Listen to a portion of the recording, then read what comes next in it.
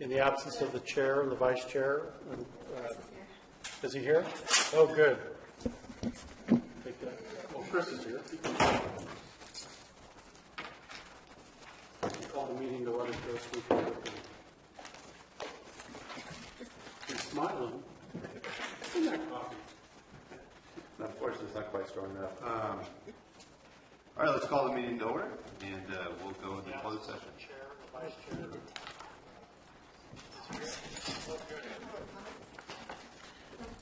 There's no public here. I've got my sound on.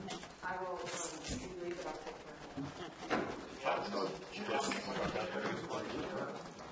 Take care of it for you.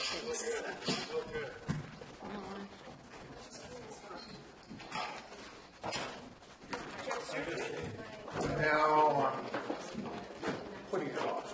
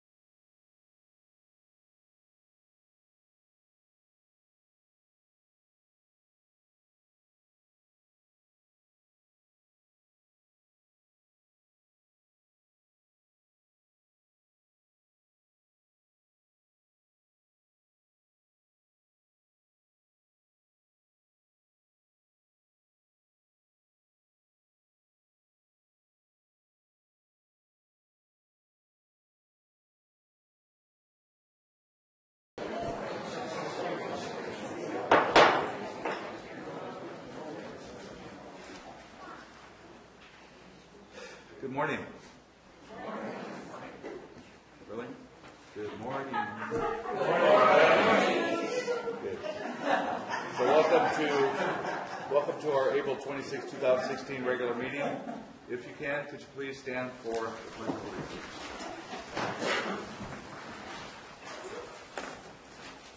I pledge allegiance to the flag of the United States of America and to the republic for which it stands, one nation, under God, indivisible, with liberty and justice for all.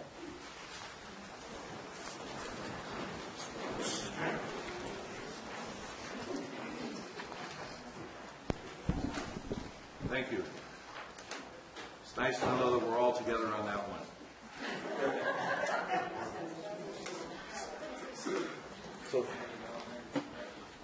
So this morning we met in closed session, and pursuant to Government Code, item number 1 was pursuant to Government Code section 54957.6, personal matter, conference with Judy Hawkins, Deputy County Administrative Officer, Human Resources and Risk Management, regarding the Sheriff's Management Unit, SMU negotiations, Human Resources Director.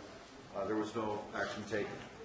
The second item was public employee appointment pursuant to Government Code section 54957B1, Director of Health and Human Services Agency. There was also no board action on that one. The third closed session item is a conference with legal counsel, anticipated litigation, initiation of litigation, one case pursuant to Government Code section 54956.9D4. We're going to recess at 12 o'clock today and go into closed session at 12 o'clock on that one. We didn't have time to get to that. So that's what we'll be doing for our lunch period.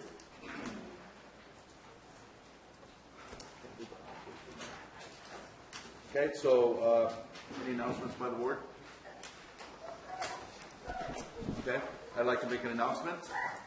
I want to pull the board to bring the urgency ordinance back for the marijuana issue. I want the urgency ordinance to come back and have them vet through the process. And by next week, sometime, I'd like to have something that we could vote on to move forward, because it is an urgency matter and it's affecting a lot of people's lives, and we need to take action on it. So I'd like to pull the board to bring back that urgency ordinance. I agree. I agree. I agree, but I would request that the board have time to totally digest this ordinance prior to any type of decision by the board. I agree. All right, so the caveat here for me is that we have a very strong enforcement position on that. And other than that, it's going to be up to our staff to bring something. Okay? We're all good with that? I know, overtime. I just wanted to clarify what the board direction is, and that is for staff to bring back the urgency ordinance and schedule a special meeting at some point next week. Is that my understanding? Did I? Correct. Okay. Hopefully it's Tuesday of next week, because otherwise it gets more challenging. I believe on Tuesday we have a special session to do interviews for the Public Works Director. Oh, perfect. We can just type that right in. Well, it also depends on scheduling for council and whatever other staff issues that there are. But I want to make sure that we have something, and this is an urgency ordinance that would take us to through anyhow to the ordinance that's being vetted through the process that it should be vetted through, which is the planning commission and the public process. So it's just it's something that we need, I think, to consider putting in place now to get us through there, because we have a lot of issues going on in the county that we need to take care of right now. I don't want the discussion to go into a substantive discussion here, because this item is not on the agenda for today. So I will work with staff and all of the affected departments and bring back an urgency ordinance and make every effort to have it on the agenda for Tuesday's meeting. I don't know. And I we will do our apologize, best. it was not the Public Works Director, it was the building official. Sorry to the Director of Public Works when I said that. Didn't want to worry him. It's the building official interviews. Relax, yeah. Take a breath. Any other comments on that? Okay. Thank you. So now we are going to move to recognition and acknowledgments. And Supervisor Wright is going to be doing the recognition for behavioral health services. Okay, can I have everybody who's on the mental health board, advisory board, come on? Somebody out there? Okay. Well, thanks, guys.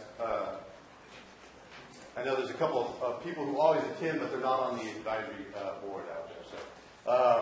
So it's my pleasure to make this proclamation declaring May as Mental Health Awareness Month.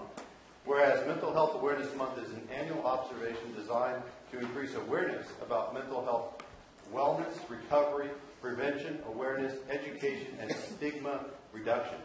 And whereas it is the goal of the Behavioral Health Services Mental Health Program to inform and educate people of the ways that the mind and body interact with each other, and provide tips and tools for taking positive actions to protect mental health and promote whole health. Therefore, it be resolved, the Calaveras County Board of Supervisors proclaims May 2016 as Mental Health Awareness Month in Calaveras County. And be it further resolved, the Calaveras County Board of Supervisors encourages all residents, businesses, public and private agencies, media, and educational institutions to recognize and be aware of the importance of mind health and the need for appropriate and accessible services and resources for people with mental illnesses. So with that, I'd like to have a motion. So moved. Second. Okay. And now public comment? Okay. Okay. Well, I can pass it and then you can talk. That's all right. Okay. Have a vote. Aye. Aye. Aye. Okay. Passes unanimously. Passed and adopted by the Board of Supervisors of the County of Calaveras, State of California, this 26th day of April 2016. Thanks a lot. You guys can both take your time down the podium if you like. Can we do public comment? Yes. I missed it. Yes. You got any quicker, Marty? Marty Crane. I just wanted to say that just because there is no massive race to the podium to speak on this subject, I hope that means that we all get that this is pervasive, that this is all around us, that this is and impacts every single person's life and every single person in this room and every single person that everybody in this room knows. So please keep it in your heart, keep it in your mind, and support whatever you can. Thank you. Good morning, Board. John Lawless, Deputy Director of Health and Human Services, Mental Health Director for Calaveras County. In light of your proclamation today, and on behalf of our staff and the clients that we serve, we want to thank you for recognizing May as Mental Health Month. Whether we realize it or not, 1 in 4 people in the United States suffer from some form of diagnosable mental disorder, whether it be depression or anxiety, could be as severe as schizophrenia. It is a pervasive situation here in our country, and we continually work with providing mental health services and medication services for the most severely mentally ill. And the fact that you've recognized this, we really appreciate that and think it will go a long ways towards supporting mental health services here in Calaveras County, which does do a lot of good. And again, on behalf of staff and community members, thank you.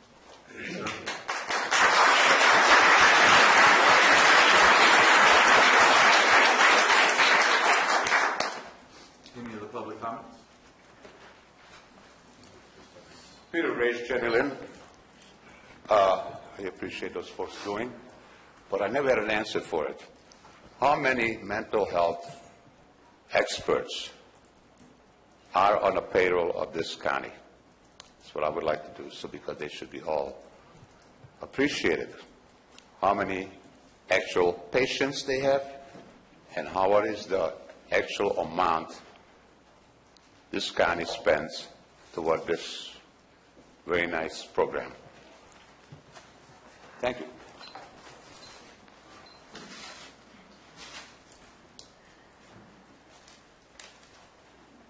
Might as well speak about this since I was dramatically affected by somebody who had an issue. I, in fact, had to have her committed. You have to understand that it does affect everybody. You have people that are elected officials who have issues. None of you. Don't worry. But if you do need a ride down to St. Joseph's for a three-day evaluation, more than willing. And I've had friends that their wives, elected officials again, who've had to be institutionalized.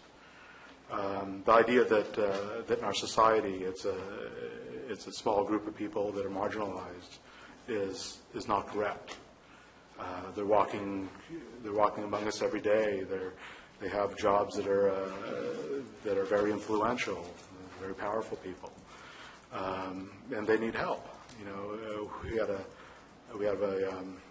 had a state official that ended up living in a trailer, elected official for the state of California, And no offense about for people that are living in trailers, but it's just something that happens. Back in the 1970s, when Ronald Reagan was governor, he cut funding for mental health treatment in the state of California. Again, when he was president, he cut funding for mental health issues, for mental health treatment. And we're living with the result of that. We shouldn't marginalize those people, but we should look to help them and open our eyes and do what we can. So that's what I have to say.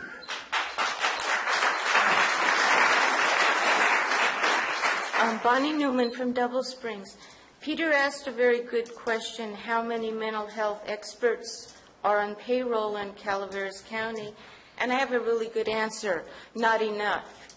I know the mental health department just recently assumed responsibility for conservatorships, which used to be in the welfare department. And so they have additional responsibilities for those people who are unable to take care of themselves and have to be conserved and made wards of the county. So to answer Peter's question, there are not enough because there are many, many people who need assistance and are not able to avail themselves of our mental health department because of the financial criteria. Our mental health department serves Medi-Cal eligible people, so folks that have any resources are not accessing this service and probably need to find their own private therapists. So not enough help is available, always more is needed, and we thank them for the exceptional job they do trying to catch up with something that may be out of control, as this gentleman said, since the hospitals were all dismantled back in the 60s. Thank you.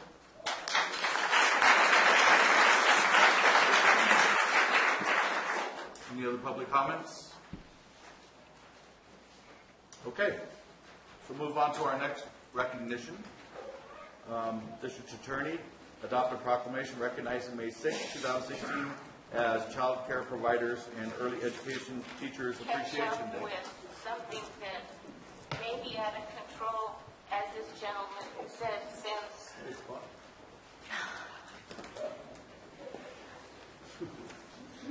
instant recall. I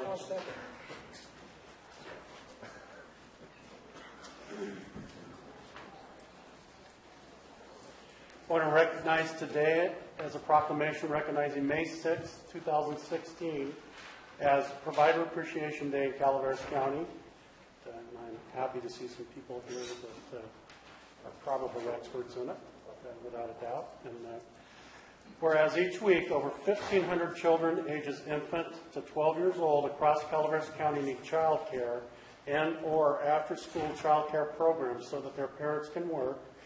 And whereas together these working parents earn and contribute to our county's economy over $135 million annually, and whereas over 150 child care providers and early childhood education staff in Calaveras County devote their time, energy, and resources day in and day out to supporting young children in their earliest and most important years, and whereas long-term studies show that quality programs, particularly for low-income children, decrease the following future negative outcomes: likelihood of special education enrollment, juvenile delinquency, adult incarceration, and welfare participation.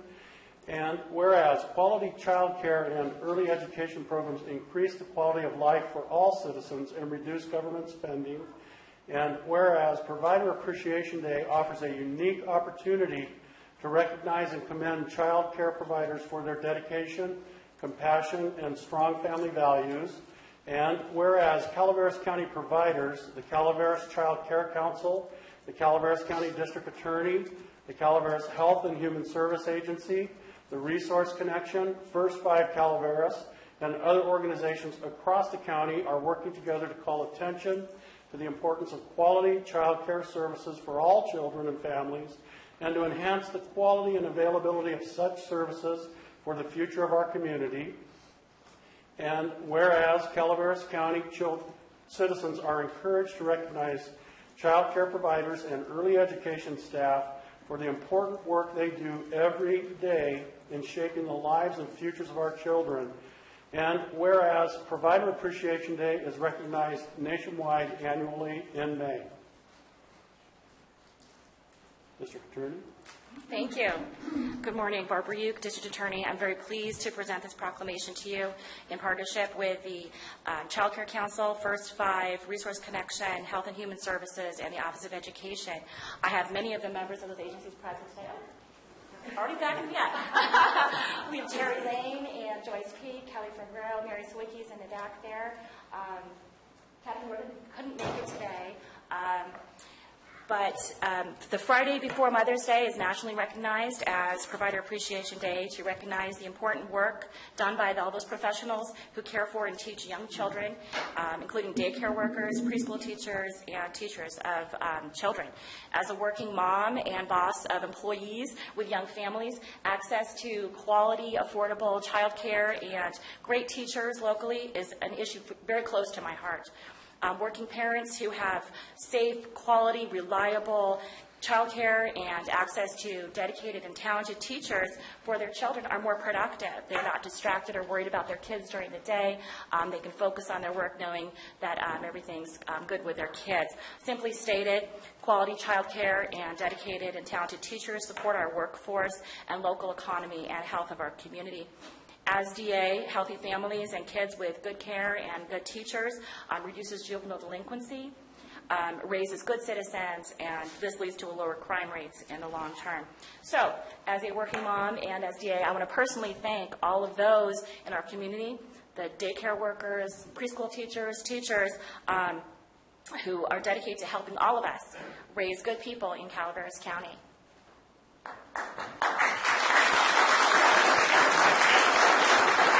Don't go away.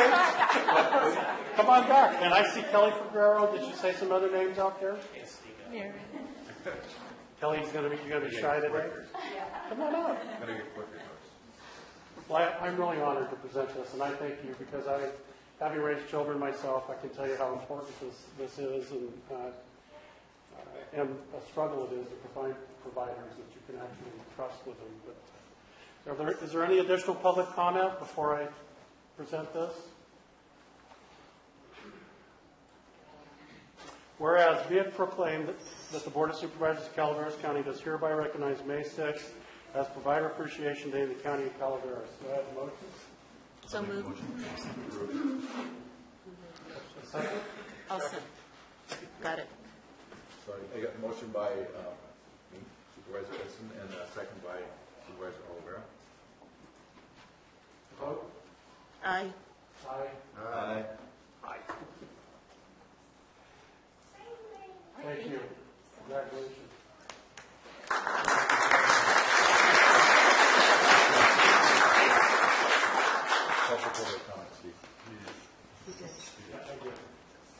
Is there any additional public comment? You got a two-strike on that one.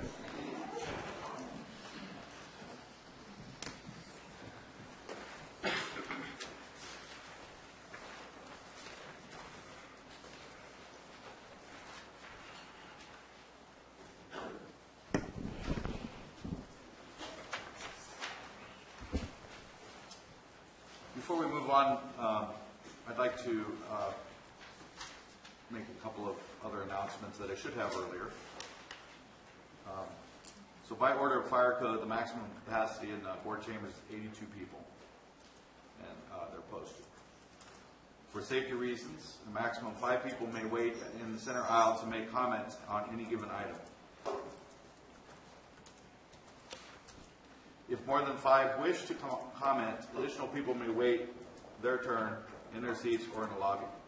There will be no standing along side walls, across the back, or in the area of the dais side of the half wall.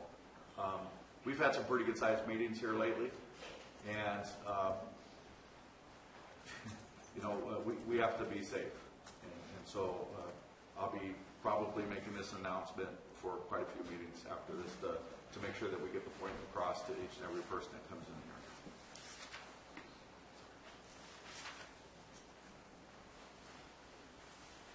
All right, then. So now it's time for public comment. Any item of interest to public that is within the subject matter jurisdiction of the board and is not posted in the consent or regular agendas may be addressed during the public comment period. California law prohibits the board from taking action on any matter which is not posted on the agenda unless it's determined to be an emergency of the board of supervisors. If public comment is completed before the 30 minutes allotted time period, the board may immediately move to the regular agenda. So we'll have 3 minutes to speak today on public comment. Hello again. This is what I use to chase the bad marijuana growers with. I'm not going to, I have something I have to do. I have a lunch appointment, so I have to get going pretty soon. Long drive. I have to thank you, each and every one of you, including you, Chris, bringing this ordinance back before the board is very important to me. It's very important to a lot of people out there. And that you're willing to make concessions, each of you, make concessions on your convictions, personal convictions to do the county business is very commendable. Cliff, I can't think enough. Debbie, we haven't had any real communication, but I assume you get my emails. You know what's going on. You can never test my love. I love every one of you. You guys are a number one in my book. I've been through a lot of boards over the years. A lot of staff. All great. Thank you very much for doing your job. Take care.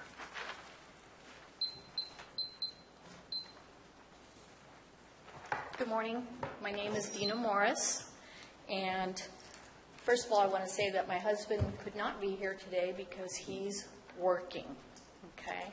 So I come here without him.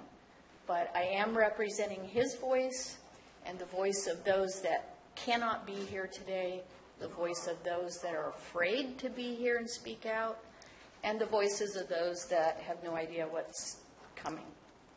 So I wanted to say that I am willing to look at the next urgency ordinance, but I also want to say that marijuana is not just an agricultural crop, okay? It's a valuable drug, and people are willing to risk their lives to steal it. We know that. That's already happened. And people are willing to risk their freedom to protect it. We know that. That's already happened. The problem is it's still happening, and it's getting even larger. The problem has grown at least fivefold in my area. And I know that you guys know what happened to me last year. I don't want to go over that again. And you said, well, you know, that was an unusual situation. It was a gang out of Stockton. But no, it's not unusual, because we have the situation happening right around the corner from us where there's another grow. It's being protected with firearms, guard dogs, and thugs. And I know you heard my husband speak about this last Friday morning after what happened to him. But that didn't just happen to him. It's happening to other people that drive by these grows. And, you know, these grows, they're like a vaultless bank of edible money. And I have to tell you, I had a cousin over this weekend. And she's from the Bay Area, and she has friends that live in San Francisco. They told her they grow 8 plants a year, and they get $240,000 for their San Francisco blend, okay? So this crop is a valuable drug. It's like a bank of money sitting there, but it's not in a vault. 30 seconds. So I have to say, commercial crops, they don't belong in residential areas. and that this urgency ordinance needs to put citizens like myself first and then address the commercial farmers second. We deserve at least that much. Thank you.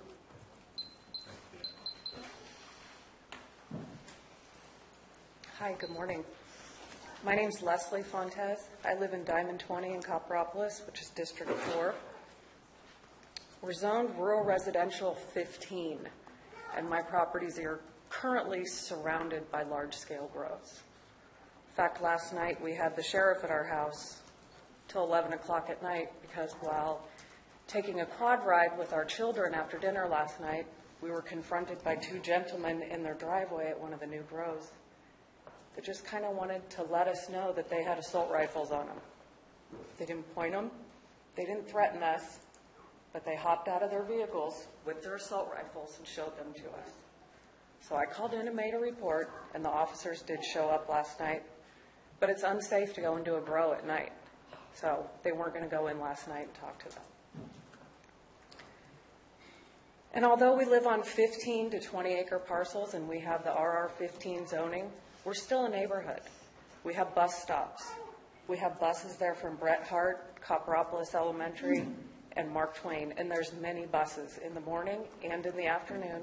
Kids walking home, kids walking to the bus, kids walking to each other's houses, kids riding dirt bikes and horses to each other's houses. We have our kids in a very dangerous situation out there right now. Very dangerous. And I'm asking you, on behalf of our kids and our families in Diamond 20, to please consider banning these large cultivations in any residential area, including RR15s. We are still a neighborhood. We still should be considered a neighborhood, and we are currently in danger. I have 3 pieces of property out there. I currently have an indoor grow across the street from me. I have a new grow 4 down from me. I have a new one going in at eye level of my kitchen on Stagecoach Road. We're in a very scary situation. Very scary for our children. I urge you to think of our kids. Thank you.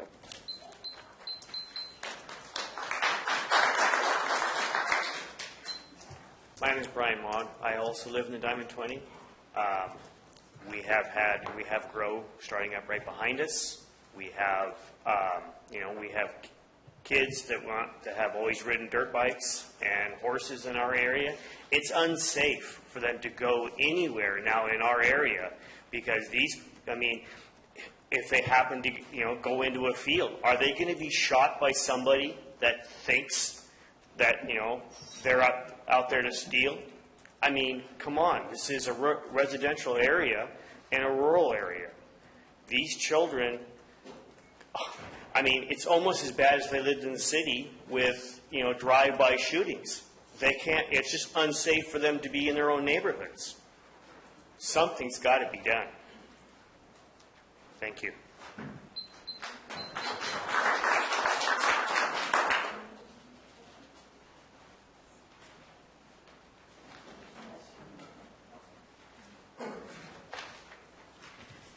Good morning. My name is Marty Crane, and I live in District 5. America is celebrated by freedom-loving people around the world, not because of what one group of Americans says or one group believes, reads, or writes. America is celebrated because we acknowledge the rights of all the people to believe, speak, write, and read as they are inspired and to vote as they choose. So too is the case here in Calaveras County. Being an American citizen is not easy, as we've all witnessed. It means signing up for a lifelong course in advanced citizenship. In America, being an informed voter is not just our right, it is our responsibility. If becoming an informed voter requires us to question and challenge our leaders, then questioning and challenging our leaders is not just our right, it's our responsibility. In making public record requests for the mid-tier general plan, the people of Calaveras County accepted this responsibility of citizenship. You recently gifted $2 million to a developer in direct opposition to the contract that he developed with the county to obtain project approval. Currently, you are also on a path to approve a project that would not only work to dramatically diminish the health of residents in District 5 and beyond, this sweet deal also ensures that this developer will not be required to pay for future damage to our roads. Another gift. And the taxpayers will once again be left paying the bill for future development instead of insisting that development pay its fair share. If we citizens are to be fully informed, we must show up and engage with all comers doing the work of the people. I am honored to say that I participate in the Calaveras Planning Coalition. At the Planning Coalition, we have been asked why we continue to ask for the release of the mid-tier general plan when we know we can't win. To those people, we explain that the CPC fights the fights that need fighting. When a local government attacks the people's constitutional rights to know and censors the professionals we hired and paid with our tax dollars 30 seconds. to help we the people, well, ladies and gentlemen, that's a fight that needs fighting. Enough is enough. Give the people the mid-tier general plan we all paid for with our time, our efforts, and our taxes. Thank you.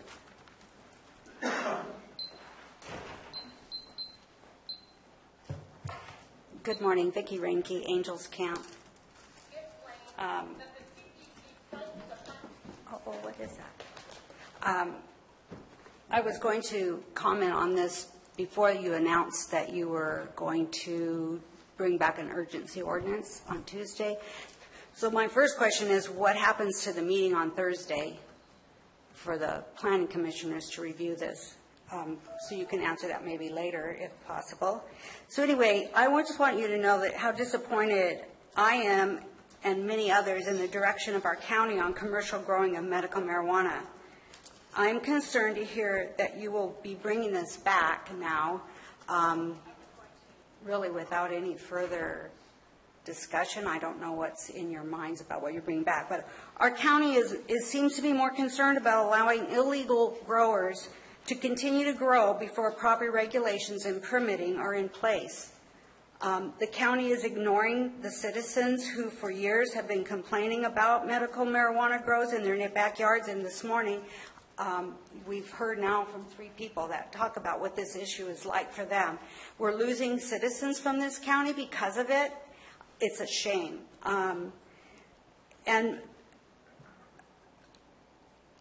And you're also ignoring the citizens who are just opposed to commercial cultivation, manufacturing, and bringing that into our county. And so this board needs to understand the laws. My husband and I went through the laws, we read the laws, we really worked to make sure we understood what they were. And if you understand the laws prior to January 2016, and then after January 1st, you'll see that the majority of grows that were here were already illegal prior to 2016. And this new law is just trying to legitimize that they're growing. And if you go by the law, you would ban the growing for now until state is ready to license and the county is ready to permit, or the item is put before the voters. There's no other business in Calaveras County that can operate without proper permits and following regulations. We see it every day here. We just stop everything because some permit wasn't done or some rule wasn't followed. But for some reason with marijuana, we don't seem to care about that anymore. And a lot of us believe that it's an illegal business and it shouldn't be here in our county. So I hope you take the time to really understand what the laws are so that you are actually doing something legal when you're permitting any growing here. And of course, I support a ban on the activities, at least until the laws are clear. 15 seconds. And maybe so the voters can weigh in on whether or not this is an industry that we want to see in our county. And if you look at, and I'll send you copies. I send it to the planning commissioners, the copies of the current laws in California, and highlighted the areas that show what the law is and how we aren't even following it.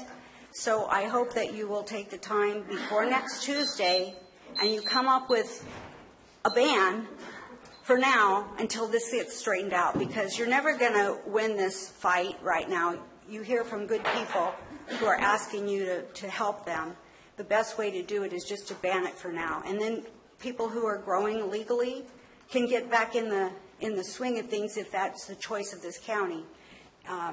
But I don't know why we're supporting all this right now. Thank you.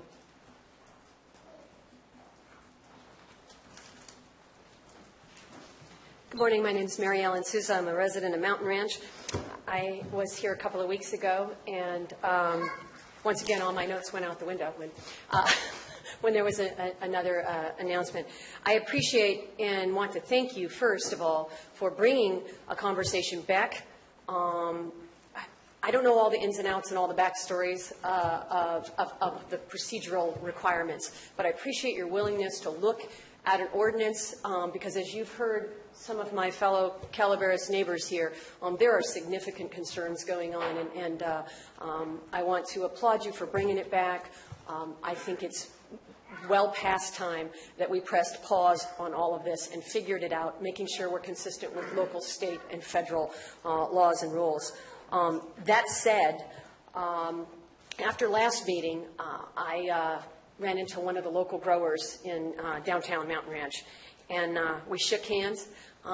This is not personal to me. It's personal in that I want the safety of my family, to have some reasonable sense of security in my own home, in my neighborhood, in my town. But it's not personal in the sense that I don't begrudge anyone using medical marijuana. I certainly don't endorse recreational drugs, but you know what? In the privacy of your own home, if you're not affecting me, I'm a bit of a libertarian on that. That said, it is affecting me. I can no longer jog or walk with my dog in my neighborhood without feeling like I need to carry protection. Just the other day, there was a woman who did not belong on the property next door to me climbing the fence. I later found out that she actually did have permission to be there. But she's there, she's climbing the fence, she's got 2 pit bulls, one of which is running at my vehicle. When I rolled down my window to yell at that dog to go back to its owner, it just simply took a stance and barked at me aggressively. Another neighbor lets his dogs run up the driveway easement. He lets them run home, the equivalent of, 50 yards. He looked in his rearview mirror, and 2 pit bulls were chasing his dog. He turned his truck into one of those dogs to roll it to stop that dog from attacking his. By the time he got to his dog was on its back. He was big enough to punch that pit bull until it let go. 30 seconds. I can't do that, okay? I'm really concerned about the water and the environment, and Supervisor Wright, you're in my district. I would encourage you to bring people together. People want to talk. A lack of understanding fuels anger and fear. If people could get together, I think there's some common ground with some of the growers. Not the criminals, but some of the growers. I think we need to have some more community conversation on this and some sensible regulations and restrictions. And people can go back to the live and let live mountain ranch that I know and love. So thank you again for bringing it back to the table. I appreciate your effort.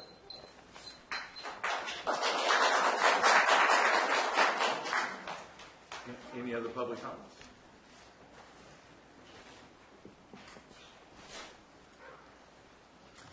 Bonnie Newman from Devil Springs. I'd just like to comment on the public disclosure, a lack of public disclosure. In regards to what Marty Crane brought up, the Mintier Harnish report, to share with you the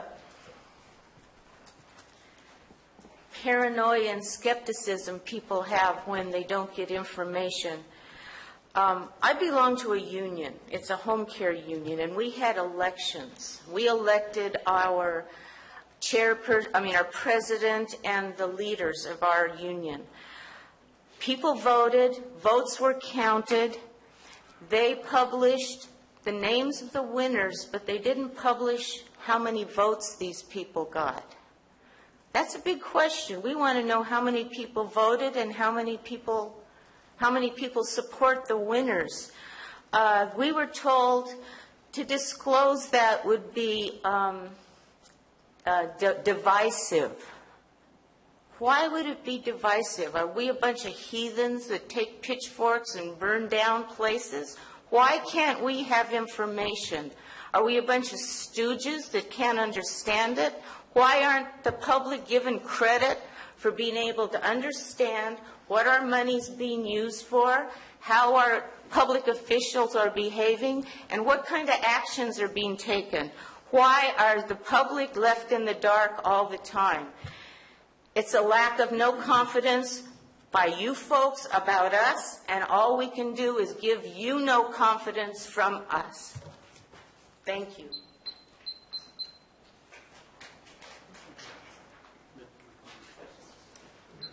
Good morning. My name is Vicki Phillips. I live on Cave City Road.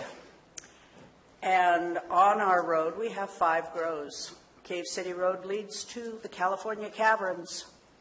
School children, back and forth, busloads. We are a neighborhood, as many of these others are, and we have a creek that runs through our neighborhood. It's seasonal, but my well is probably 15 feet from that creek. And we don't know what sort of regulations there are on their fertilizers or herbicides or whatever they're using, but we certainly don't need that in our underground water. And to my knowledge, we're still in a drought. I do believe that marijuana does require a huge amount of water to grow, and it takes 16 to 20 weeks for it to come to maturity. It's an awful lot of water for a drought. Thank you.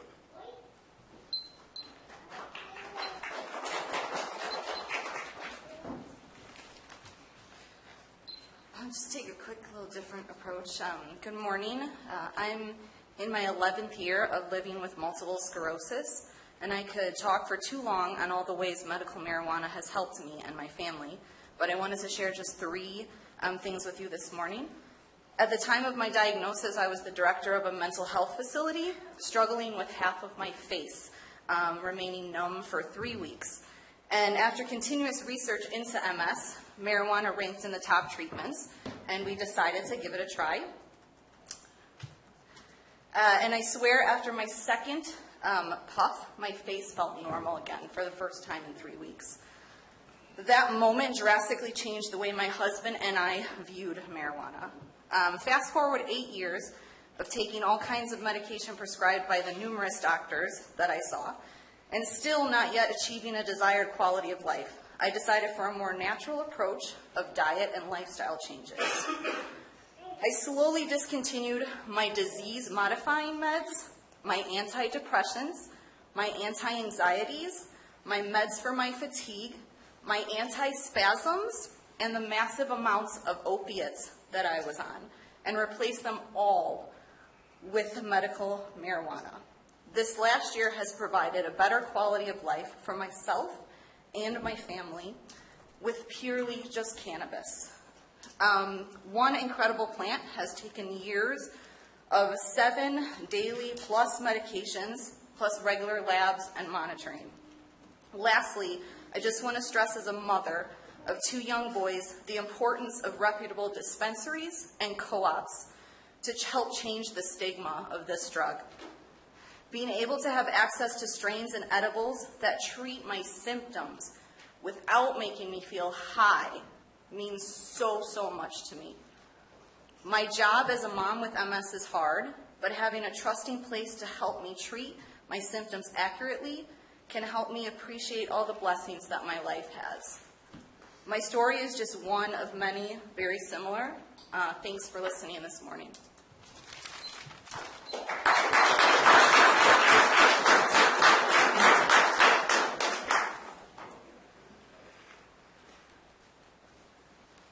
Good morning. My name is Amber Collins, Transportation Planner with the Calaveras Council of Governments, and my apologies to break up this very important discussion, but I'm coming to you to provide just a little bit of information on a project we're working on in partnership with the San Andreas Elementary School, the school district, CHP, the Parks and Rec district, as well as public health on a pilot program here in San Andreas to raise awareness on pedestrian and bicycle safety.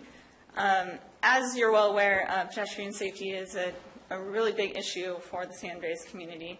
And these agencies have been key advocates for those issues and concerns. And I know Supervisor Edson works on trying to address those issues and concerns and coming up with solutions as well.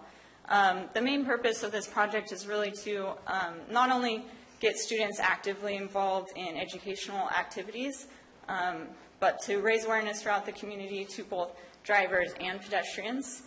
This project was kicked off in March with an assembly at the San Andreas Elementary School with CHP, and the students did a traffic safety poster contest. The results of that you can see at the entrance to the board chambers here. And then we also framed 3 of the winners for the board, and hopefully we can find a home for them, working with admin on that. The school is also working on a walk-to-school day in the fall. And all these activities and the safety poster contest, we're also doing a photo shoot with the students and some community members to put together some marketing materials as outreach to the community as a whole. And all of this, all these activities and information will be kind of brought together in a step-by-step guide that can be utilized by the other communities throughout Calaveras and other schools as they wish to do some of these activities and promote awareness for pedestrian safety. And unfortunately, we were going to try to get the kids here to kind of present these to you. It would have been fun, but they have testing this week, so you got me. And I appreciate your time, and that's all I have. Thank you.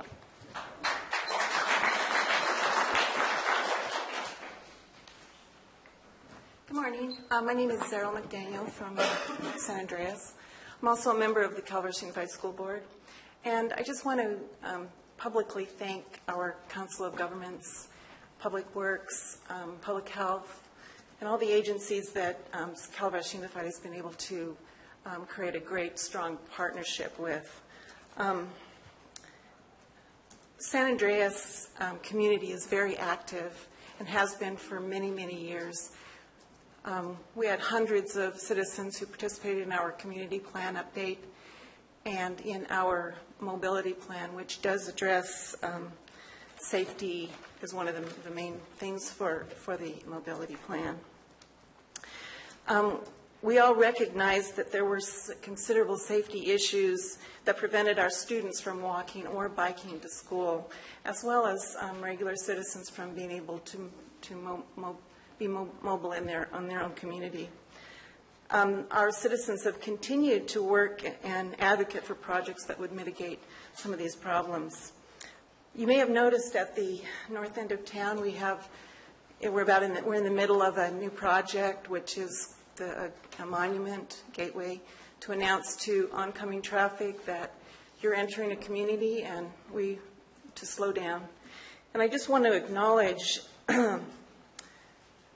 people in our community that have donated their time and resources. Herd's Machine has donated all of the metalwork. All Rock will be donating all of the rock for the landscaping there. Gardena Construction, Allen Construction, Miller Construction, and numerous community members have donated their time to put this project together, as well as San Andreas Rec and Park and San Andreas Merchants. We also have a donation of a piece of property on the south end of town to create an identical monument for traffic coming into town that way. As you know, when you come around that curve, people come through San Andreas pretty quickly.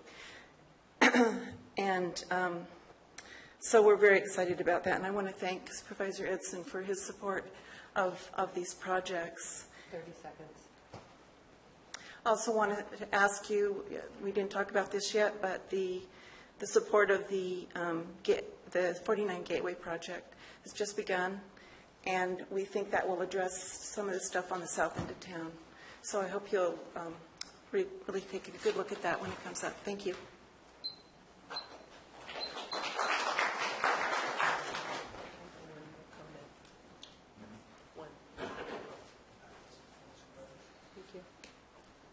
So just let you know, we are running up on 30 minutes, so we have this one last comment, and then we have to carry the rest of the public comments to the end of the meeting. Is this for an item on the agenda? is this for an item on the agenda? Yes. Then that's for that time. Yes.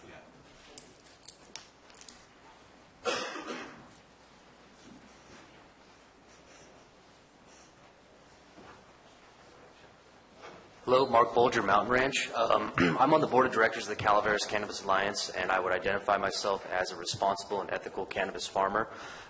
As someone that has impeccable relations with all my neighbors and my surrounding community, I'm very dismayed to hear these stories that some of my fellow residents have shared. I think that regulation is needed as soon as possible for this industry. It's shocking to hear that people are being confronted by armed folks that have roaming dogs coming around on their property. I think that gets to a deeper issue that we know in this county we have enforcement issues because of a lack of funding. If our sheriff's department can't address these issues and animal control can't address these issues, we've got to find how we're going to pay for that. I think that taxation and regulation of this established industry in a sensible manner can provide the money for that enforcement. We need it now. We need it as soon as possible. I'd like to thank the board for bringing it back up. And again, I'm very sorry to hear these people's stories. That's disturbing. I can't say anything more than that. And I think the only path we're going to get to fixing those problems is through sensible regulation. We look at other counties that have had bans. It has not stopped illegal grows. They still proliferate.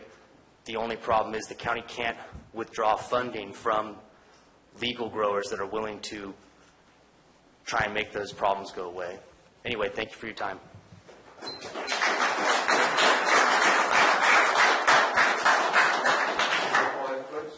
Yeah, totally. Okay, so we'll move on now to the rest of our public comment period. If there is public comments, we'll continue at the end of our meeting after consent agenda. So we're going to move on to our regular agenda. So, report from the administrative office, the board chair, department heads, Cal OES, and FEMA update on Butte fire recovery. Good morning, Brian Moss, administrative office. Kind of a quick update this morning. I know that Mr. Bateser already sent you an update as far as debris removal, and I'd just like to cover that for the public. The Butte fire debris removal operations are nearly complete, with the last properties being scheduled to be cleared by the end of next week. Your D-Rock crews are now addressing some of the more complex issues, including the construction of a bridge to allow cleanup crews and equipment to cross the creek. Bottom line, at the conclusion of field operations, more than 850 properties will have been cleared of potentially hazardous debris and certified for rebuilding and safe occupancy. The next big process in Butte fire recovery is going to be the burn tree debris removal program as headed up by our Public Works Department. And I believe our Public Works Director is here, if he wants to comment.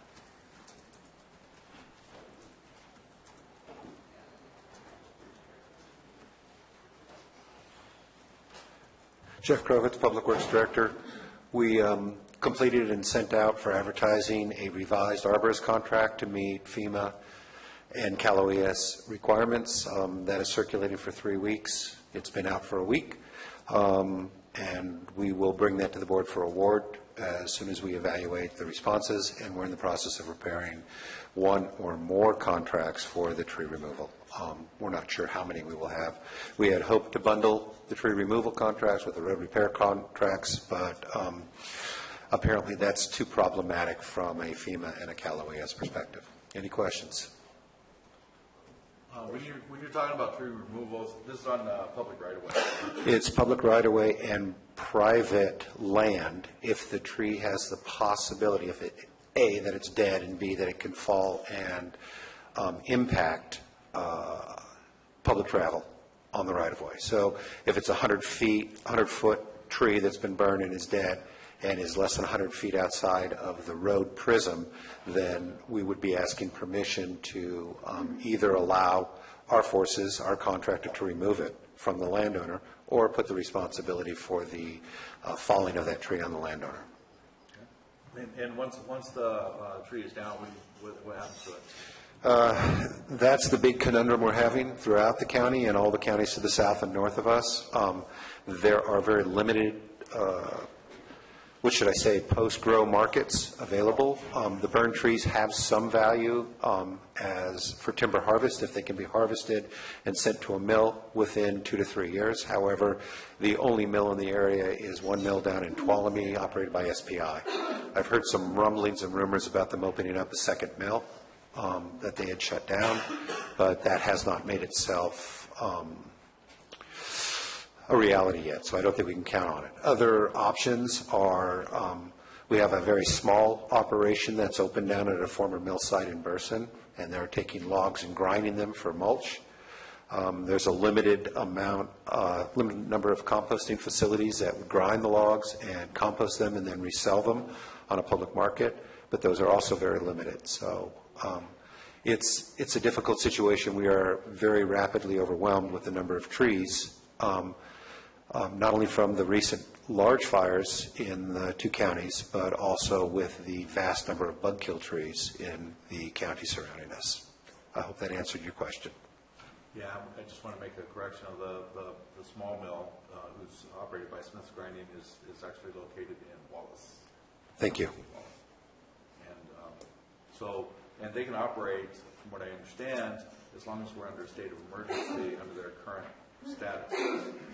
But if we remove ourselves from that, then that changes the game, if I understand it correctly. I was not aware of that. Thank you. Yeah, they have a permit that goes through May of 31st of next year. Okay. And on the same subject matter, the waste-to-energy plant that's currently operating in Tuolumne County outside of Jamestown, I have also heard that their operation will be extended by 18 months through the governor's office. They were scheduled to shut down, I think, in June because the energy costs from biomass doesn't compete with other energy production costs.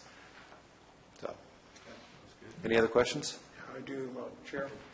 Mr. Krovitz, I understand we had Inspector General input on this, and we found to be deficient in some area regarding tree disposal. Can you briefly explain what that's all about? Yeah, I put together a scope of work request for proposal for an arborist or a forester in December for the tree removal program. I did not have complete information about all of the requirements that are part of a federal agreement, such as minority business requirements, small business requirements, noticing a lot of things that we in Calaveras County don't use as a normal method of our procurement process.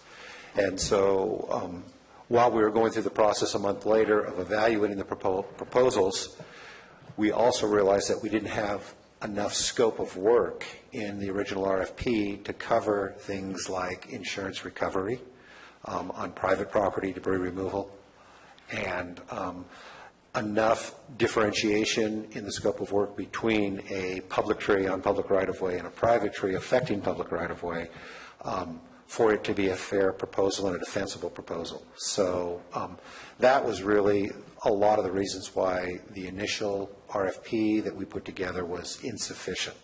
The interviews and the meetings that we had, I believe it was 2 weeks ago with the OIG, was not specific to that subject alone, more looking at the processes, the ordinances, and the methodology that the county as a whole uses for federal contracting.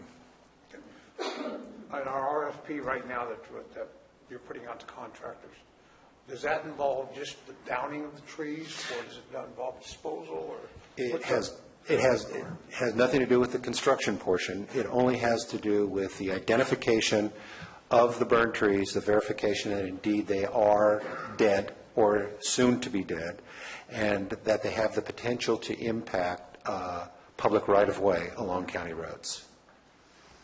And then we will take that information, segregate the public trees from the private trees and notify private landowners as to how they want to go, whether they want us to remove them or whether they want to remove them themselves.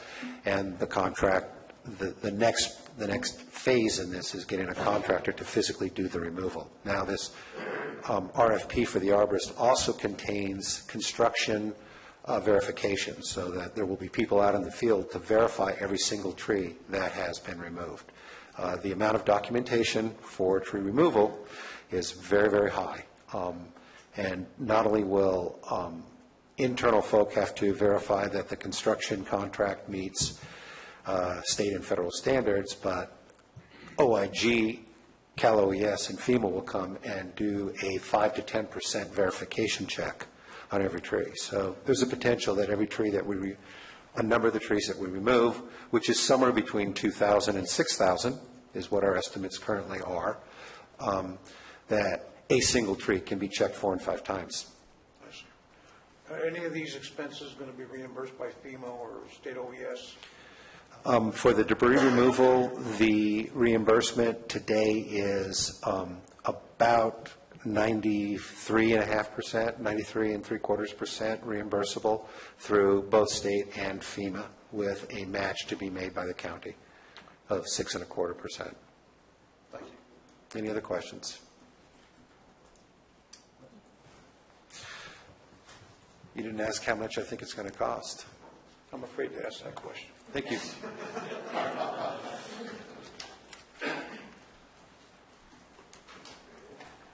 Any other questions from the administrative office? During the fire, we hired some temporary employees for key positions, information officer. Correct. The head of emergency services or somebody in emergency services. With the budget looming, do we still have them employed, and do you know how long they will be on the payroll? Actually, we do have them employed. They're down to only a couple days a week. Our PIO is still wrapping up the issues regarding Butte Fire recovery, obviously. Our individual that is heading up the operations end of recovery is Mr. Hawkins. He's been working with Cal OES on the whole communications system. The board may recall that we've been proposing to get a voice and data system put together for the county that would span the entire county. So he's been working on how to secure funding for such an adventure. This has never happened or has never been realized in Calaveras County before. So I know that they had a meeting yesterday with both the feds and the state on how to actually fund such a system. So yes, they are still here, but they're only part-time at this point. In addition, not to get too off subject, but we are moving into the second catastrophic event, and that is the tree mortality issue. And that's something else that we foresee that we may request that they stay on for, but we will keep them informed on that. Thank you. Okay, and listening to what you're saying there,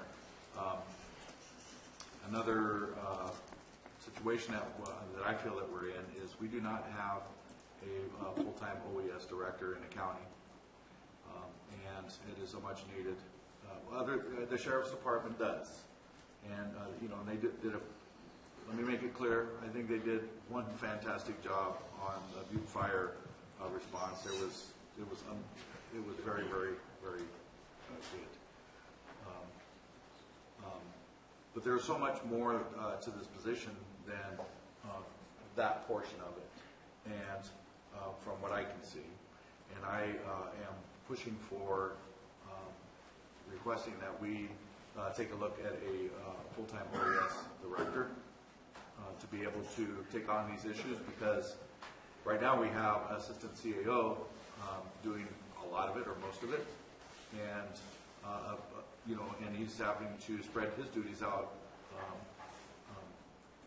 and take care of this actual full-time position for not only Butte Fire, the tree mortality issues and many other issues that are going on in between all of this.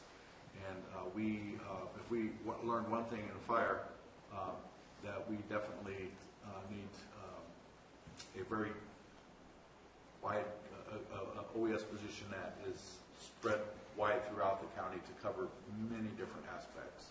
And so I'd like to bring that back sometime in the near future to talk about that and what it would look like. I have my druthers about it. I feel that it needs to be a position that works for under the board, and for many reasons. One of the reasons is because we are the conduit between Sheriff's Department, the people, and the county. And during this fire, that never became more apparent than it has during this fire. So that's my comments on that. Question, Mr. Moss. Yes. The compensation for our part-time PIO and Mr. Hawkins is reimbursable? Yes. Okay. And should they transition over to the tree mortality program? Yes. Would that be an expense that would be reimbursable, or would it be a county expense? It will be both. Right now, as the board is aware, by declaring a state of emergency, that puts us in the queue for California Disaster Assistance Act, CDAA funding that covers 75% of costs. Reality is, and I think that the representatives on the board are probably aware of this at the state level, is the next question is there going to be a presidential declaration? If there's a presidential declaration that cuts our costs down to 6.25%, like what we're dealing with the Butte fire, okay? Interestingly enough, I was on a call yesterday with Cal Fire talking about how we implement a program, how do we make sure we're funded for this issue,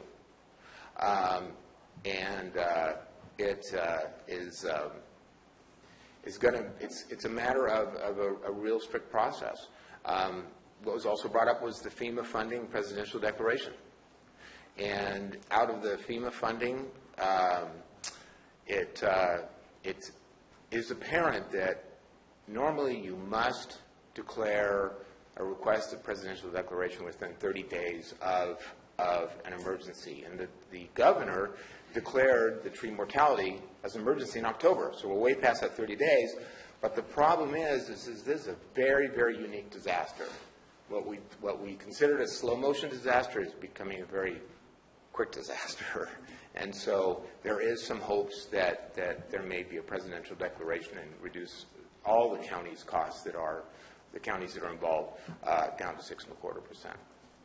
But don't we have to be in the seventh county? I mean, we have been accepted as the seventh county, haven't we? We are actually in an interim phase, if you will, along Calaveras as well as Amador, El Dorado, and I want to say Placer are right now in transitional for that CAL FIRE assistance. That's a CAL FIRE program, which is different from the CDAA. I was notified last week there's $150 million that the governor has put aside for CAL FIRE for this tree mortality. So hopefully that would, once again, now that we're a transitional county, meaning that we're going to qualify as well as the other 6 counties, we will actually be able to access or have CAL FIRE access equipment, labor, and then also there's potential grants to fire safe councils as well. So yes, that's a big help, but it is actually separate from the CDAA. That's a good point. Thanks for clarifying. Absolutely. Now, once again, that is dealing with public lands, That's dealing with public lands. Private lands. That is dealing with public lands. As you know, we've had our first tree mortality task force. Supervisor Wright wanted to make darn sure that there was at least a plan put in place to deal with private, if that's at all possible. I want to make sure. Oh, yeah, that's our priority. That's our priority. Right. Okay. Question? Couple things. We received notification, Shirley, you may be able to answer this, about Red Cross sponsoring a position. Is that still in the works? Are we still going forward with that? And then number 2, at a future board meeting, I'd like to hear from the Calaveras Recover group. Absolutely. If you could invite them to come and make a small presentation about their efforts and where they are in the recovery process long-term. Yes. That's a good idea. Also if you reach out to the BLM and check, see if they would like to do on their lands, because they were heavily impacted as well. Absolutely. And I cannot tell you how, just how well Calaveras Recovers has done. These are people, most of them full-time jobs, and they're out there volunteering hundreds and hundreds and hundreds of hours. And then they're also working with the funding that the county's received from RCRC as well. So there's some really good things happening out there, I think. And as a matter of fact, one of the reps from Calaveras Recover stayed the other day, simply said, there's so many good things that are happening out here in the fire recovery that people aren't hearing. So I will definitely follow up on that. Thank you. I think that's important. I agree. So, As far as the Red Cross position goes, we did receive the PO finally from the Red Cross. We developed the recruitment flyer. However, there was a meeting yesterday at 10 o'clock. Unfortunately, I was not able to participate as I was home ill. Supervisor Edson was there, and I believe he can fill you in on what happened in the direction that was taken. So, Red Cross, Dana Jorgensen got a call from Red Cross, and they were concerned about how long it was taking to fill this position. And so they came in, and I met with them, 3 folks from Red Cross and Dana, and Shirley had the position almost completed to put out for to be filled, and the end date actually was in June, which apparently put a little bit of fright into these folks, because apparently they have an end date for to be able to disperse these funds. And so I asked them, how can we get this filled? Because really, the Calaveras Recovers would do very well with a project manager. And like Debbie was saying, these folks are that are on that team are full time working. Most all of them are working other jobs, and it becomes very tough to be able to handle the scope of what's going on up there part time without somebody there leading, basically leading the charge and being able to cover this stuff 100% of the time.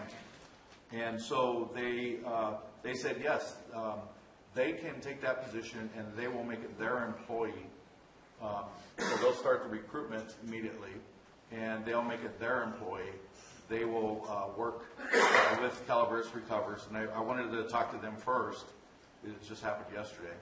And they will work with Calaveras Recovers and still be a liaison through the county, as you be in contact, which means that position will come here way quicker and get engaged a lot quicker. They also said that they're going to provide for case management 3 part-time folks that are going to come and help with the case management team to try to help them with some of the issues that they've been having around finding consistent employment. And case management has been really, really critical for Calaveras Recovers. That's where the bulk of their time is spent. So thank you. And just so you know, we did not receive the PO, which we couldn't move forward on until I think it was the end of February, and to try and put into, or even March, to put into place the description. So, and that came from the Red Cross headquarters in Washington, D.C., so we'll have to see, have that discussion to determine what happens with that PO. Yeah, thanks for that update. Absolutely. And then the other thing that came to mind was, that would be a part-time employee through the county plus benefits for a year. Just one more little thing that we would have to burden as a county. If we're going to get the position in place quicker, it would seem that it would be a better choice to have them employed by Red Cross and get the position in there quickly. So. That's it. Thank you. Thank you. Thank you. Thank you, Mr. Boss.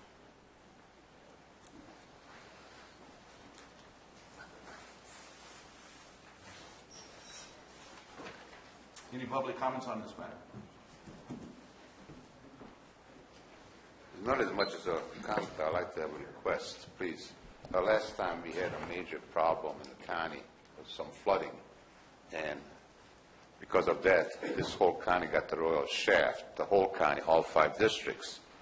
And I hopefully that maybe some of you can take a look at it, prior action, what taken place then, so we don't repeat it. Not that I don't trust FEMA or any of the other federal agencies, but I totally don't, because they really give this county a shaft because of what happened on District 1, flooding.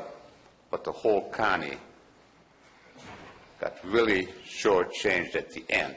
And hopefully that will be everything in all will disclose what the requirements and any understanding reached behind closed door. So please keep that in mind, because what you're dealing with is not exactly the most outstanding open organizations. And I'm sure we can, maybe I can help you figure out what it actually kind of cost this county the last time FEMA came in and helped with the previous Board of Supervisors, so I don't want anybody to be. But we're going to bring up what happened last time and who was participating. Because maybe some of the staff's still here, but we can sure bring up the agenda items, the Board of Supervisors' reaction, and those records, how and when it was decided and by who, so we don't repeat the same mistake. Thank you. Any other public comments? Okay. Any board comments? Okay, so closing this out, I would like to make one request, that we get an update on the, do you remember the USGS map that FEMA brought to us to declare the area that is burned at disaster level? Right? And in that, we, the board decided that, in fact, that there was a certain level of disaster there. And I'd like to revisit that.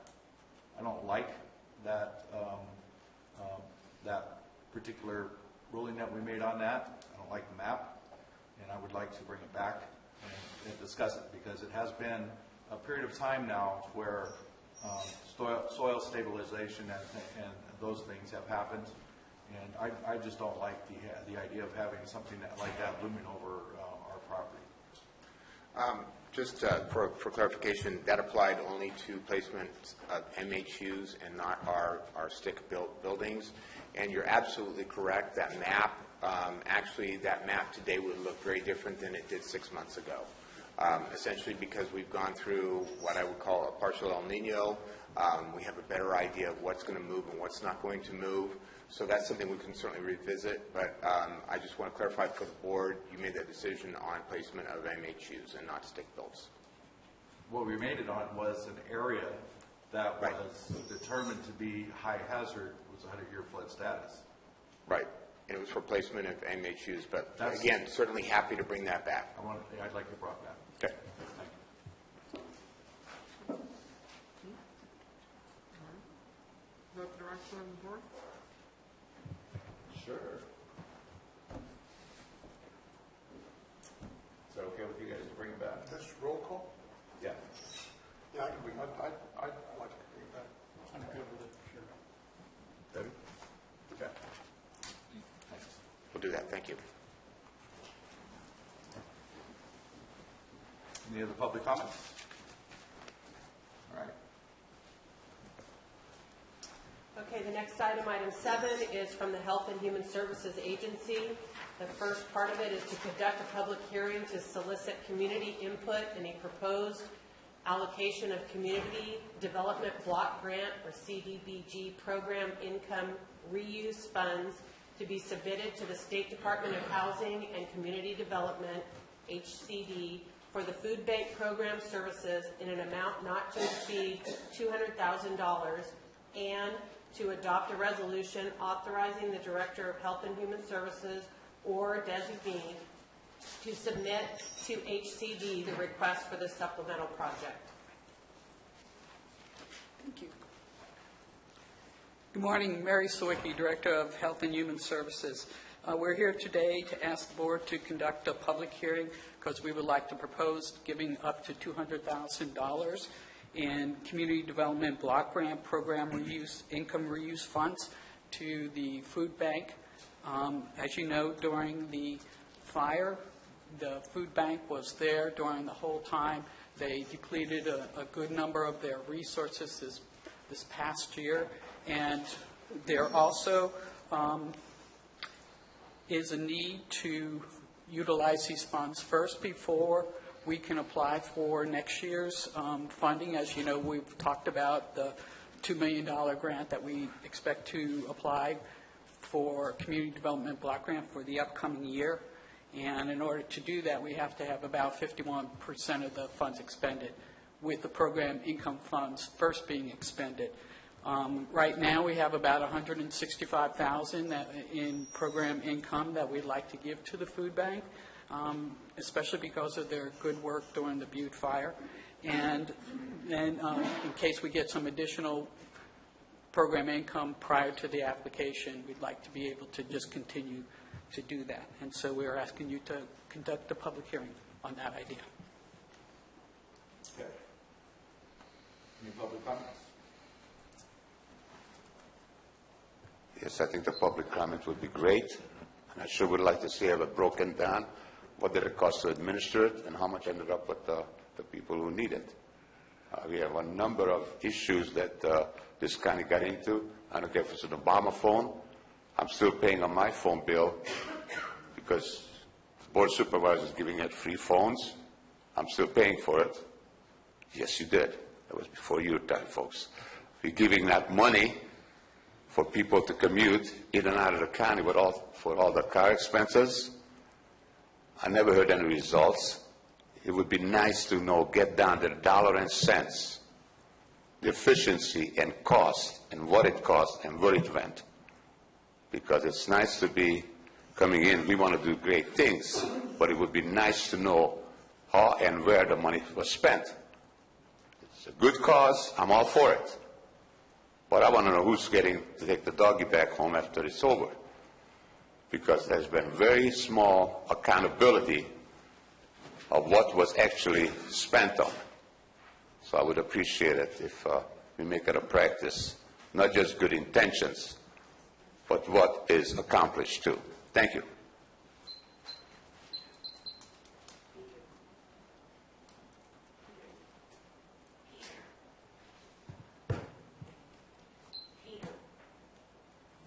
Anthony Worcester, McCollum Hill. I'd like to speak in favor of the use of the HUD CDBG funds. I spent probably an hour with Mary Sawicki yesterday, and she went over the programs. And I feel that because of the Butte fire in particular, there's a great need to provide money to the food bank and to continue helping victims of the fire, some of whom have not yet been able to readjust to life, who still don't have a home. So,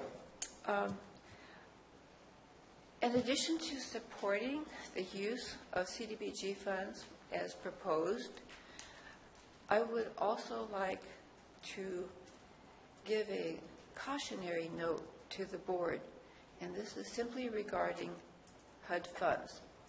And I'm speaking because of changes made to admin rules for HUD, CDBG, and home funds that were published last July 2015, and for the rules that were published on December 31st, 2015, regarding a HUD statistical tool that must be used by all localities, all cities that accept CDBG funds.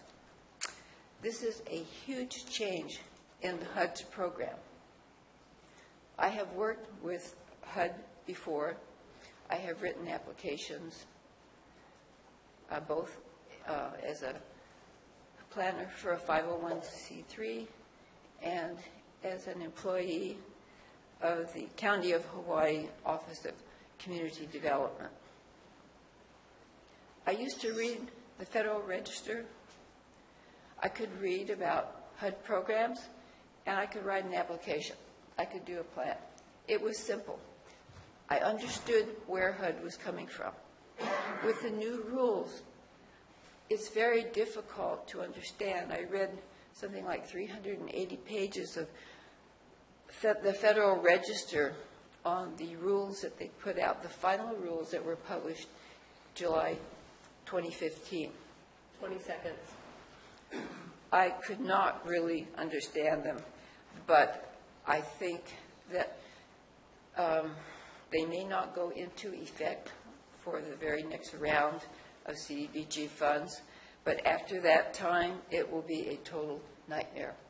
And I think that it's just a note that our board should look into the impact of those rules on future funding. Thank you.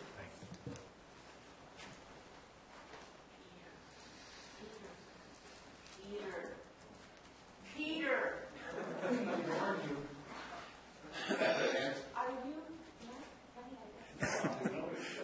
Hey, guys. Thank you. Council Gallant, Taxpayer Association. We have concerns, and not only in the confusion that the previous speaker talked about regarding HUD funds, but by an attempt by the federal government to extend its influence on local land use planning. Okay. There's a program, it's called AFFH. I think it's Affordable Housing, whereby if you accept federal money, you could be obligated to follow the federal government criteria on how you would do your land use planning, particularly in regards to multiple dwellings and that sort of thing. It may also affect designating where people of economic status or maybe even races can live. We would recommend that in accepting the Fed money, you make it clear that in no way are you accepting federal intrusion into your powers of local land use planning. It just makes sense.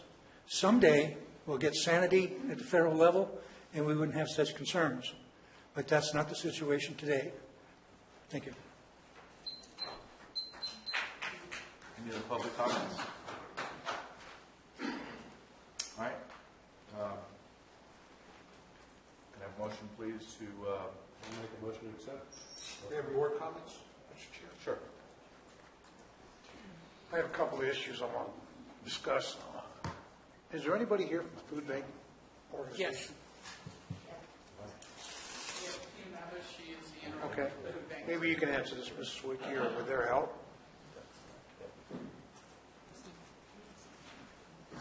I understand that your organization was a tremendous help during the Butte fire. Personally, thank you and your organization. A couple of quick notes.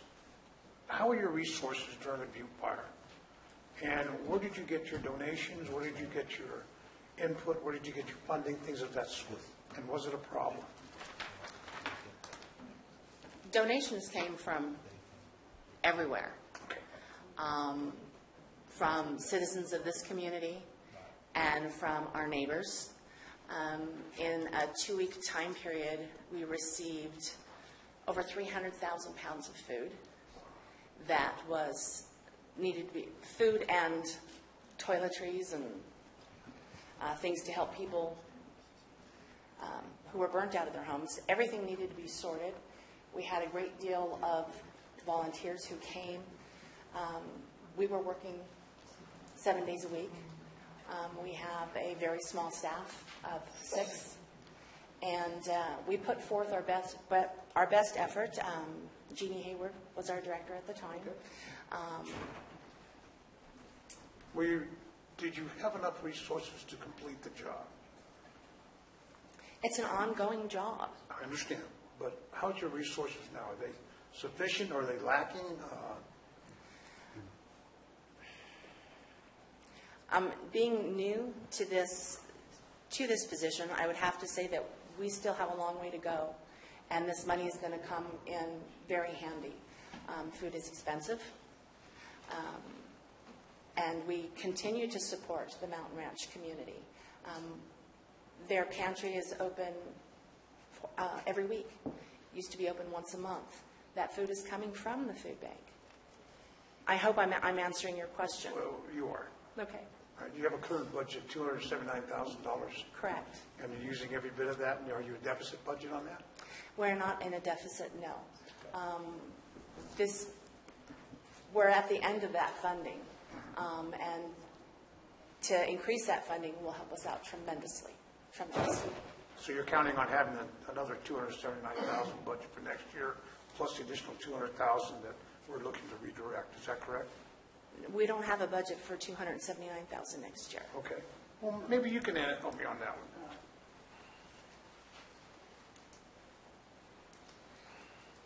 Next year, we're proposing in the budget $250,000. Of course, that will be up to all of you, but that's part of the $2 million because we have a large number of projects in the $2 million grant. We have the $900,000 recommended for an emergency resiliency center. We also have the $600,000 for the Butte Fire victims towards their construction issues. We also have money in there for the dental clinic to serve the low income because we have no dentist in our entire county that serves anyone with low income. And so we also have money for the food bank. That is the entire $2 million. So the $200,000 you're looking to... Up to 200. Right now, we have $165,000 in program income. We didn't have a need for that, so we're going to redirect those. Yes, this is money that was paid back through some previous loans on homes that we're now asking you to consider giving to the food bank.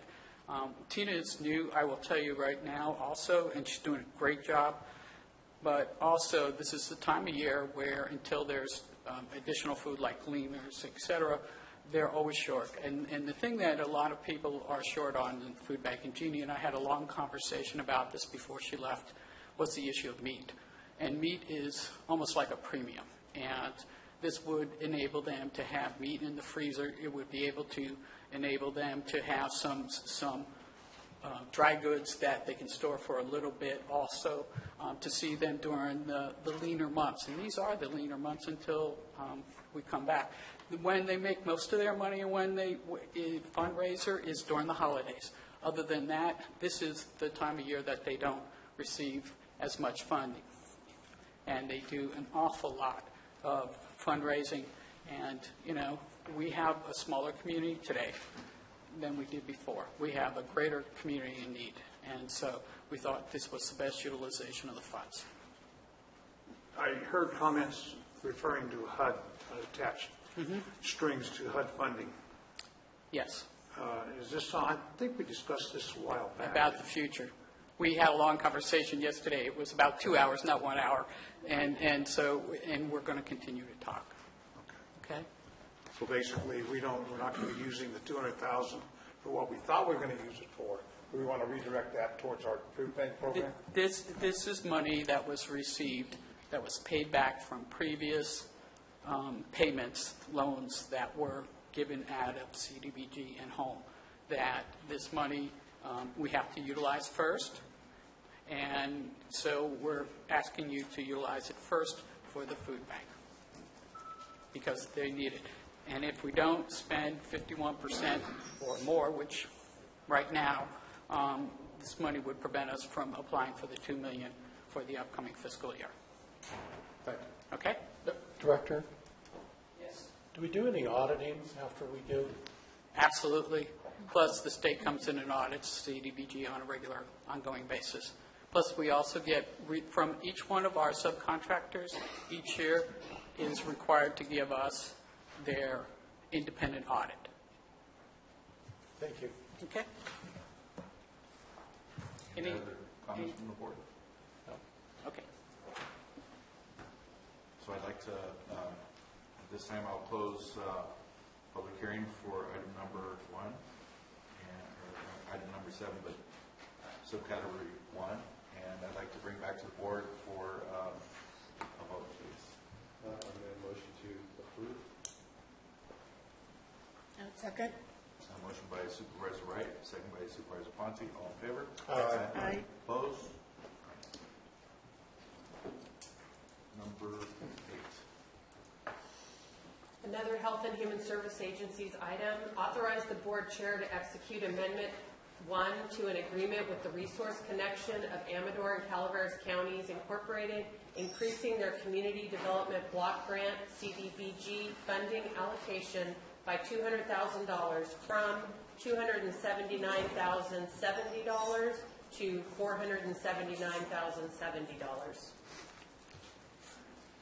This is the same issue. We're just asking permission to develop and execute a contract. Of course, all of these funds are contingent upon the Home and Community Development Department at the state level approving the overall amendment. Okay. Any public comments on this? Is this going to be run by somebody in Amador County or in this county? Who's going to, is there a division? It's a combined effort, I presume, from Amador and Calaveras County. Amador has nothing to do with this? Okay, because I believe I just read it. Its name is mentioned. Right here it says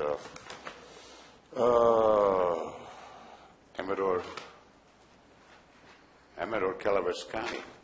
I actually was going to ask that question, Director, so maybe that could be cleared up. Please. It does say Amador and Resource Connection of Amador and Calaveras County. Are we getting like cooperation from Amador County? Okay.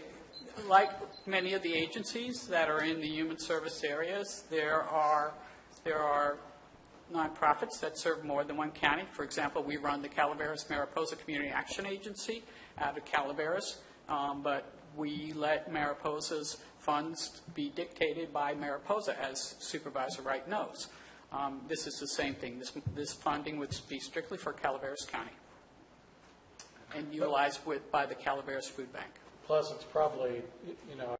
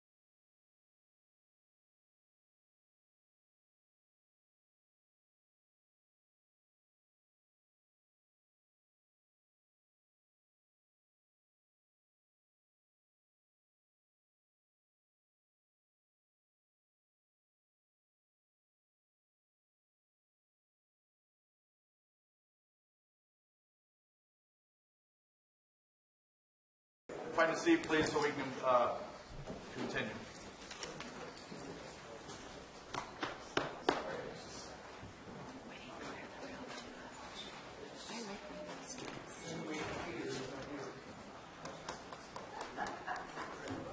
Ready?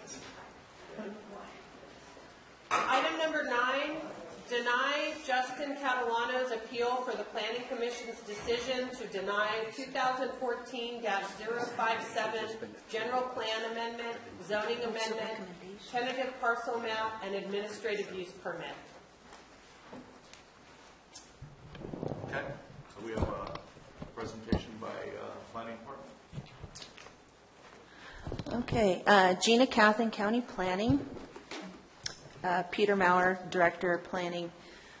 So, as said, we have an appeal of a Planning Commission decision that was made to deny several applications that were submitted by some individuals here in the county, Justin Catalano and Jim Vitone. in respect to permitting a medical cannabis dispensary. So on March 24th, the Planning Commission heard public testimony was taken. Staff obviously presented a recommendation with a staff report for the proposed project, and they voted 5-0 to deny the entire project for the medical cannabis dispensary. It was proposed to be located down in the Toyon area of the county. So the project entitlements were included a general plan amendment, a zoning amendment, a tentative parcel map, in addition to the administrative use permit, all for the purpose of permitting the dispensary.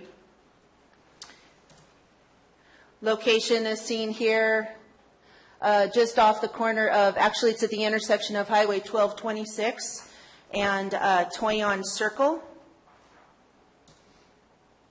There's an aerial photo. There's an existing building. Most of you are probably familiar with it.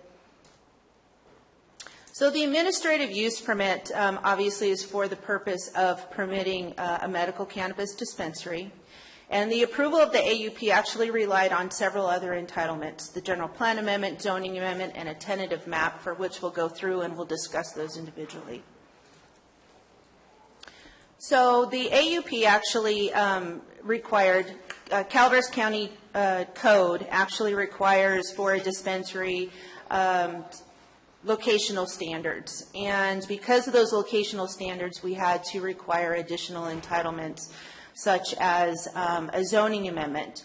So Title 17 currently says that dispensaries may only be located in the CP zone, which is professional office. This property was not zoned appropriately, therefore they had to apply for a zone change. In addition, one of the locational standards, if you will, actually requires a distance requirement separating a dispensary from sensitive uses, in this case an elementary school, middle school, or high school specifically, and that distance requirement is a minimum of 1,000 feet.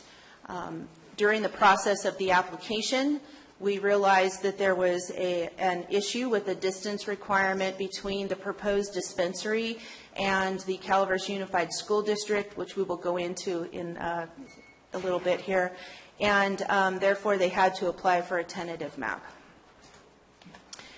So we'll take it from the beginning. The general plan amendment, actually, the land use designation on that particular parcel, as well as the surrounding area, is currently future single-family residential. I know that sounds kind of odd, because if you look at all the land use around there, there's not much residential.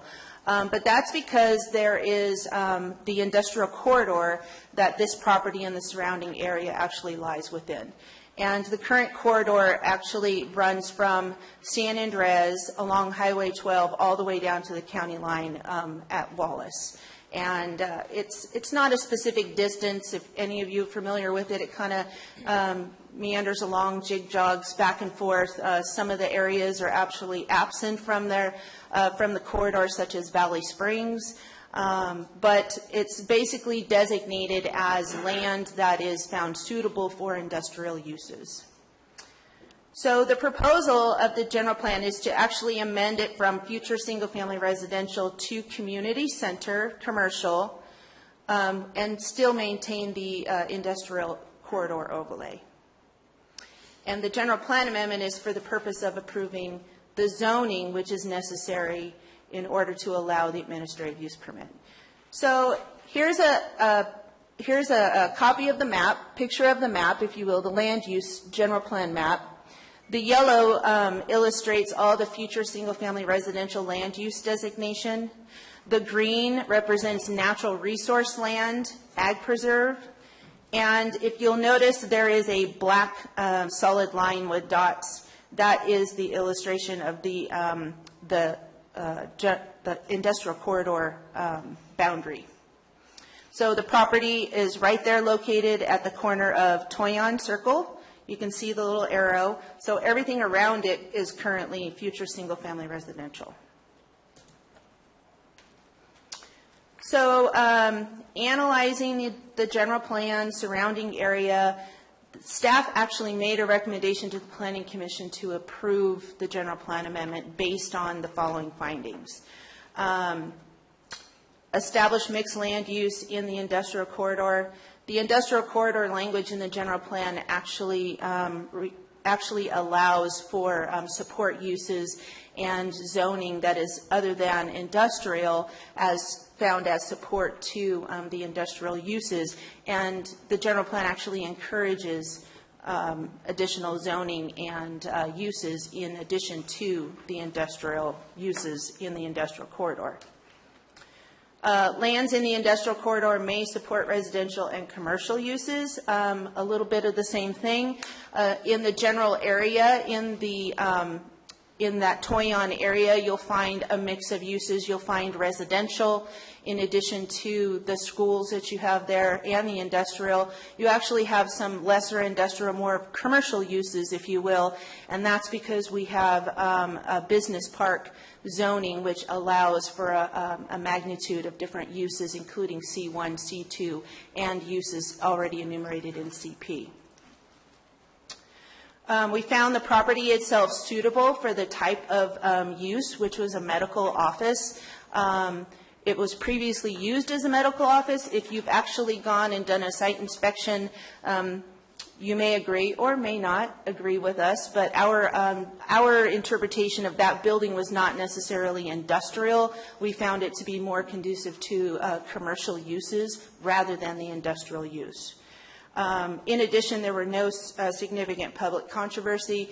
There was a number of 4 separate hearing notices, not including the notice for this meeting, that were sent out to individuals within, property owners within 300 feet, not to mention all the local, state, and possibly federal agencies that we sent the original application to, and we didn't really receive any controversy over the proposed dispensary.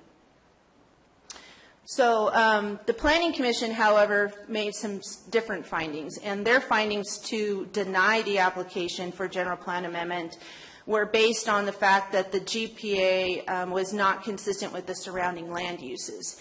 And they kind of honed it in a little bit further than we did. We kind of looked at it as, uses in the general area.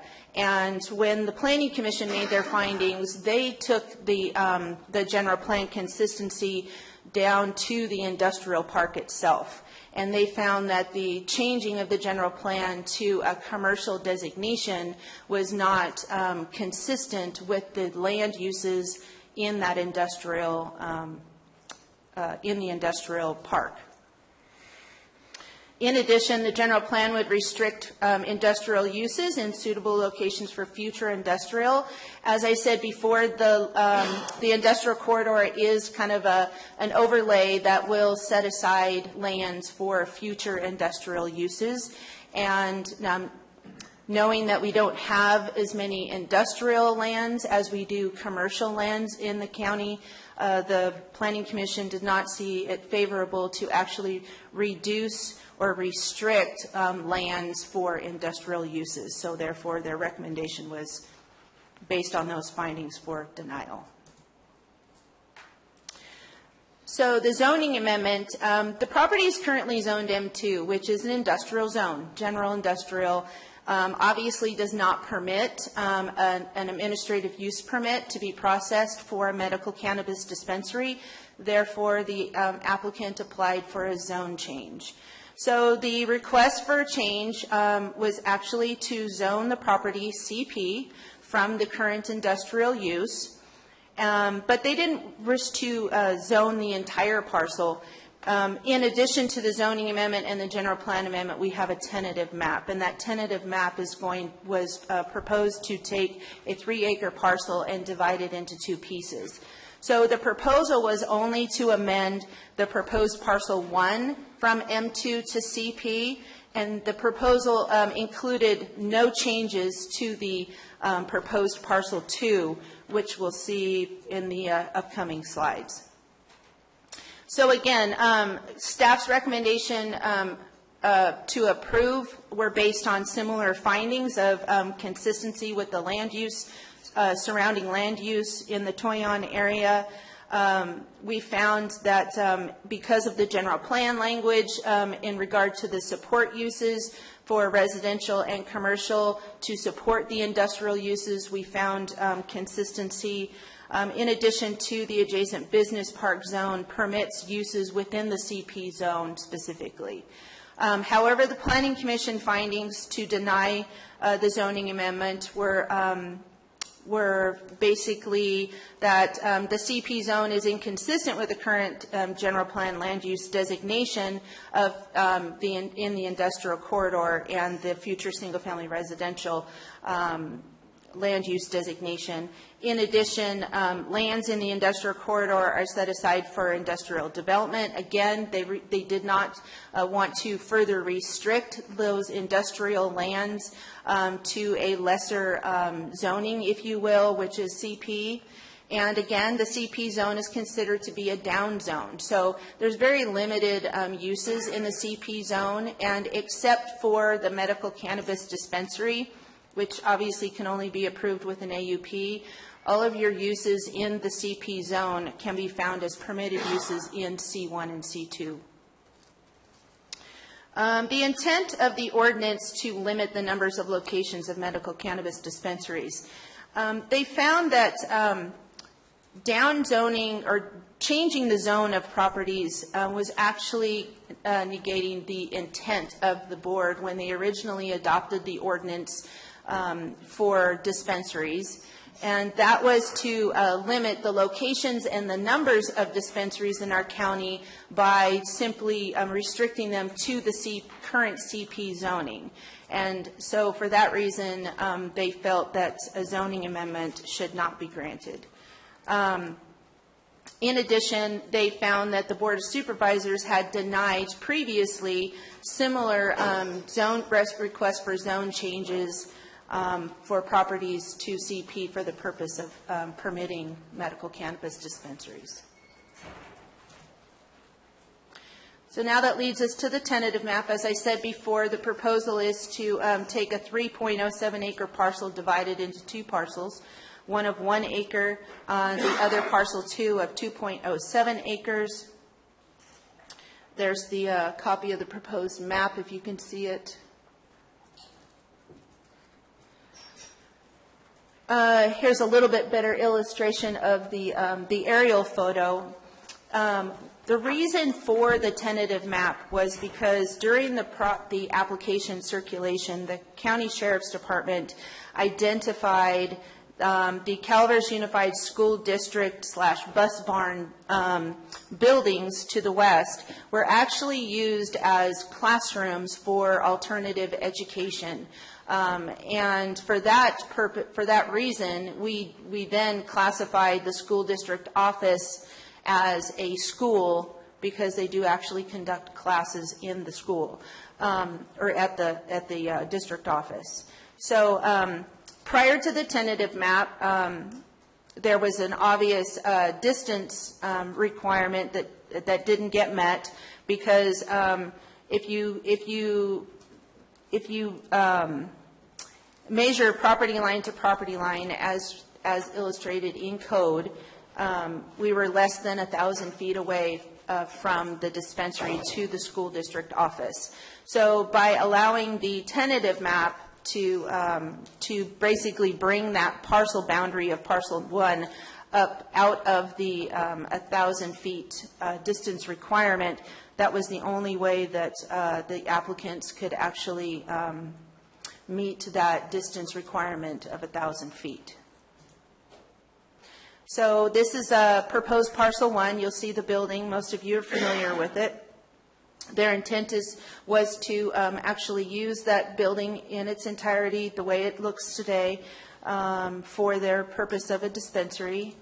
Proposed parcel 2, this building would actually be located on proposed parcel 2, separate from proposed parcel 1, and it would have retained its original zoning and general plan designation to allow the industrial uses.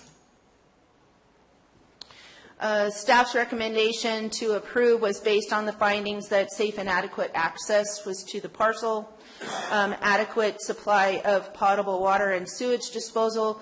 Currently, there's 2 separate sewage disposal systems installed, one for the metal building, one for the more like commercial office building that you'll find up front on proposed parcel 1. In addition to, both parcels are supplied by a small public water system down in the Toyon area. Conditions of the tentative map reduced impacts regarding public health and safety and general welfare to a less than significant level. However, the Planning Commission findings to deny the tentative map were basically reducing the size of the parcel would reduce the value and usability of each parcel for industrial development. So they felt that by itself, the proposed parcel 1 would not be really suitable or conducive to an industrial use absent the entire 3 acres and that metal building that obviously is on the same parcel right now. Being necessary to permit the medical cannabis dispensary, the Planning Commission felt again that really was not the intent of the board to further restrict the CP zoning.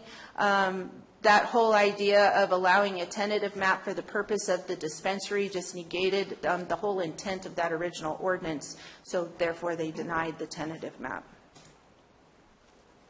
Under CEQA, staff did an initial study, found that we had a negative declaration. It was circulated for public comment. There were less than significant impacts. However, we did receive 3 comment letters during that process. One was from the county sheriff, another was from the California Highway Patrol, and the third, was from Caltrans. There were no, based on those letters, there were no revisions that were found warranted or necessary to the environmental document, so we left it as it was circulated. So just to kind of give you a feel, there was some discussion at the Planning Commission. There was no representative from the California Highway Patrol or Caltrans, although we did have a discussion about those things. But the County Sheriff's Department had a representative. Captain Macedo came to the meeting, and we had a discussion about the safety of school children in respect to the close proximity of the dispensary.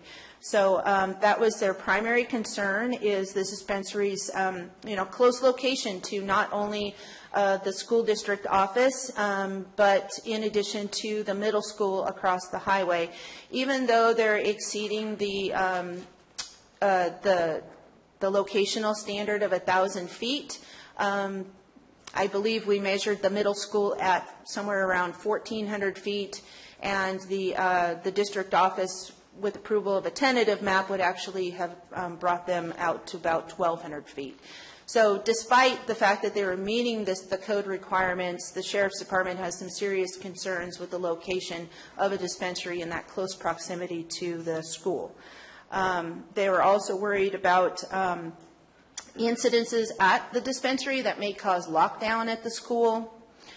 So again, we had a discussion about that at the hearing. In addition, California Highway Patrol, we discussed the letters. We had received a couple letters from them, discussed those letters. They were concerned about the potential increase in traffic collisions as a result of impaired drivers. The county code actually has operating restrictions set forth for dispensaries, which does not allow patients to ingest, consume, or otherwise take medical marijuana on site. They basically would go to the dispensary, obtain their medicine, and then leave. But they're not allowed to actually use it there at the dispensary. So we didn't find that was going to be a potential issue. They're also concerned about an increase in burglaries at the dispensary, which may reduce response times for law enforcement in the area. In addition, just as the Sheriff's Department, they were also concerned about incidences at the dispensary that may cause lockdown at the school. Caltrans, we did a traffic study, or I should say the applicants did a traffic study to address potential traffic hazards, whatnot. The traffic study actually recognized a sight distance issue to the west. But in the end, staff didn't find that there was really a nexus to require the level of improvements that were needed to alleviate or improve that sight distance issue, which would be structural requirements, to the road. There's a vertical and a horizontal curve that creates that distance, and there was the impacts, but there was no real nexus to actually require those types of costly improvements. And based on the traffic study, there was only overall there was only about a 1% increase in traffic. And being that this project is so small, staff didn't find that there was a significant impact in related to traffic, or safety at the intersection. So in addition, we also had some discussion about future development in the Toyon area. I think staff, planning staff as well as public works staff recognizes that there is a need for a benefit basin down in the Toyon area to address those overall issues with the roads and circulation. And we would like to use this traffic study that was done by the applicant as part of our process, if you will, to create a benefit basin to address future traffic issues. So in conclusion, the Planning Commission findings were to deny the project were not based on health and safety issues. Their findings were related to an inconsistency with the general plan, in addition to dispensaries not being compatible with the industrial land use designation, industrial uses, and the whole approving of a general plan amendment and a zoning amendment in addition to the tentative map, all for the purpose of a dispensary, really negates the intent to limit the numbers of locations of dispensaries in Calaveras County. Okay.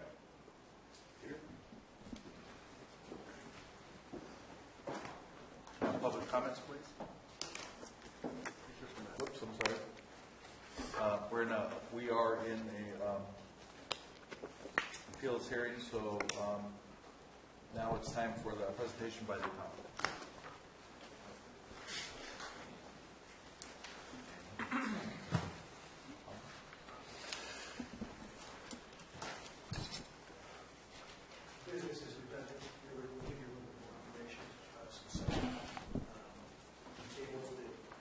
Show some paid perspectives and also some pictures of the site. Good morning, or good afternoon, almost. My name is Justin Catalano, resident of West Point. I applied for this permit October 3rd, 2014. I worked with the county. I worked with the planning department. I've worked with the Public Works Department on trying to have overall a good outcome for this project. I spent a lot of time and money and effort in trying to put together a nice project for the county. I spend time in the county volunteering my time and being an active contributor, and I hope that you guys approve this today. Some things that I wanted to talk about, some things that the Planning Commission mentioned. 2016-06, the Planning Commission stated that the GPA is not consistent with the surrounding land use. Well, if that's the case, then either is single-family residency. But from what the Planning Department found is the proposed general plan amendment is consistent with the goals and policies of the general plan and surrounding land uses. 2016-08, Planning Commission claims that we will devalue the property and the usability. Generally, I'm not a realtor expert, but generally when you divide a property You're doing that to make the property more usable, and generally it raises the value of those two properties, or however many properties you split it into. So that seems like a personal opinion on that part. 2016-09, the Planning Commission, again, says it's not compatible with the neighboring land use and zoning. And from what the Planning Department says, the proposed use is consistent with the county's general plan, any applicable community or special plan, and the provisions of Title 17. So, I'm not sure why the Planning Commission wanted to deny this, but it seems as though that I've done my due diligence into making this project a viable project. I plan to bring wellness, jobs, and revenue to the community. I would also like to, as an operating business, some of my proceeds I would like to donate to education. I know we're having issues in our school districts that sometimes we're talking about closing them. I'd like to donate to that. Food banks, we just heard about food banks saying that they're in need of money. The fire department, we had a major fire last year, and they obviously need more resources so that we can help thin the forest and protect our citizens. And lastly, and these are not in any particular order, but the Sheriff's Department. I've talked to the captain, and I'm more than willing to work with the Sheriff's Department in coming up with any type of solutions that we have concerning medical cannabis in our county. Just as I'm willing to work with all of you on this issue. It seems it's a hot topic right now.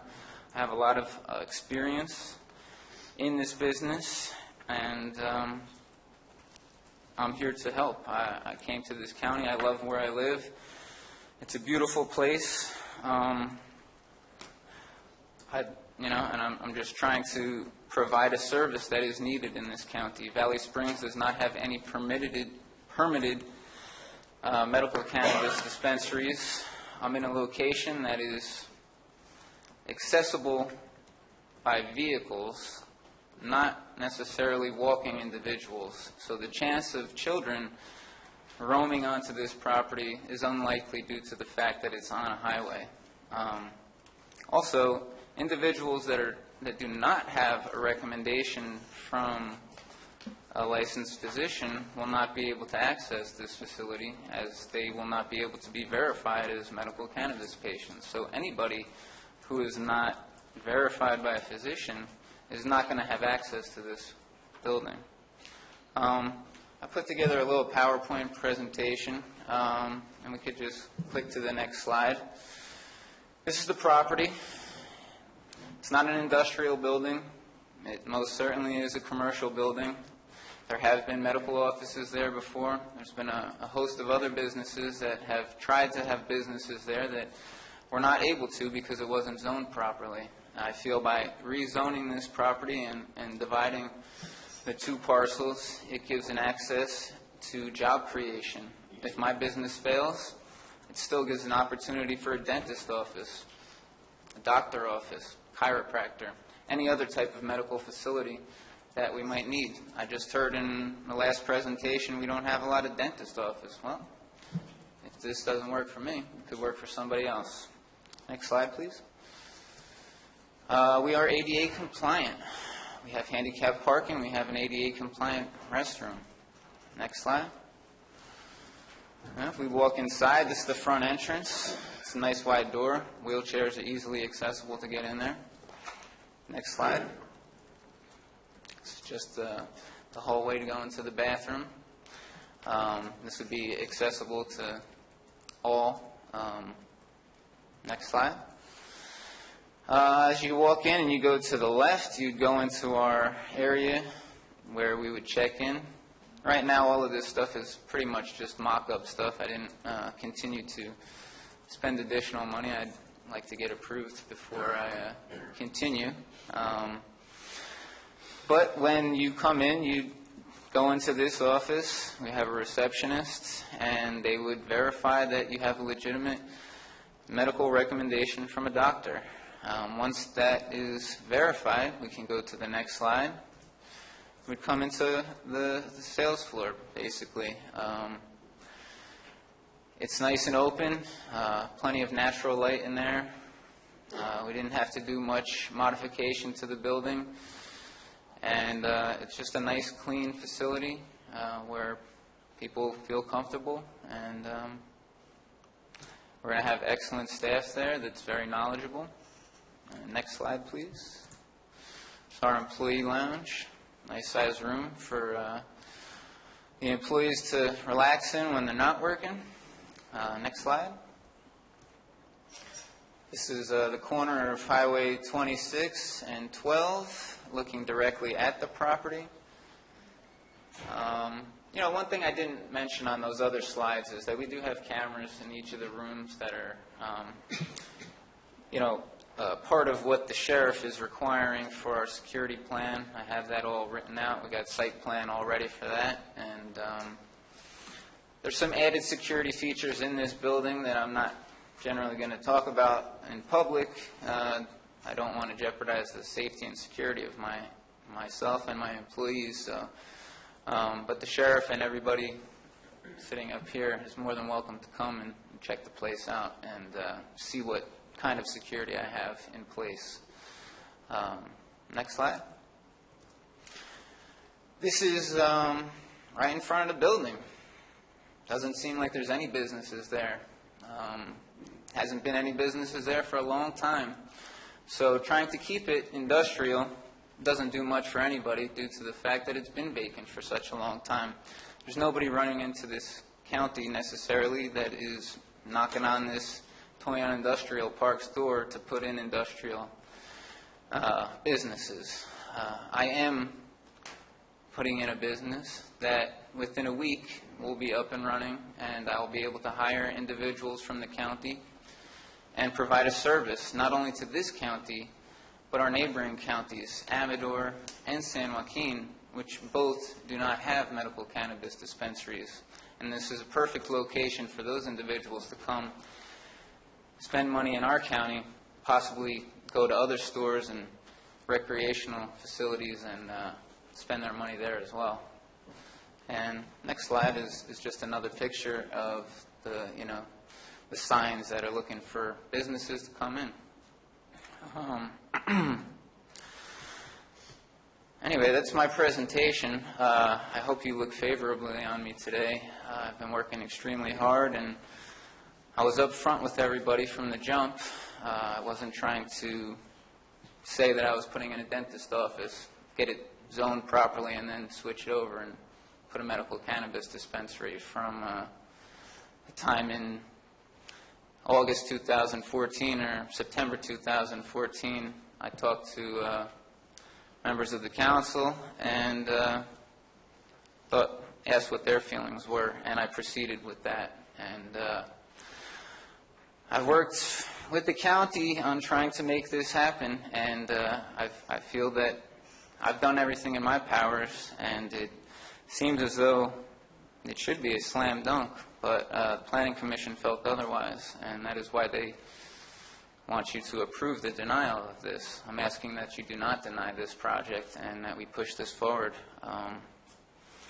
Some of you know me, and regardless of your decision today, I'm always going to contribute positively to this community and this county, as I thoroughly enjoy living here. I thoroughly enjoy driving the roads on my motorcycle and my car. I love hiking the properties by my house and other properties around the county. I'm a very active outdoorsman.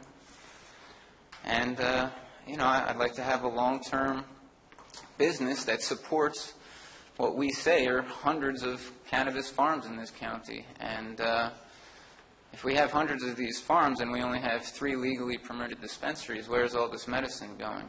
I'd like to be another outlet for some of these individuals to give them legitimate jobs. And that's all I got for you guys today. Thank you very much for listening. And, you know, please look favorably on this. Do you have any questions for me as to why you wouldn't approve this? Yeah, right now we're just going to continue to go through the process. There'll be time for that. Thank you very much. Thank you, Justin.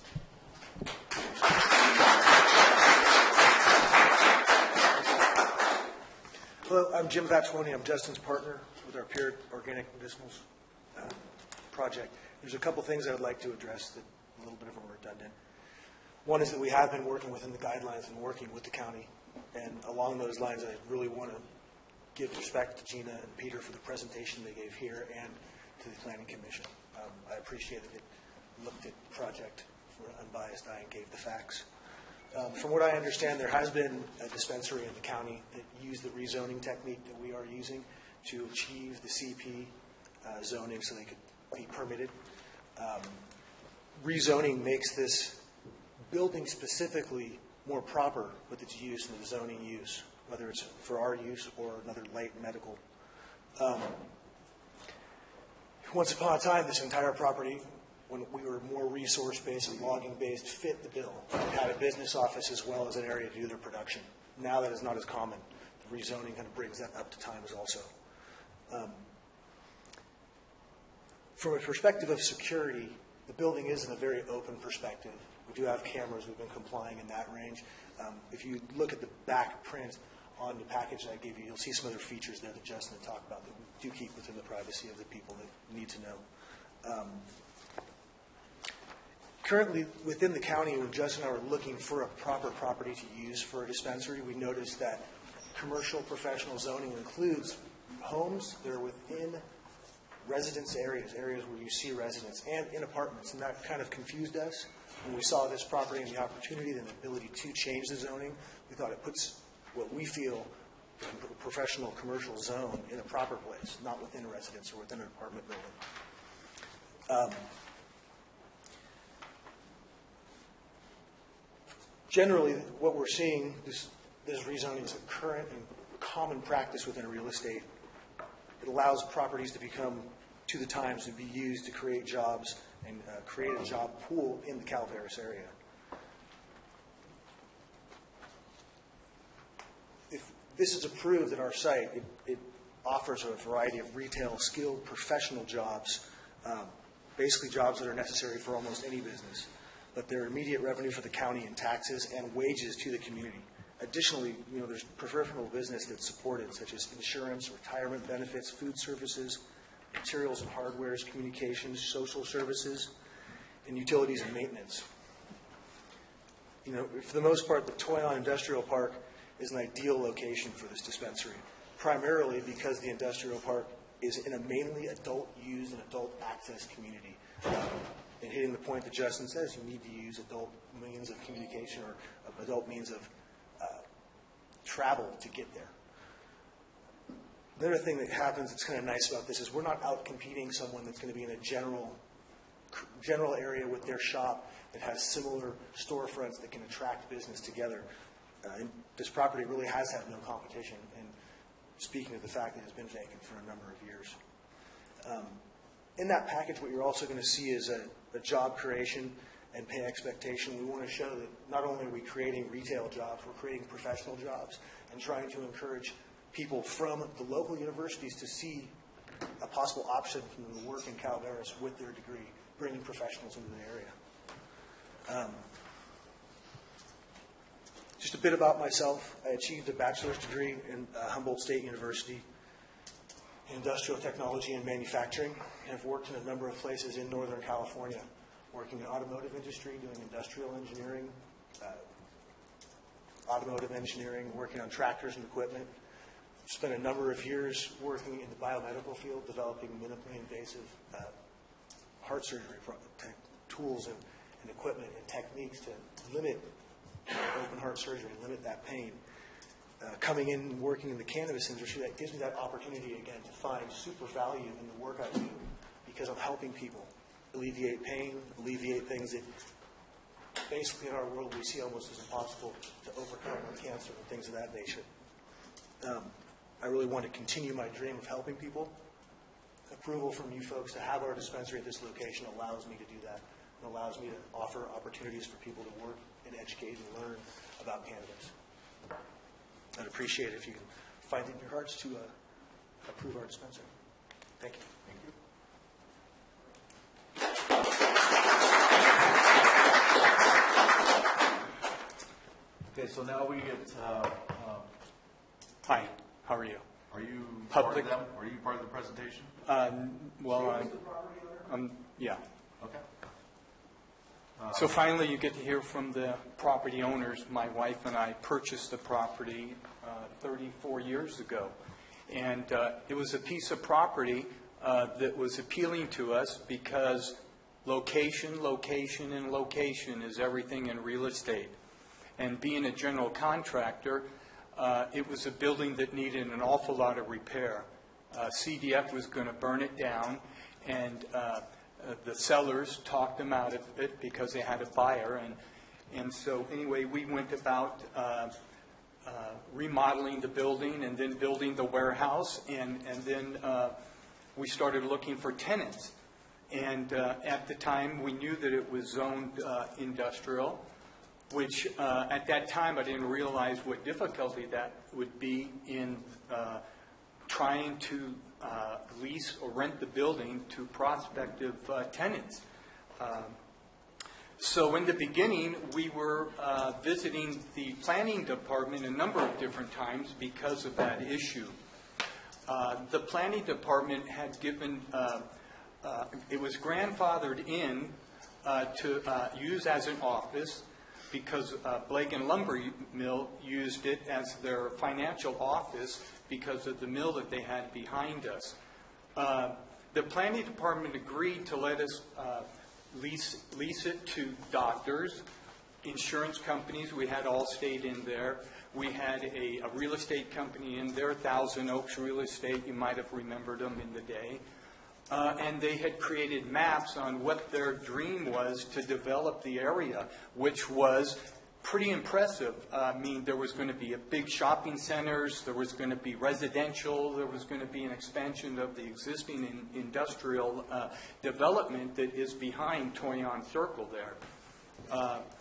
What happened is they borrowed a lot of money to promote this idea, and it just didn't it didn't get off first base. So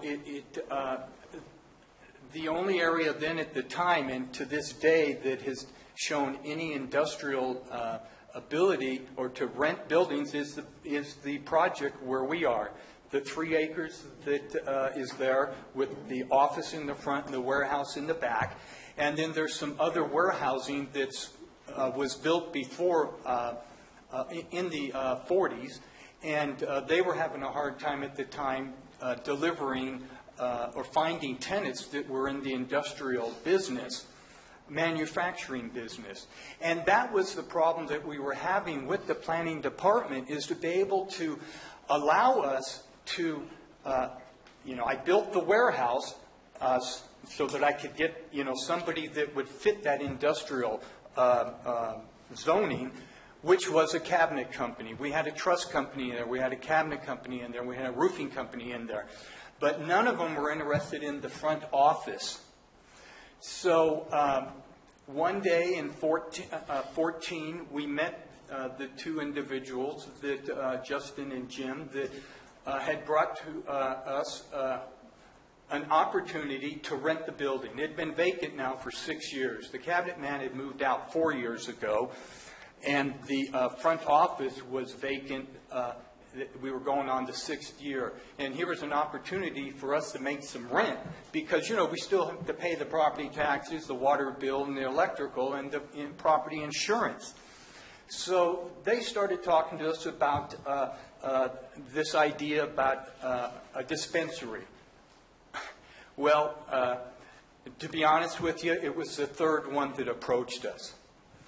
The other 2, we couldn't come up to terms on a lease. We wanted a 5-year lease. They wanted a 1-year lease. We talked to the planning department. The process that we had to go through was going to cost them more money than they had. So with Jim and Justin, they were willing to lease the building out and go through the process, which they did, which surprised me, the amount of energy that they both put into it. And let me say that I was really impressed with the planning department because Gina had put together a staff recommendation that met all the bells and whistles. And I was shocked when we were denied 5-0 on our application. This morning we heard from a lot of the citizens here that were really concerned about major issues, their property, their homes, and especially their children, about growers all over the community that are started up and are making an impact on everybody's lives, especially you five. This is a major issue that has come before us. And you have to make some major, decisions that are going to affect your life, because you're going to hear about it from people, about the decision that is before us.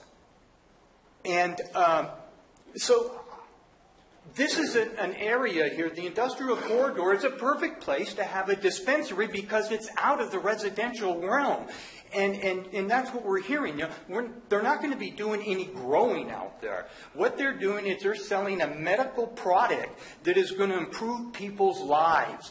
And what's wrong with that? Someone that has arthritis or MS, that they can feel better for an hour, even if it's an hour a week. And some child that has issues with walking or nervous conditions that this can help. So locating this dispensary in an area where we're going to quiet it down, the public is going to, well, why didn't they think of that at the first time, Here it is. There was considerations with the school. We resolved that. The school had opportunities to reply to the issue, which they may have did a phone call with the planning department, but there were no letters of denial because they realized that we have the distance that is required by the ordinance. So being in that building, it's right on the highway. You hear the sheriff talking about response times. Well, and I can understand that. But we haven't had it, it hasn't been operating yet. We have response times in Bursons and Wallace and West Point and Arnold, and that takes the sheriff time to get there. With the amount of deputies that he has, I understand why he's a little concerned about, response time to another incident if he's in Arnold's or West Point or Wallace, that he'd be able to cover something in, not Angels Camp, but Valley Springs. So, I mean, that's an issue, but it already exists with other, with the community right now. We're understaffed with sheriffs. We could use more sheriffs in this county. But we have budget restraints.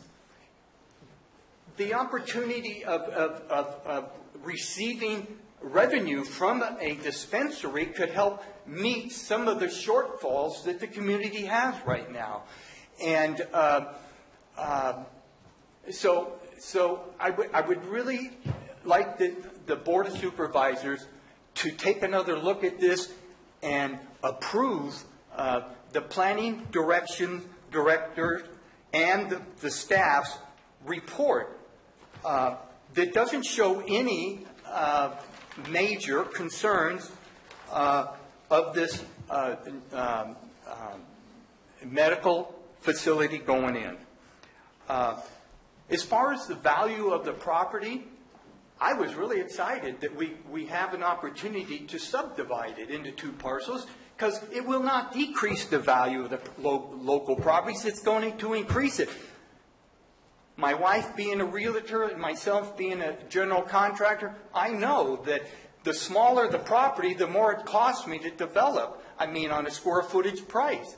And the resale of a piece of property, a 1 acre versus a 3 acres, is going to be, it's going to be easier for us to sell it. And that's really, we want to bring a new business into town, and at the same time, we want to have an opportunity to sell the project and move on to something else. The warehouse is going to remain in the industrial zone.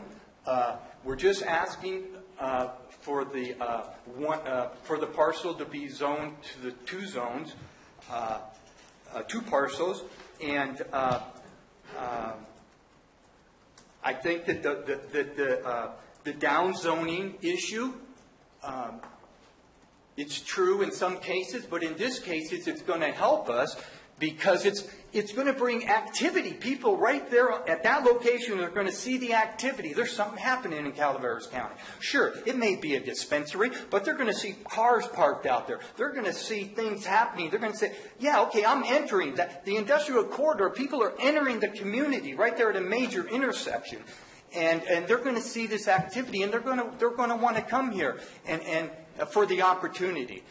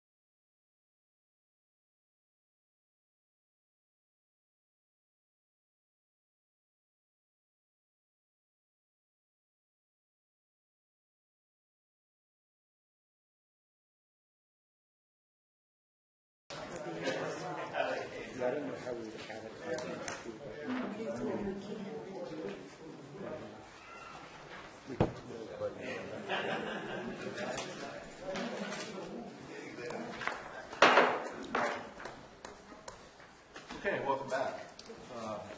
So now we're going to go ahead and continue with this appeals hearing. And it's the presentations by the member of the public. Shall be limited to 5 minutes for each person. So can we go ahead and start with that? Good afternoon. I'm Al Segala, not speaking on behalf of the Taxpayer Association. I'm speaking on my own behalf. And we recommend, or I recommend, that you grant the applicant's petition. They've spent almost will spend almost $100,000 going through our process. We have a situation now where quite often the Planning Commission would protect the property rights that might be violated by a planning department, because the planning department is more concerned with following the letter of the law than the spirit. But the planning commission, on the other hand, could usually be depended upon to protect those property rights. The planning commission and the board of supervisors take an oath to the Constitution of the United States. I don't know how many people have actually read it, but one of the characteristics about that Constitution is the protection of property rights. It's in the 5th Amendment, 14th Amendment, and also in the state constitution. It's real. Okay? We have a situation where the protection of the property rights of that property owner are really done by the planning department. The way it was put together, they try to meet the law, the state law, the 1,000-foot distance for a school, and then other things. And not even considering the economic questions that are involved here, what our county is doing to send people away from the county because of overregulation. Not even considering that, we need to consider the property rights of that property owner. And for no other reason, they need to be protected. And in a really just world, we need to look at the $100,000 they're forced to pay to go through our process. Maybe something could be done in the future that would prevent people from going through that sort of a process. It's so hurtful. Also, it was suggested by the proponents of this facility that money could go to social causes, could go to this and that. Not one penny should go to anybody. If that precedent was set where an applicant would give money to the county or for county-approved social causes, that precedent would be horrible for the future for any other applicant that would go to the county. They figure, okay, how much payola do I need to get my thing passed? You don't need to accept or even consider any money from that applicant. It's a bad way to do business. You need to honestly look at the facts, and then you conclude, as I did, that their property rights need to be protected, and just vote to do that. Now, there's been, it seems that the fundamental issue here is suppression of marijuana, or suppression of marijuana dispensaries. And that should not be a consideration. You have to treat them like any other business. There's no information that's derogatory. Jim Aceto, he's a wonderful man. He's a good sheriff. And however, he's dedicated toward banning marijuana in our county. He said so many times. So his viewpoint is not a problem with the facility. It's banning their product. You know, that's not an acceptable alternative. And he's another person that took an oath to defend the Constitution, which protects property rights. He's young yet, but later on he may swing around and actually do that. Thank you.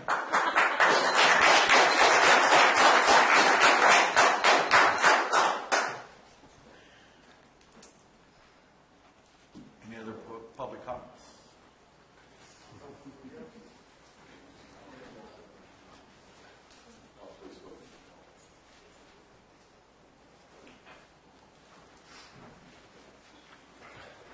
Hello, good afternoon. My name is Jesse Smith. I would like to thank the Board of Supervisors for your time and consideration on my input during today's decision. I have had the pleasure of knowing Mr. Catalano for 7 years, and for 5 of those years I have had an honor with working with him side by side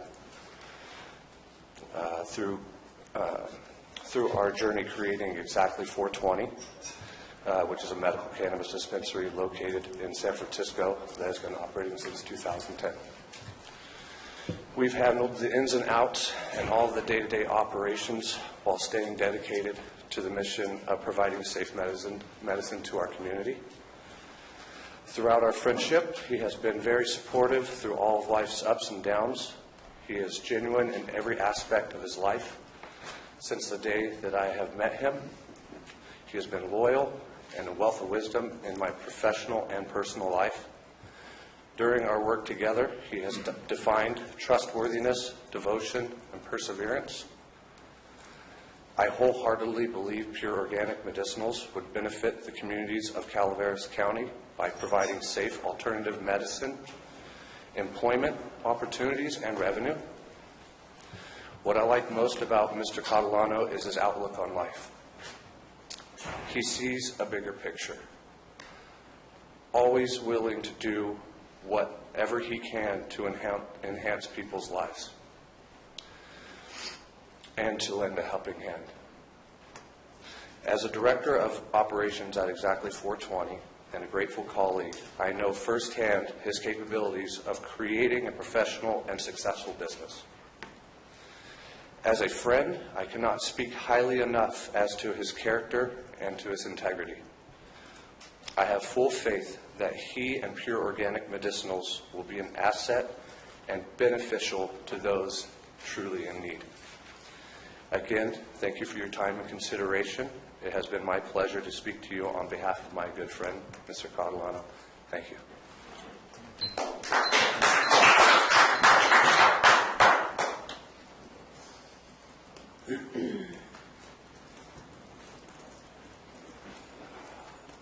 Hello, everyone. Justin Catalano asked me to come and support him today, and In doing so, I asked him if I could speak because I just wanted to speak on his behalf. My friend Jesse there, he's known Justin as long as I have, and he took a lot of the words that I wanted to say about Justin right out of my mouth. He's a fantastic guy, and honestly, he's the kind of person that you would want to be running a medical cannabis dispensary in your county. If you're concerned about honesty and integrity, if you're concerned about whether or not people want to follow the rules, who else would try to start a business and actually hang on for 2 years waiting for all the permits to go through? So many people in this county have already just started up. And that's because government policy causes people to make very well thought out decisions. If someone sees that the police are not protecting cannabis grows, then they're going to buy a gun. They have to protect themselves. If somebody sees that when somebody waits for 2 years to open their dispensary, jumping through all the hoops and trying to work with the county as much as possible, and then the county says no, that's going to encourage people to break the law and just do whatever they want to do. Why even bother? That's the message that's sent. That's all I really have to say. Thank you very much. Sir, for the record, your name? My name is John Molinari.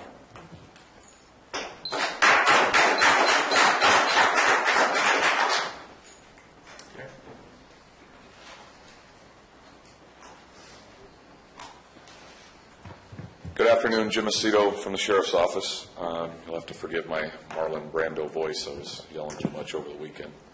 I wanted to take a moment and ask you, have you read my 2 letters regarding the administrative use permit, so I don't have to go back over the contents of that? Was it included in the agenda packet for the board? I couldn't find it on the iPad. So the Sheriff's Office commented on the original administrative use permit, and then there was a secondary comment. I think it's, the information's in here. It's relating to the measurements the Sheriff's Office. Copy of the letters. Yeah, I didn't see. Because I was reading info from you, but Attachment? I didn't see the letters. Should be in a detachment.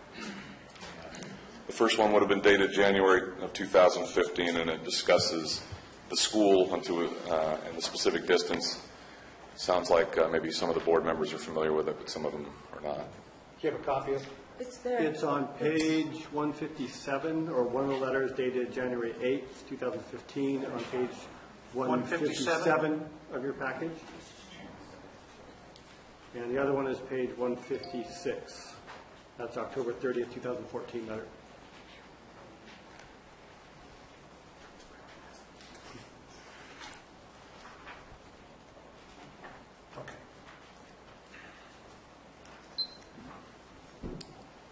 I'm going to try and just briefly discuss portions of the memo for those of you that haven't had a chance to read it.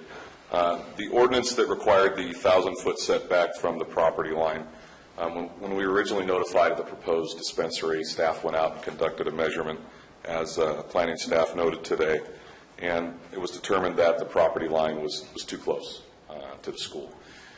So since that time, there has been a property split, and that property split has now set the facility back in excess of that 1,000-foot ordinance.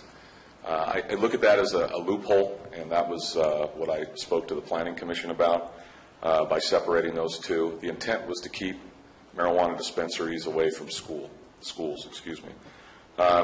We did a little bit of research and found out the number of students at the Sierra Hills Education Center, just to kind of inform the board what was going on at that facility. We did a subsequent memo in 2016, and our position hadn't changed. I'm concerned about opening a marijuana dispensary next to a school. I'm troubled by the fact that we're having such a lengthy discussion about this. While I understand there's a process, we're talking about opening a marijuana dispensary next to a school. And I just, when it comes to children and when it comes to schools, we should be doing everything we can to make sure that surrounding environment is safe. Over the last few years, there have been several laws passed, both state and federal laws, specifically relating to distributing or selling controlled substances near schools. Those were passed for a reason.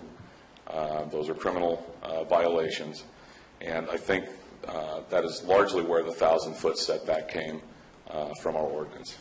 So I don't want to repeat my entire presentation that I did to the Planning Commission, and I'm certainly not going to go into a philosophical conversation about marijuana. I did speak to the applicants both before and after the Planning Commission. This is not an attack on their character. I'm not here to say anything negative about those individuals. They've been very forthright and upfront with me. The problem is, again, we're proposing to open up a dispensary near a school. That is my biggest concern. I have some mild traffic concerns, having come over that hill at high rates of speed, traveling code 3 and seeing other cars pulling out. I addressed those with the Planning Commission a little bit. I take minor exception with the fact that the Planning Commission has stated, and it was posted up on the presentation, that there is no public safety concern as it relates to opening up this facility. I disagree. It takes one bad incident to generate a public safety concern with having a medical marijuana dispensary or a marijuana dispensary next to a school. And I'm not sure that that staff should be making that assessment. That assessment should probably be coming from law enforcement or somebody who is involved in the profession of exercising safety impacts on schools and facilities. Thank you for your time, and again, my apologies for my voice.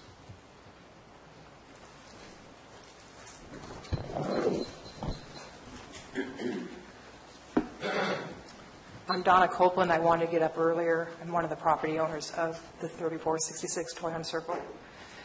I had just a couple of things I wanted to bring up. The security of the building has a active, secure vault in the building that's probably half the size of this room in the back. And it's functional. The locks are functional. So that's the security part of that building I wanted to bring up. It's also, the building's only 5 minutes out of town. It's not like it's going to take 45 or 50 minutes for response. I work in real estate, as you guys all know. Most of my calls have been for dispensaries and land for people to grow marijuana on. I've tried to give the best information I could to the people. Some of the issues that have came up with Caltrans on the highways of the properties that they want to go on because of what we've gone through. Supposedly there wasn't a good line of access. Well, understanding there probably isn't on one part. But we have a turn lane, a deceleration lane. It's far enough out of town. The kids don't walk by the building. The calls I've had for the front building that we're trying to rezone, and which we had planned on rezoning it earlier on, have been for restaurants, stores, antique stores, medical, nothing to do with industrial. Not one call in the years that I've had the building. One of the other things, with the other applicants, that it's a question I have to ask. The two applicants here in San Andreas, one was pretty close to a school, but did it come up with lockdown? Do the schools get locked down when something happened to them? Did that come up? It's just kind of a question I'd like to know. There's, back to the Toyon property, there are so many trucks and tankers that go in and out of that property, and they have since the 30s. The building that these guys are going into was built in the 1920s, and it's the bridge that goes over Howe Creek didn't even get enlarged by Caltrans until the mid-'80s, so that we had a turn lane. It's one of the better ingress and egress properties I have seen in the county. I don't know what else to say. I mean, I'm just really shocked. These guys have jumped through hoops. Jake and I have jumped through hoops. We have paid a lot out of our pockets. These guys have paid a lot out of our pockets to try to do the rezoning. And as Gina probably knows, because I've gone into the building department many times asking about how to rezone the front. So the marijuana part was not part of wanting to rezone in the future when I asked before. It was the issue of the cost at the time. I couldn't afford to rezone the property. And as you get older, as you know, we can all afford a little bit more. That's all I have to say. Thanks.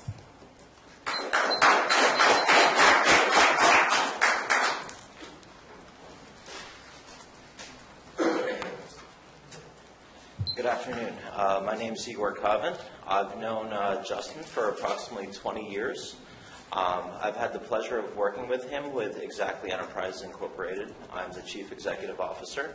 It is a dispensary in San Francisco that currently serves 43,000 active members. We're not talking about unique, we're not talking about just historic members. This is this year, not expired members. Justin served as the Director of Medicine and QA for 5 years. He spearheaded the quality assurance program with laboratory testing. If there's anybody who is a subject matter expert in marijuana, its ailments, and what strains are good for it, that would be Justin. He has experience with mass spectrometry, gas chromatography, liquid chromatography, a lot of words that may not mean anything to most people, but to Justin, that is quality, and that is how we test marijuana. I heard concerns about water and pesticides and fertilizers getting into the water.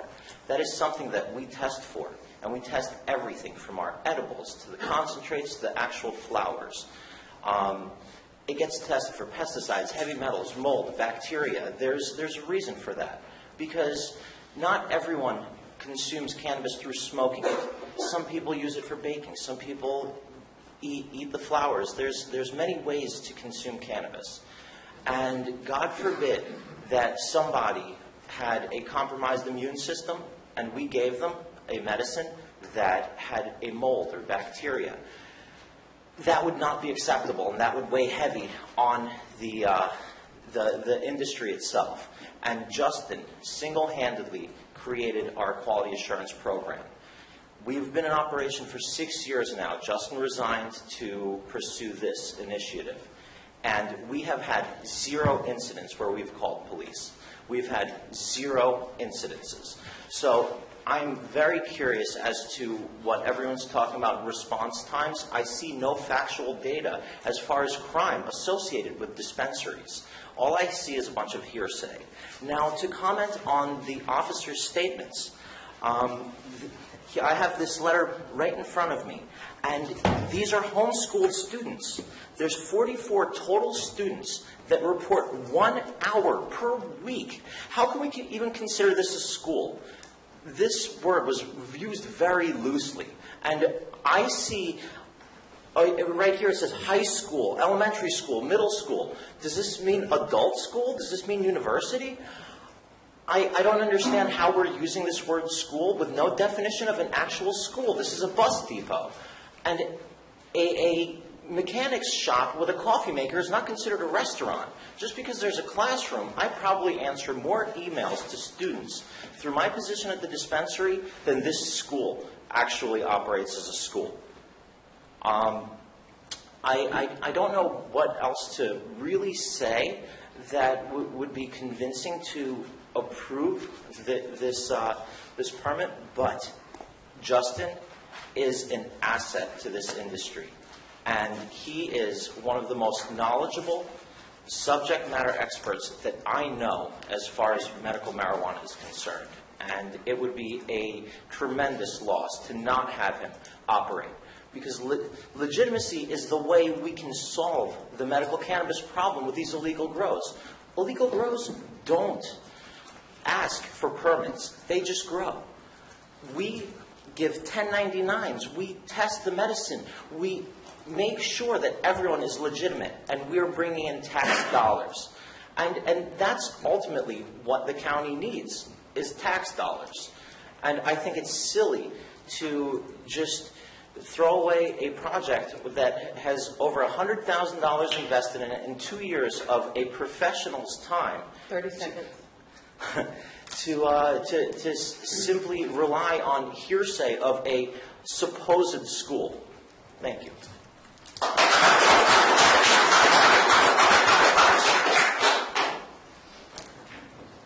Anybody else?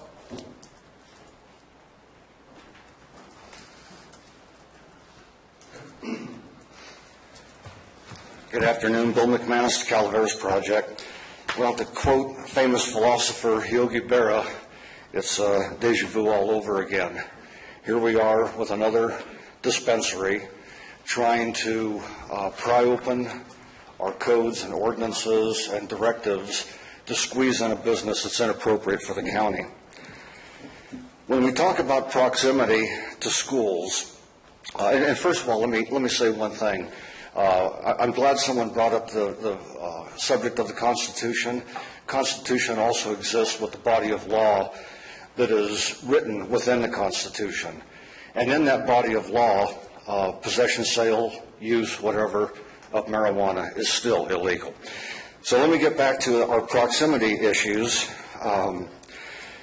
I don't want to go over all the details from planning and all that. They always do a good job, and the planning department, as you know, is very deliberative, and they pull things apart, and they get to the heart of the issue.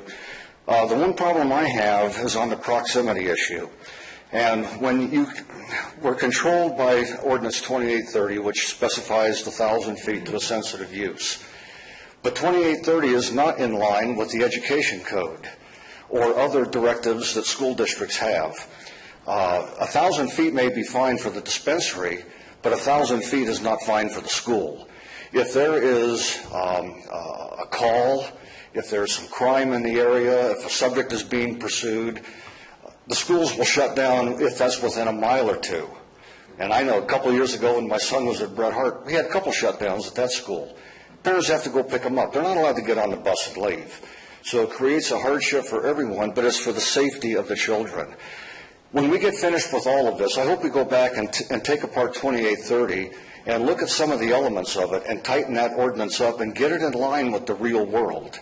The real world for sensitive use might be closer to a mile, so that the ordinance operates in conjunction with the school districts, not in opposition to it. A few other things that I heard here. The applicant said that they could be up and running in a week or so or a month. I'm wondering how that's possible. It take a little bit longer than that to grow the crop, and actually dispensaries are supposed to grow the marijuana for their clients. If they propose to get it from someplace else, I think that might be a violation of the law. I don't know where they'd get it from, but there's no provision to bring marijuana in to a dispensary at this point in time. There's also mentioned that there are 1099s for the people who work there. Well, in California, 1099 is not used for employees, a W-2 is. A 1099 is used for subcontractors. As we look through the employment statistics in Calaveras County, we don't see any of these stealth employees showing up anywhere, whether it's 4 at a dispensary, 1,200 in grows, or 4,000 that's been reported. They're not there. They're not paying their taxes. They aren't contributing to the community. They're looking to get the county to change everything. The only thing on this application that wasn't required or requested was to change the name of the county so that the ordinances don't apply. Everything else, from general plan to temporary parcel maps, everything was a manipulation of what we have to get a business put in someplace that is inappropriate. It shouldn't be there. And the CP zoning harkens back to the days when 2830 was passed, and I was there. That was the vehicle they were going to use to control the number of dispensaries. At the time, some counties actually used a number, or they used a value like 1 for every 10,000 people in the county. Calaveras chose to just use the CP ordinance, and that's the way it would be. So when people come in, buy property, it's not CP, it's not even close. We have to ask for 4 changes to shoehorn their business into this county. There is something wrong. So I would ask that the board value the decision made by the Planning Commission. They do excellent work. You know they don't miss anything. And this is what they came up with. And we need to send a message that if you want to do these kinds of things, do it right from the beginning. Don't buy property that you find out isn't going to work for you and then expect Calaveras County and its citizens to put up with all these changes to accommodate you. Do it right first. Thank you. Excuse me. folks that are up here talking, that's our right to talk. They got 5 minutes. Nobody needs to interrupt them. Just like all of you, if you want to talk, you get up here and talk for 5 minutes. That's it. Next, please. Don't be scared. I was just throwing it out there.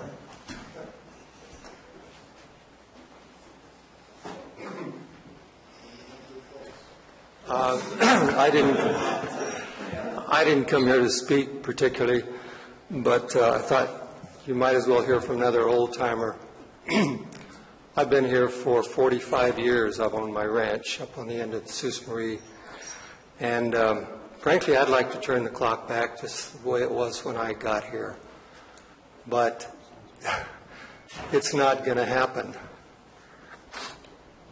And this is a change that's going to come.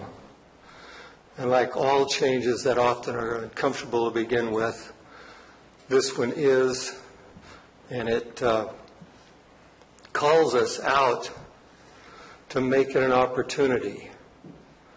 And with the right set of regulations and taxation and rules, this can be an incredible opportunity for our county that we sorely need. We're just coming back from a disaster here that burnt 2 of my homes and all my outbuildings and 200 acres of timber.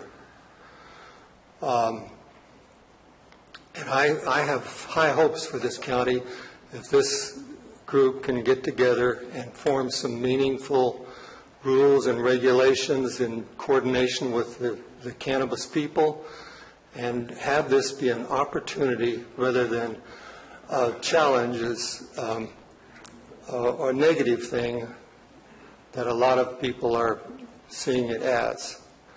We're not going to turn back the clock. Let's take advantage of the opportunity that this presents. That's all I have to say. Thank you.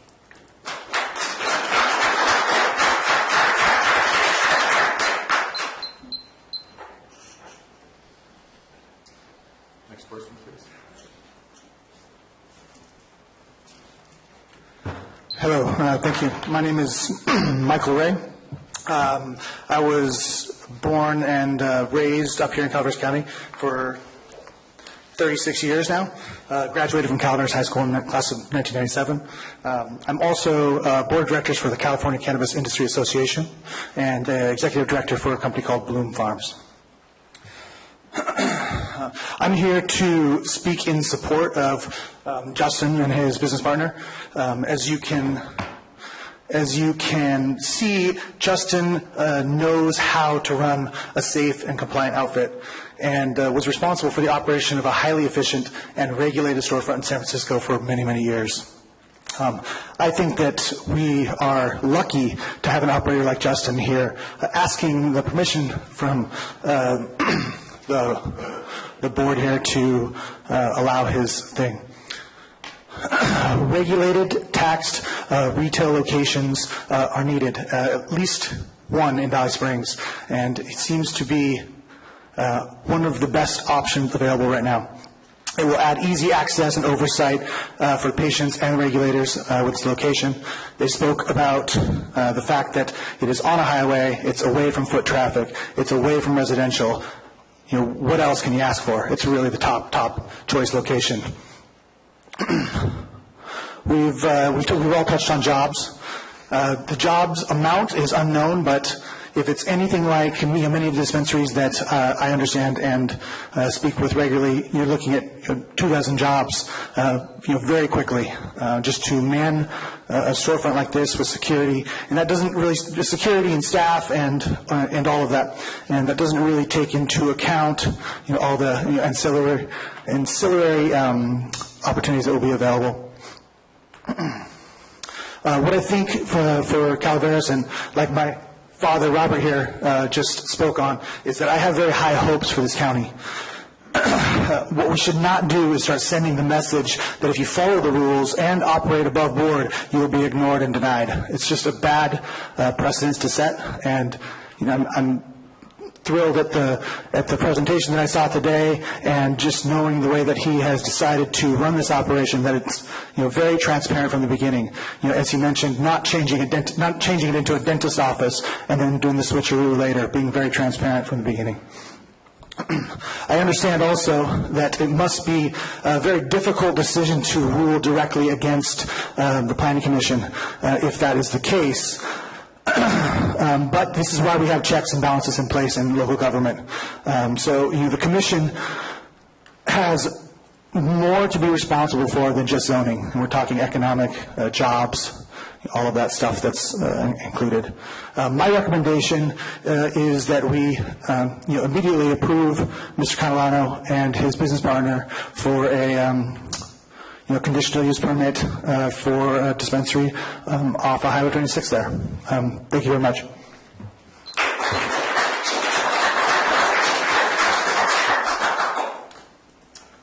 Any other folks wish to speak?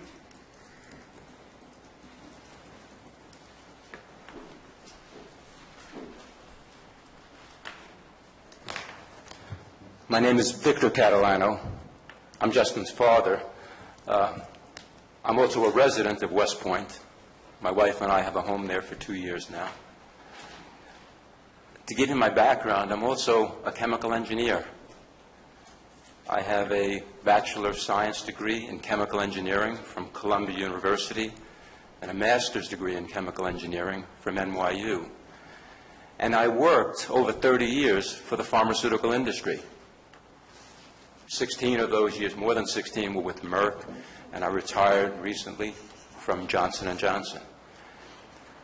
When I was at Merck, I spent over 8 years in charge of the narcotics operation, making products like morphine and codeine and cocaine and about 19 different narcotic products. So I'm very familiar with drugs and their effects and their impact on society, too.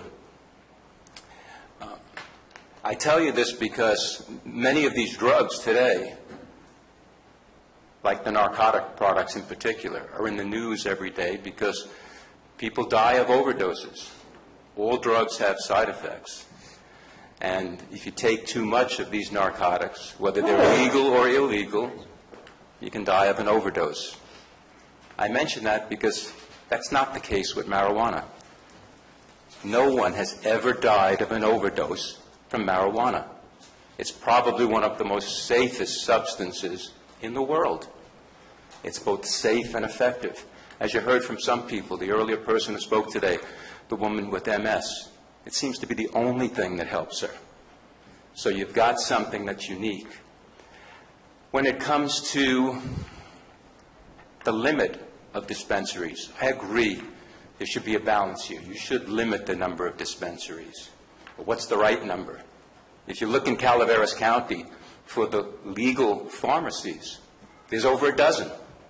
I think I counted 16. Okay, so you don't want to have just 1 or 2 pharmacies. And remember, these dispensaries, the cannabis dispensaries, are the only ones that can provide this kind of medication. You're not going to get that from a pharmacy. So this is another reason to make sure that you do limit, but make sure there are enough to make it convenient for the patients, some of whom are disabled. You can see from the pictures of this facility that it's made for people who are disabled. It's accessible to them. So it's a good location. In fact, it's an ideal location. And by the way, the planning department did an excellent job in putting together a comprehensive package that included the rezoning, the subdivision of the property, not to come up with loopholes, but to make sure it met the requirements of the county. And this meets the requirements, including that 1,000-foot distance that people keep talking about from a school. But it doesn't just meet the requirements. It exceeds them. Because if you go to this facility, you'll see it's not a place where children will ever be present. It's not easy for them to get there or anything. So the concerns that the sheriff has, I agree with them. We don't want a place in our county where there's going to be children present, and they won't be at this facility. This is a good one. And when you talk about the Planning Commission, that they were concerned about downzoning, First time I ever heard that word, downzoning, making this property less valuable. Well, in fact, you heard from the owner. They're doing the subdivision to make this property more valuable. I know it would be crazy. It doesn't make sense to subdivide property to make it less valuable. It's more valuable because if you can approve this, you can start a new business that will bring in good jobs. And by the way, at that March meeting, the one reason that the Planning Commission was concerned was the fact that they wanted this property to remain industrial because it could bring in good, higher-paying jobs. Well, you know, that potential has been there for a long time. For years, this property has been zoned industrial. 30 seconds. And for years, no industrial business came in, no new jobs came in. But you have your power now to approve this, and immediately there'll be a new business, and there'll be new jobs, new money for the county. Let's do that to add value to the county and to be beneficial for all of the county residents. Thank you.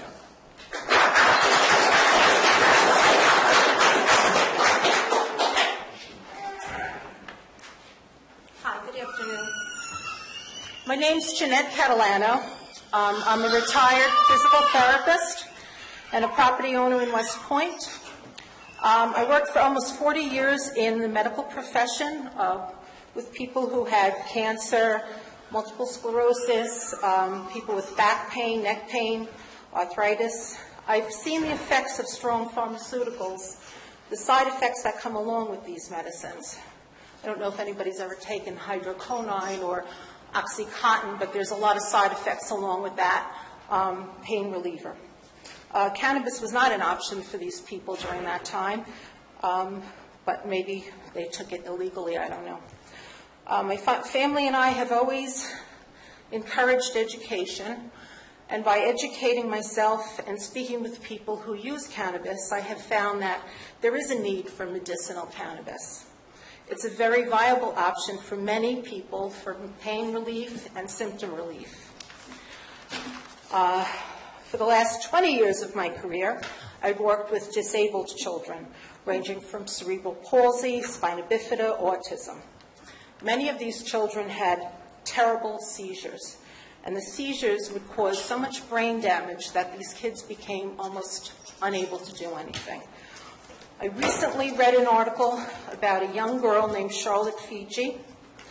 This little girl had seizures that lasted 2 to 3 hours when she was only 3 months old. It was eventually diagnosed as Dravet syndrome. I don't know if any of you have heard of it. It's a very rare form of epilepsy, and it continues to get worse. By 2 years old, she was on 7 drugs, some of them very addictive, such as barbiturates and benzodiazepines. By 5 years old, she was having 300 seizures a day. I have a picture. Unfortunately, you cannot see it, or I can pass it around, but this little child was completely incapacitated. Her parents tried everything, and eventually they went the illegal route and looked into medical cannabis. Within the first hour, she didn't have any seizures, and that continued for the next 7 days. Fast forward to Charlotte. She's now 6 years old, thriving, and only has 2 to 3 seizures per month. She is now walking, which she wasn't. She's feeding herself, and she's even riding a bicycle. So that doesn't tug at your heartstrings. Okay. So what is my point? Sorry, I've been babysitting for 6 hours. It's about choice. If I said I was opening a Walgreens or a CVS, I don't think anybody would be opposed to that, right?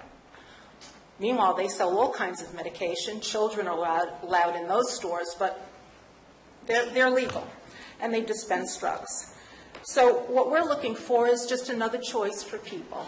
People who want to use medical cannabis and do it the legal way, which is what Justin Catalano and his group have done with their dispensary.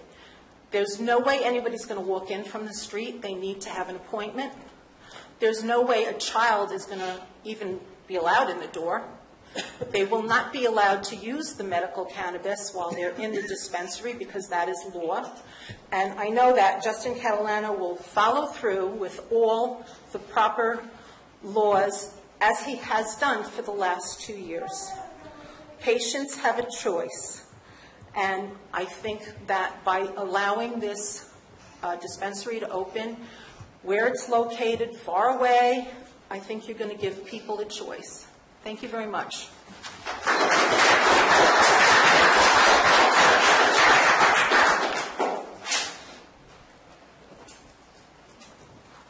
Anybody else like to speak?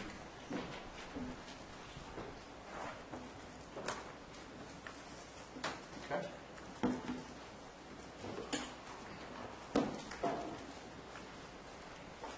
So we have an opportunity for summation and rebuttal by the appellants, if they want to.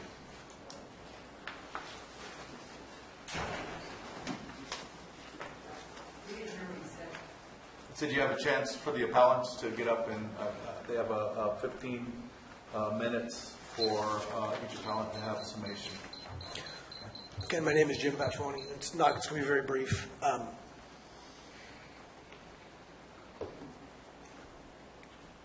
When we've heard everybody speak today, we've seen what the planning department has presented. I look at it and I have to say that generally the feeling I get from the people here that are speaking is that they want this. I know I want it. It's something I've put a lot of energy into. And I do believe that the transparency we've offered and what we've offered to the board about being able to generate jobs, look at our quality and see what we're doing, that still stands. That's what we want to be able to do. Without your approval, we can't provide you that evidence. We need to operate to provide that evidence to you. We want you to see that we can operate at a level that we've stated. And also, we want to impress you with what we're doing. So please give us that opportunity.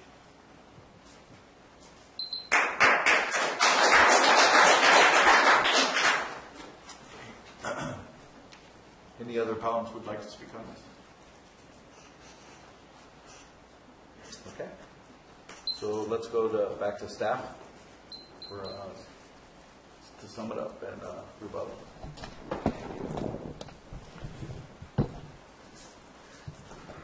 We don't really have much more to offer. I think the issue really boils down, this is a land use question, whether or not we should amend the general plan, rezone the property, and does the map meet the requirements of our subdivision ordinance, and should we then approve an administrative use permit for a dispensary. The order of decision-making is the order I just did. The general plan amendment sort of is the overriding consideration here, followed by the zoning, and then a map, and then finally the administrative use permit. There has been a lot of discussion regarding whether cannabis is good or bad. That's really not the issue here today. It's a land use decision. There was a comment made about whether staff's statement regarding safety was appropriate. What we're referring to was the safety of the intersection based on traffic analysis. We are not trying to get in the realm of the Sheriff's Department talking about safety regarding law enforcement. So if there was some confusion at that point, I want to clarify that we were talking about traffic safety at that point, and that was based on the analysis of the consultant and our conversations with the Public Works Department and Caltrans. And our conclusion was that the increase in traffic that would be caused by this business would not create a safety hazard. I don't have anything else for you. It's your decision. It's fundamentally a legislative decision to decide whether to amend the general plan and the zoning.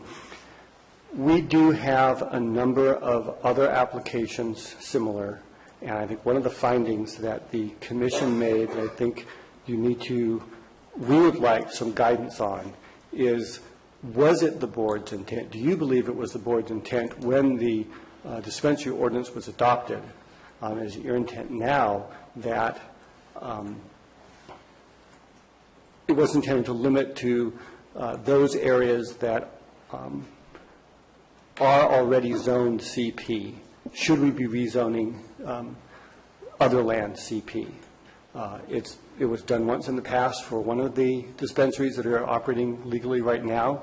The board has denied 2 other applications that came to it within the past year or so that we didn't rezone it. So the issue's sort of out there. There's a number of the applications I mentioned that are pending, and if it is the intent that the board intended to limit the number of dispensaries based on the existing CP zoning, it would be good for us to be able to advise those applicants that there's no reason to apply for a rezone, wasting their time and money and the county's time as well. So that's not really before you today, but as far as the findings that were made by the Planning Commission, that was one of the findings that they made. If you agree with that, that would send a message to the department as far as how we can advise other applicants. If you do not agree with that, and there is still a consideration that this may not be the right location, but another location may be correct, then those other applications, we can move forward with that. So that's, to me, sort of the fundamental policy issue that we've been grappling with on these applications over the past couple of years. And we're free to answer any questions that you may have. Any questions by the board? Yes, I do. Chair. Wait, can we do that? Yes. Mr. Mauer, I know we just, synopsis, we spoke about public safety. It's my understanding that's directed to traffic public safety other than the safety issues brought up by the Sheriff's Department. I noticed that we have 3 letters in here from Department of Transportation. Hang on. We just kind of jumped around a little bit of procedure, so we got to wait on that, okay? If you don't mind. I don't mind. Thank you. I have to follow the list. Yeah. Just so the public knows and the board knows, we are following Rule 22 of the board procedures, and that has to deal with appeals hearings. And so we're trying to go down one by one the process for appeals hearings. After staff's summation and rebuttal, the next process is rebuttal by members of the public. What that means is that members of the public have the ability to comment on anything that was brought up during the rebuttal of the appellants and anything that was brought up as in response to the rebuttal of staff. So it would be limited to that. So it's not opening up the public comment again on all aspects. It would just be limited to anything that was brought up during the summation and rebuttal by the appellant and the summation and rebuttal by the public. Once that is completed, the board would close the appeal hearing, and then at that point there would be board discussion, questions, and action. All right, so in the discretion of the board, or of the board chair. So what that means is we have, right now, anything that the appellant came up and had rebuttal on or testified on, and anything that staff did the same thing, that narrowed it down, that's what the public is allowed to comment on. Okay, so you have that right now to go ahead and do that. Justin Catalano, West Point, and the applicant. Mr. Mauer mentioned the rezoning and the discretion of rezoning properties. Well, we already did rezone one of the properties to allow for a medical cannabis dispensary, so at that point I feel that it should be allowed to be rezoned. It's, utilizing a property in a different fashion, and if an individual goes through the correct process and works with the county, they should be able to rezone any property that's in the jurisdiction, and if they follow the rules and regulations accordingly, they should be allowed to rezone. That's all I got to say.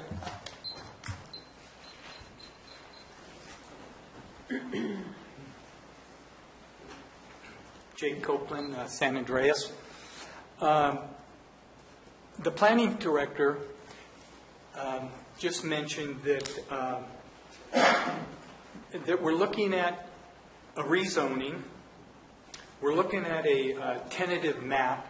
That's for the survey to do 2 parcels. That's also a administrative use permit. And there's one other thing, Gina, that I forgot. Pardon? The general plan? Yes, the general plan amendment.